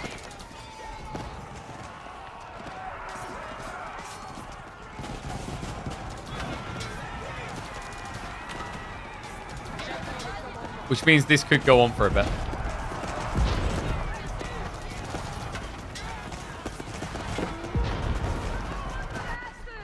Especially considering Firehate just got all these points back. So he's starting to get to the point where he can actually afford to spam the hand cannon. That should technically be his win condition though. 68 hand cannons. Philly, meanwhile, has 74? Just doesn't feel as good.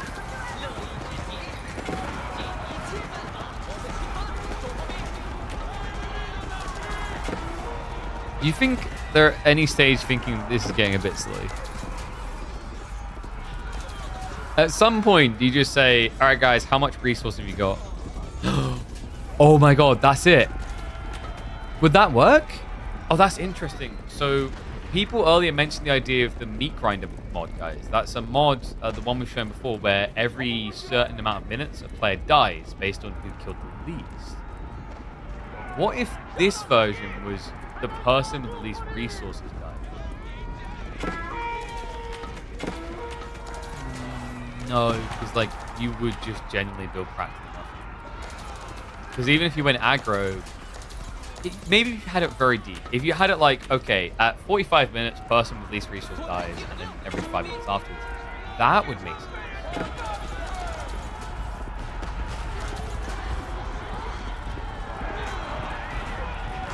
It's almost like a get on with the game already.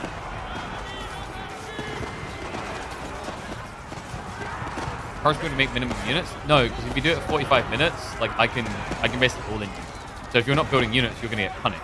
That's the thought process. So you don't do it early, you do it late. Because in late, like you're just getting to this type of state.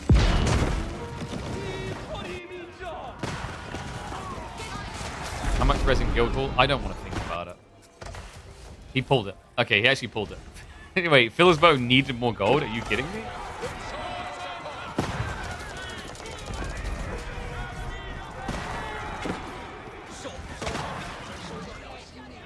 Up to 72 hand cannons. I think Green's gonna decide this. Is he still hunting Dragavan?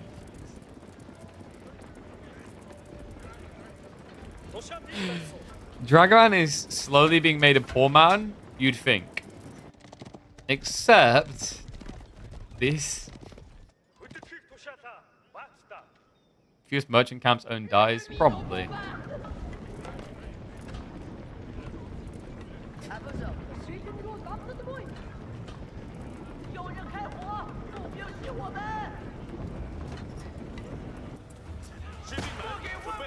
Does someone just tell them to flip a coin?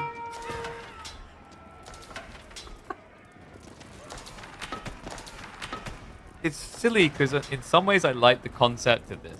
But, like, I can also acknowledge it needs refinement because of the affirmation.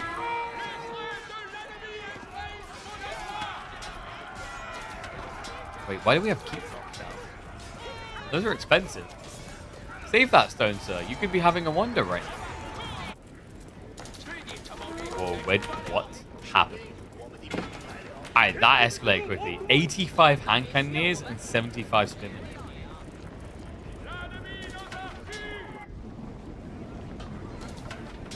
I kind of just dislike Dragavan right now. Quite a lot, actually. Maybe a mod that just shows landmarks.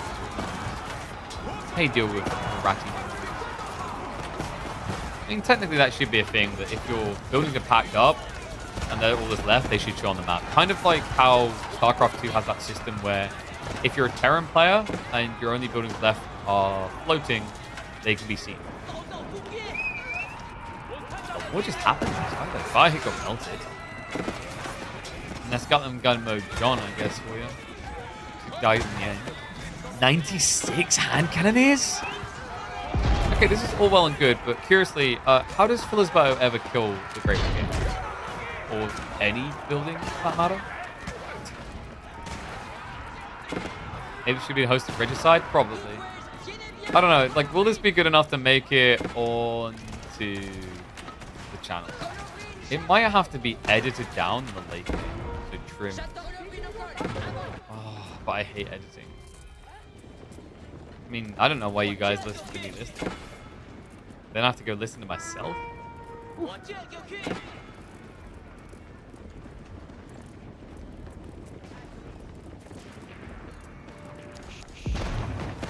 手炮兵前进！我有了。What is Screen up to? He's going Wonder, I think. Yeah, he's... Wait, he was buying stone. What's he spending on? Outpost emplacements?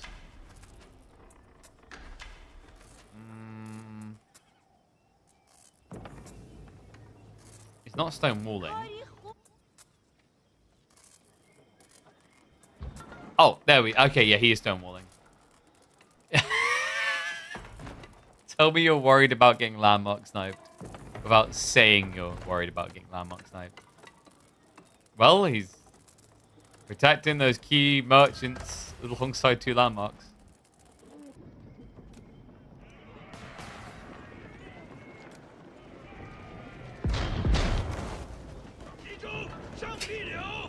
Neither of these guys wants to lose this. This is the thing. So some people watching, their brain might be like, this is silly. Just like someone win the game. But like, you've all been there. You've been in this game now an hour. You want the win. You're not just going to leave. Even if it takes 4 hours. This is your life.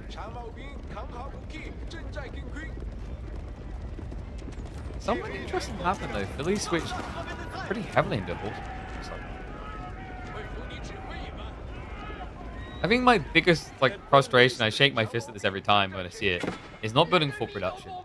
Philly didn't build full production when he moved out, and now Firehick is up in his face, but he also doesn't have full production. And that's the difference here. That's what keeps causing the stalemate.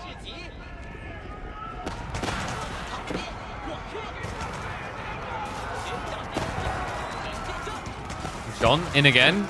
Apparently, Philosboto is allergic to using attack speed buffs. Osman are going to get around the backside of this. He's going to start stabbing down at it. And, oh my god, he's still looking for him. Please, just stop. Like, I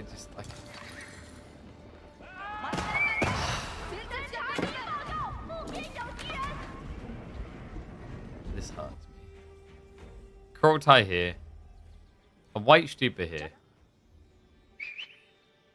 Keystone and TC are down, but the other 2 are just so ridiculous.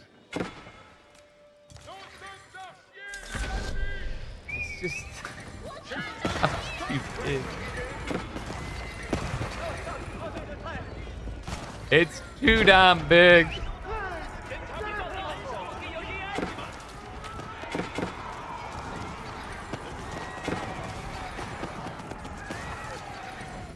Could you imagine if I just stopped watching the game and they played for 4 more hours, thinking that they've been part of the most hyped cast ever of AoE3?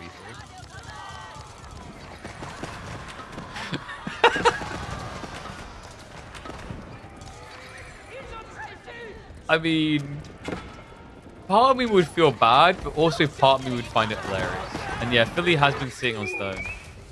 He's up to 4k.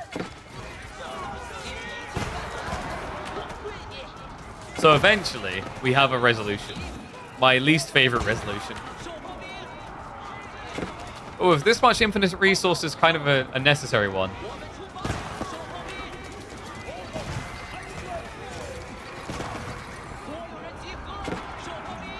Yeah, we should have changed the wonder timing to be 5 minutes.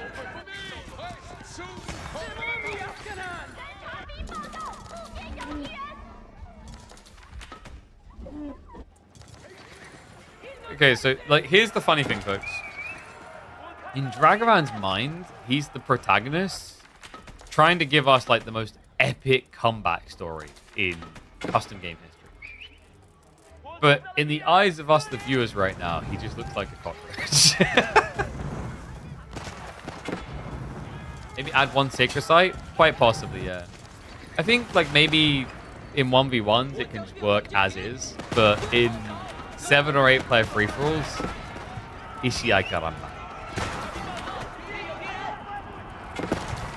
Also, just having a mod that reveals all merchant camps ownership, maybe? So you can see where someone's gratitude. Alright, Philipsburg. He's maintaining. Firehawk is eating it. Oh, that's what. Oh, no. Green's sick of it, and I don't blame him. He's sick and tired of chasing a Mongol player you can never catch. So what do? You go after the Civ that has more landmarks but can't move. I kind of respect it. Gento, like, firm salute to him. He's actually trying to end this game.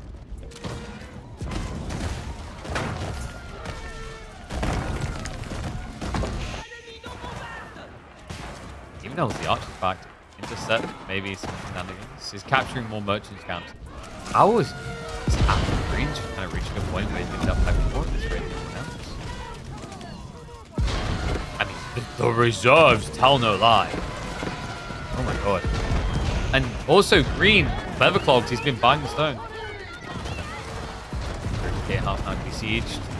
Massive Beam are now going to march in. Uh-oh. Scholars, they're going to struggle to heal that quick enough. Bombards are going to take down the landmark, though. Is Philipsburg coming in for the jugular? There's a lot of landmarks to kill. Spin already dead. Uh-oh. Firehawk. Be careful, lad. Here danger lies. Hanka nears fought it. Elephants move in. The archers as well. I think he's got him. Firehawk down to just 90 military. He can't hold on much longer. Green just diving even deeper. Gento now looking onto the primary TC. All remaining landmarks, I believe, on this screen. And practically no army left to stand against it. Firehawk, he's got 80 military, but most of it is spears. Which technically can just get kited out.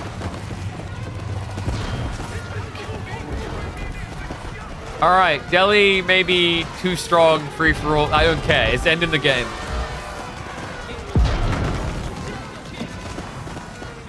And at this point, you can see Firehawk's in panic mode. He's dead. He's got 9 eco left. He hasn't got enough food. He hasn't got enough time to remass. And because you have to keep throwing troops at this, you're just grinding yourself into the ground. So, comes down to 3. We've got Blue, who's Philipsburg to the north. Green, who is Gento to the south. And Purple, who is Ratatouille. Okay, calls it Firehawk out.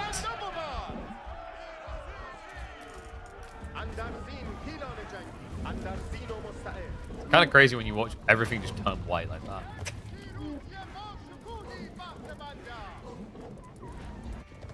Philipsburg, if he thought China was hard to kill, wait until he experiences Delhi.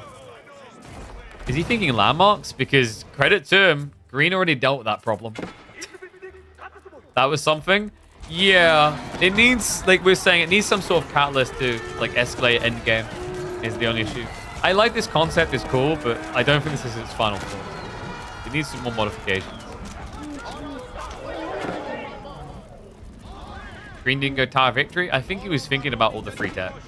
And they kind of saved him. There was a point where Dragoman was going to kill him. Just hold him back with the whole. Green. Green. Wait, why are we stand grounding? Go! Go, man, go! Oh, once upon a time, gun beat elephant. That time has passed.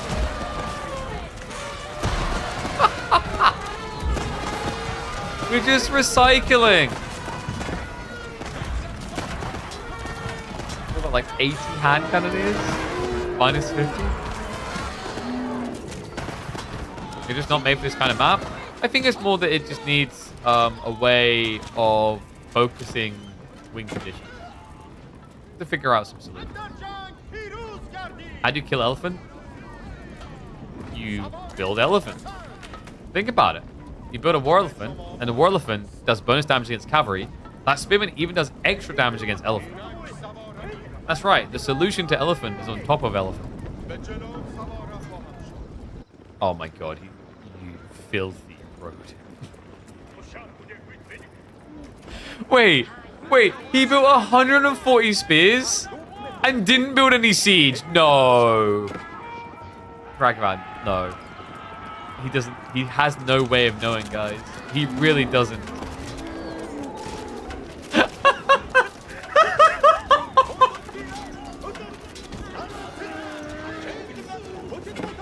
Oh my god.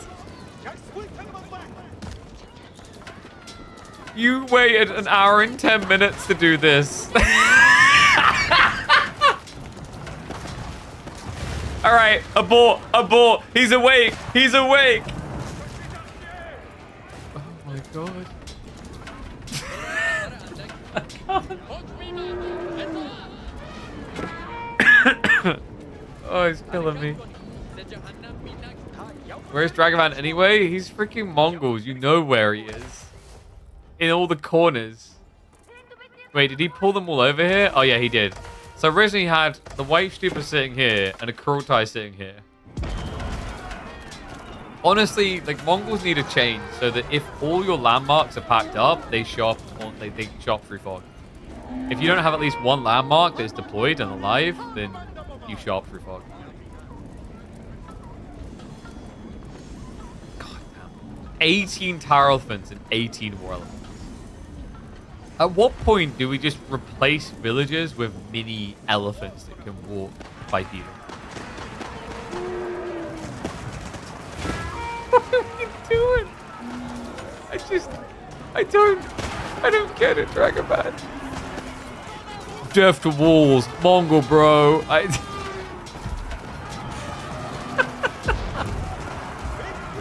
Come on.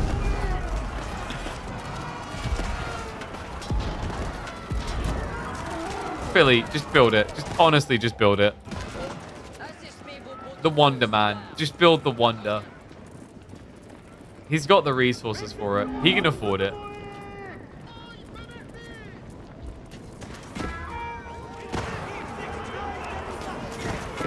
Dragavan somehow can afford to replace a lot of these losses.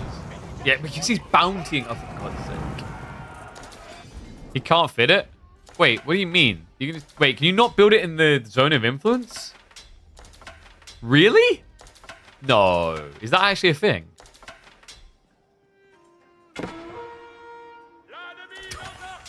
No. Really? Oh. Avali may need to evolve the map a little.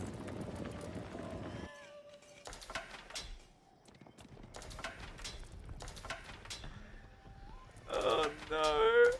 Yeah, like this is messed up. Flight 1 of Merchant Nothing may not be a final form. But TC, yeah, actually, yeah. If the TC Mongol was Mongol TC wasn't here, then yes. But it's kind of hard to move it so that Philisberto can build it when you have 0 villages. Like, that kind of creates a problem.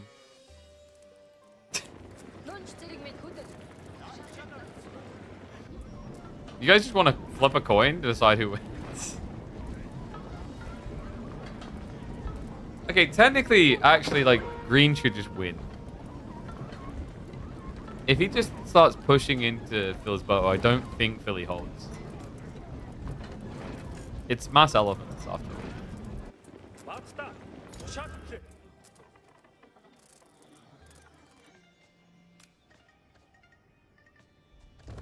I was hoping to eat my dinner with it not being cold tonight, but that plan went out the window.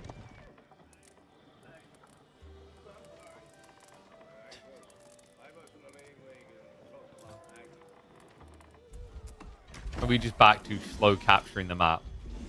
The map that Philisberto has 50% of. Look at the blue. I think the true comedy is how Dragavan just has a bunch over here as well.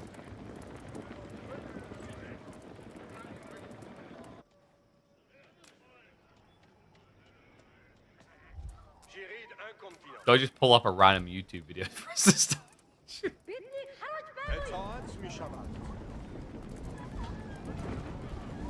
Oh, this is why I wish casters could sit in lobby, because we could just tell them things to do.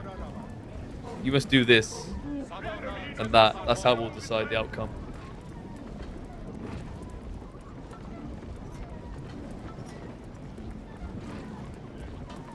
Person who wins kills purple, while like some sort of magical little gacha box or something.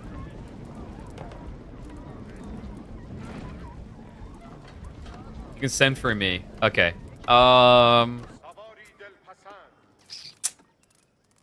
One big fight, center of the map.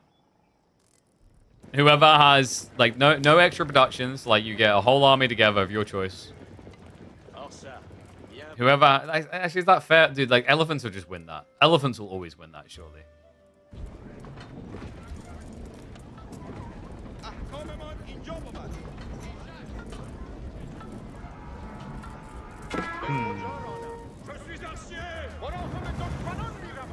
It's like in some ways Philosberto should win based on his control.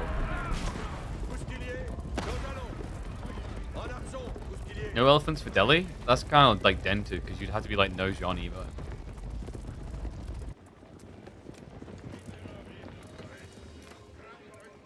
I mean, how do we decide the winner? The problem is Dragavan's existence is keeping them paranoid from even attacking each other. Like, Dragavan can't win, but it's also almost like him being there is going to stop them actually going at each other to just meat grind it. Because I think if we just meat grind, it's definitely a Delhi win. But because it's elephants, he can't afford to be overextended and then Mongols come in behind. Going domination have been better here? Quite possibly. King Snipe possibly is my briefing. Want me to die? I think you have to. Because, like, your existence is just keeping them from going after each other, if I'm not mistaken. Does that make sense? Like you said yourself, you can't really win.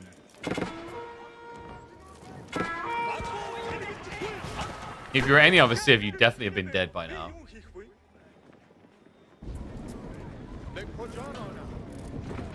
I mean, technically, Gento could fix his own issues by just building stone walls, but... Oh, God, did he just discover you can't wander as well? How's that? Let me just message Abilene. Hi. Slightly cursed. Can't place wonders.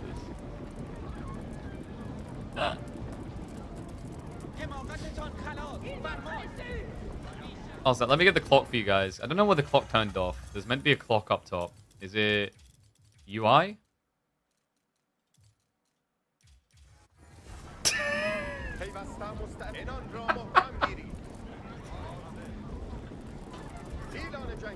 Oh my gosh. We've been doing this for an hour and 18 minutes.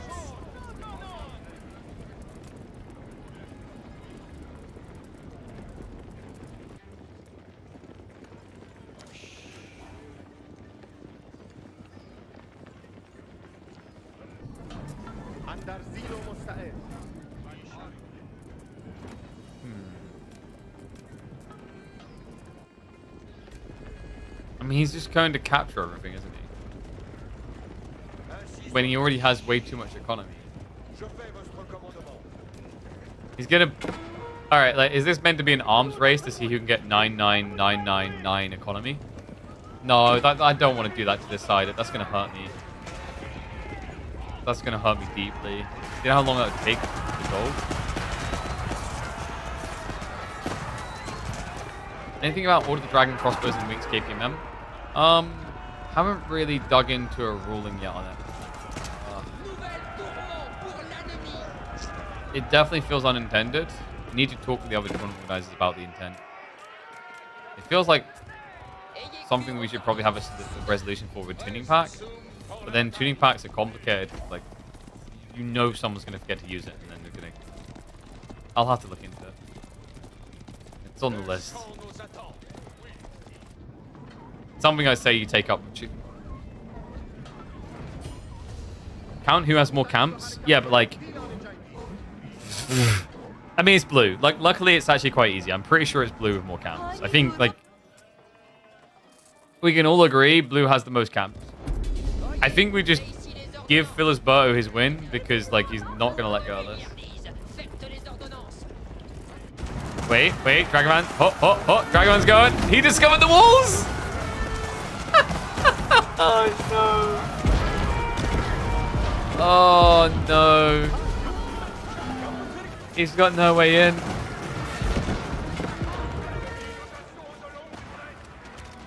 Okay. So, Drag can re-bulk, technically. I don't just want to end. I'm partly tempted to just leave. I don't want to be like, okay, well, you know, no outcome. Philly thought the hardest could go for the win. Yeah, like I feel like Philly, he had a good strategy. He captured a lot of the map. He took a player out here, He's like partially responsible. Obviously, Genta, like, in fairness, Green took 2 as well. They both actually done a lot of killing. But the game's story has basically been Green and Blue killing things, and everyone else trying to exist there.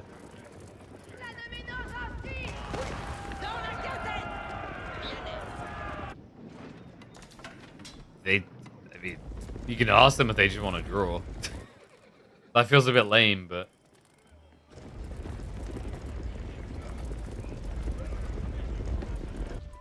It does kind of feel like a stalemate. Oh god, I can't believe it. AoE4 actually found a stalemate. That's... Oh, and I'm responsible for... Oh no, dude. The first stalemate in Age of Empires 4 history, and we're responsible for it? That's bad. I hate stalemates so much. Oh no.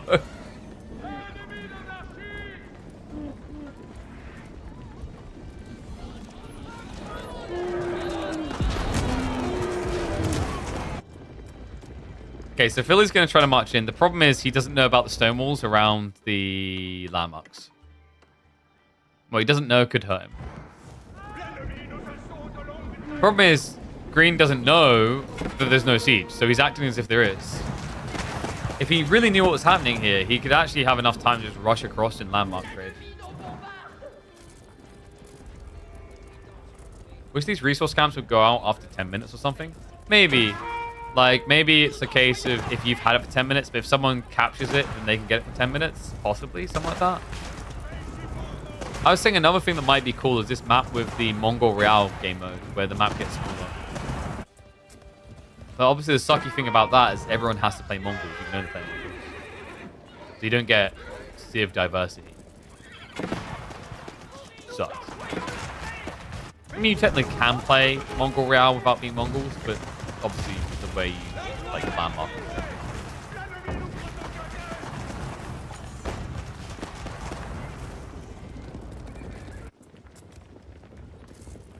Okay, so he just deleted the horse. Really pushing the knights by the looks of it. Oh no, it's because Dragonman's attacking him. Okay, Dragonman's actually sending it. He moved the Kurotai up as well. White Stupa is still here though. I think Dragonman's just going back and forth between the two players. Give all buildings wheel? I don't know if that's possible, but it is interesting. Okay, so he's gonna be knocking at the door. And this is go time. Like, this has to be it. Dragonman has pretty much just played a game of eeny, meeny, miny, mo and decided who he wants to crown king.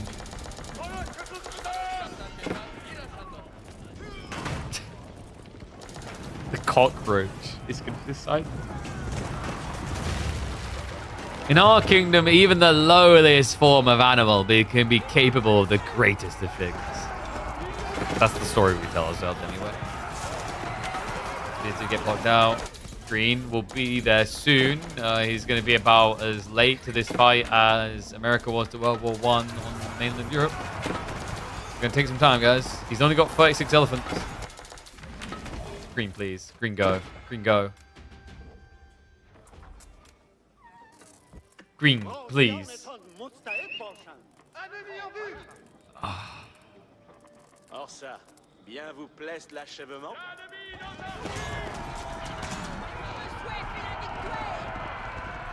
I mean, we talked about the player's sunken cost fallacy. What about mine? I want an end to this.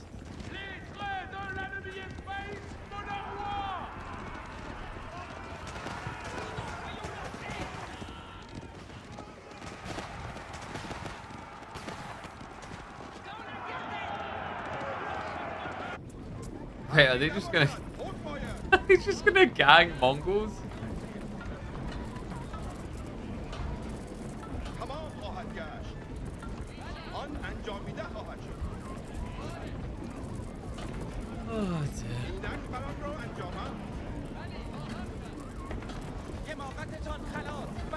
To improve the map, get a timer and a counter. When the time is up, whoever captures the most merchants wins. Yeah, it's one of the things like we listed as a possibility. I don't know, like I'm weighing up my brain whether this is even going to be an uploadable YouTube video at this rate. Because it's getting way too long. Way too long. Like nothing's happening now. If it does get uploaded, it'll have to be raw edited down into something consumable. And I don't want to sit here editing videos down like that. That's so much extra work per video. Does Dragonman have enough resources for Wonder? No, because he... well, yeah, his food sucks. He's got the stone. But, like, if he wonders, what happens? Like, do you just choose a side, go, hey, so I'm going to build a Wonder, and then you're going to defend. And if I get the Wonder victory, you get the victory. Yay.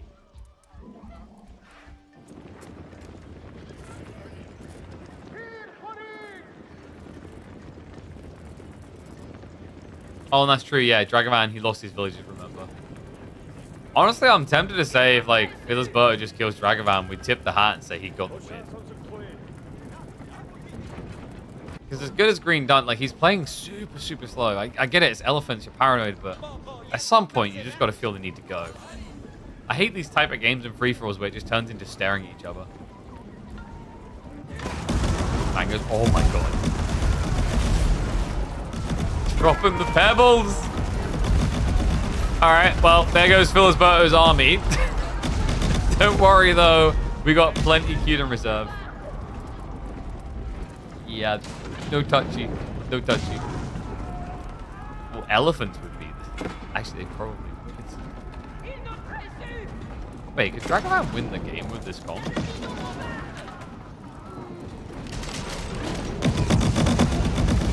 Awesome. It's within the realm of possible. Wait, is he going for green? Oh my god, he is. Okay, now this is why green keeps feeling paranoid.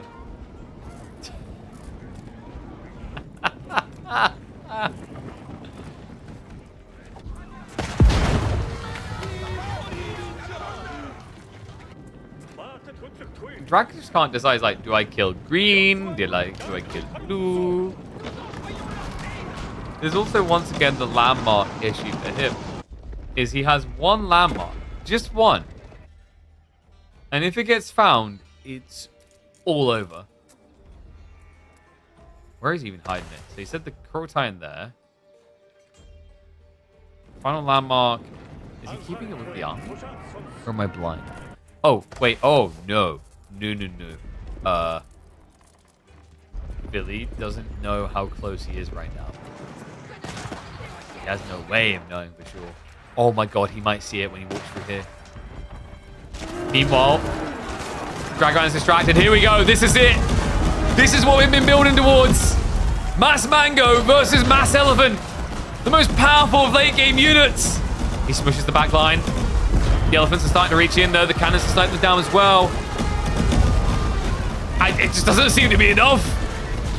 They're just so tanky. Everything else dies to this. But not elephants. No, this is ridiculous. Green, he loses almost half the army, but it's going to be a wipe with Dragovan. And now he's going to get wiped from the planet. It looks like Philosberto has seen him. He knows about the White Stupa. He's coming in. Wait, surely he's got... He definitely sees that. He's putting... I mean, that has to be it for Dragovan. He could pack up and run with the White Stupa. Why is Philly not bringing the knights? Well, I guess the issue for Philly is he doesn't know. He's only killed one landmark, so all he knows there's 2 or 3 more out there. I think in a way, you just have to take this landmark by landmark.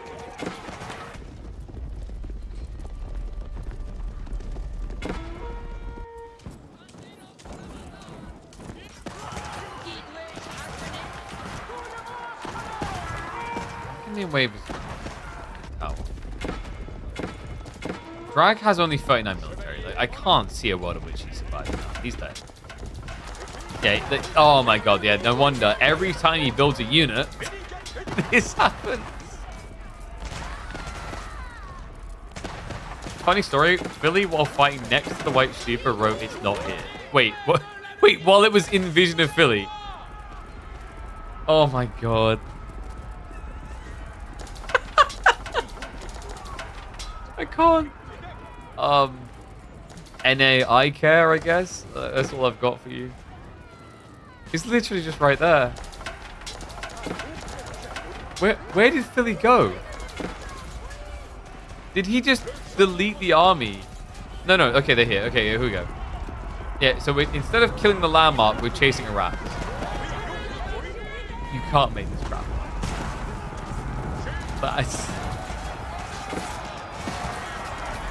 I'm losing brain cells watching this. My whole desk is wet because I've just been drooling from brain cell loss.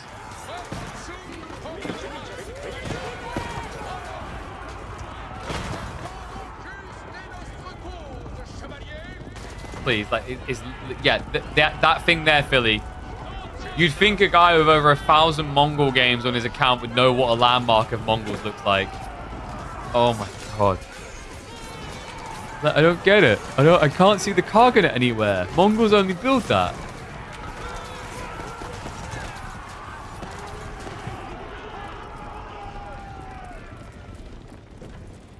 Okay, he's gonna prep the wave and then the game should end for Dragavan.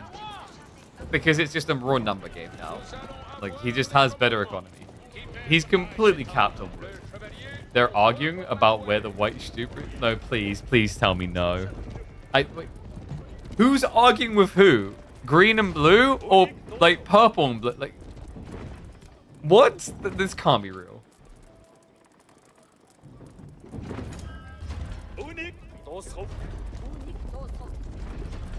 Just kill it. Billy and Genta are arguing. It's right there. It's just right there. Like, just kill it. It's time. Finally. Oh my god. The cockroach has finally been crushed. Watch him just leave. Like, I still don't see the White Stupa. Where is it? What is a White Stupa? Is it like the... Does it look like a bunch of stones? Like a Stonehenge thing? Wait, no, that's the deer stone. I only see white buildings in this area. Oh, this one has a slight purple trim. That must be it. There we go. Oh, God.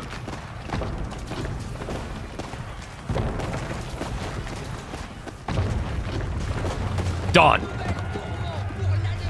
Now, no more panic. No more scare. There isn't a boogeyman Mongol player coming to get you. Full Devi, send it. Whoopsie, wrong button. Oh my god. Do we just, like... Do we put a clock on it for green? Oh, that's mean. But if he goes and sits in the corner, he can't win the game. And blue has more territory control by far. Like, you have to go.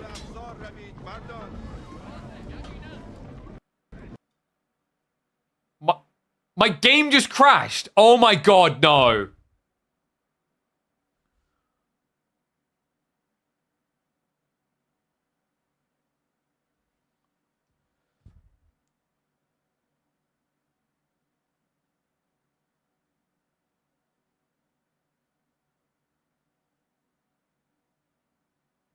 I'm not fast forwarding through that again.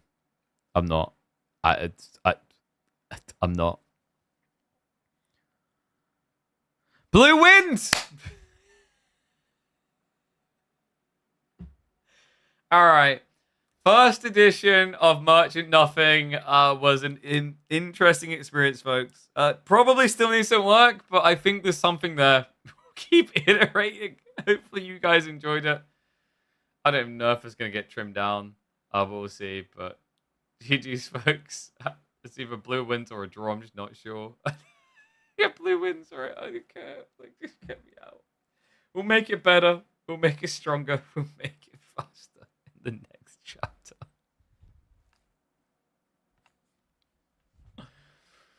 No, I actually didn't Alt F4. All I'd done is I pressed Alt but not F4. So I pressed Alt to like start rotating, and the game just crashed. The game legit just crashed. Or was it like it was either Alt or Windows? I think I pressed Windows to like double check something on the back end, and it just crashed. Green is winning. I don't care. I am literally beyond the realm of care at this point. Oh my god, that started off feeling so cool and so fun, and then it just stagnated into full stalemate. It started off so well, and then it approached a point where it reminded me what my disdain for free for alls is, if that makes sense.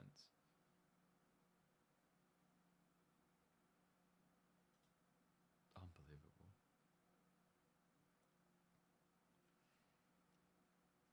Infinite resources is so unfun. Yeah, like there's some elements of the concept that's cool. Maybe if it just had regicide. I think regicide probably resolves a lot of the issues. All right, but guys, I think I'm gonna call it. That was a bit exhausting. I don't know, man. It's tricky. I'm trying to find the recipe that works for community games that would be cool to just do frequently. Maybe it is simply regicides. Maybe that's the way that people just want it. But I like trying different things. It's just I've talked about this before. It's tricky. I'd like to do more this type of content, but it's like the reality check is most people just seem to care more about 1v1s. So it puts you in a complicated position because you want to be able to do like what I think is really cool content, but it's like you've also got to follow the logic of like where your numbers trend, so that tells you what people want to watch. It's very weird. Maybe only one game on Fridays. Maybe, I don't know. Like multiple games might be possible. It depends on the mode. But maybe I'll experiment with Friday because like Friday's usually a bit of a, I don't want to say dumpster fire, but like compared to the other days, it's lower viewership because the matchups are more one-sided. So I have been thinking about things I want to do with Friday different.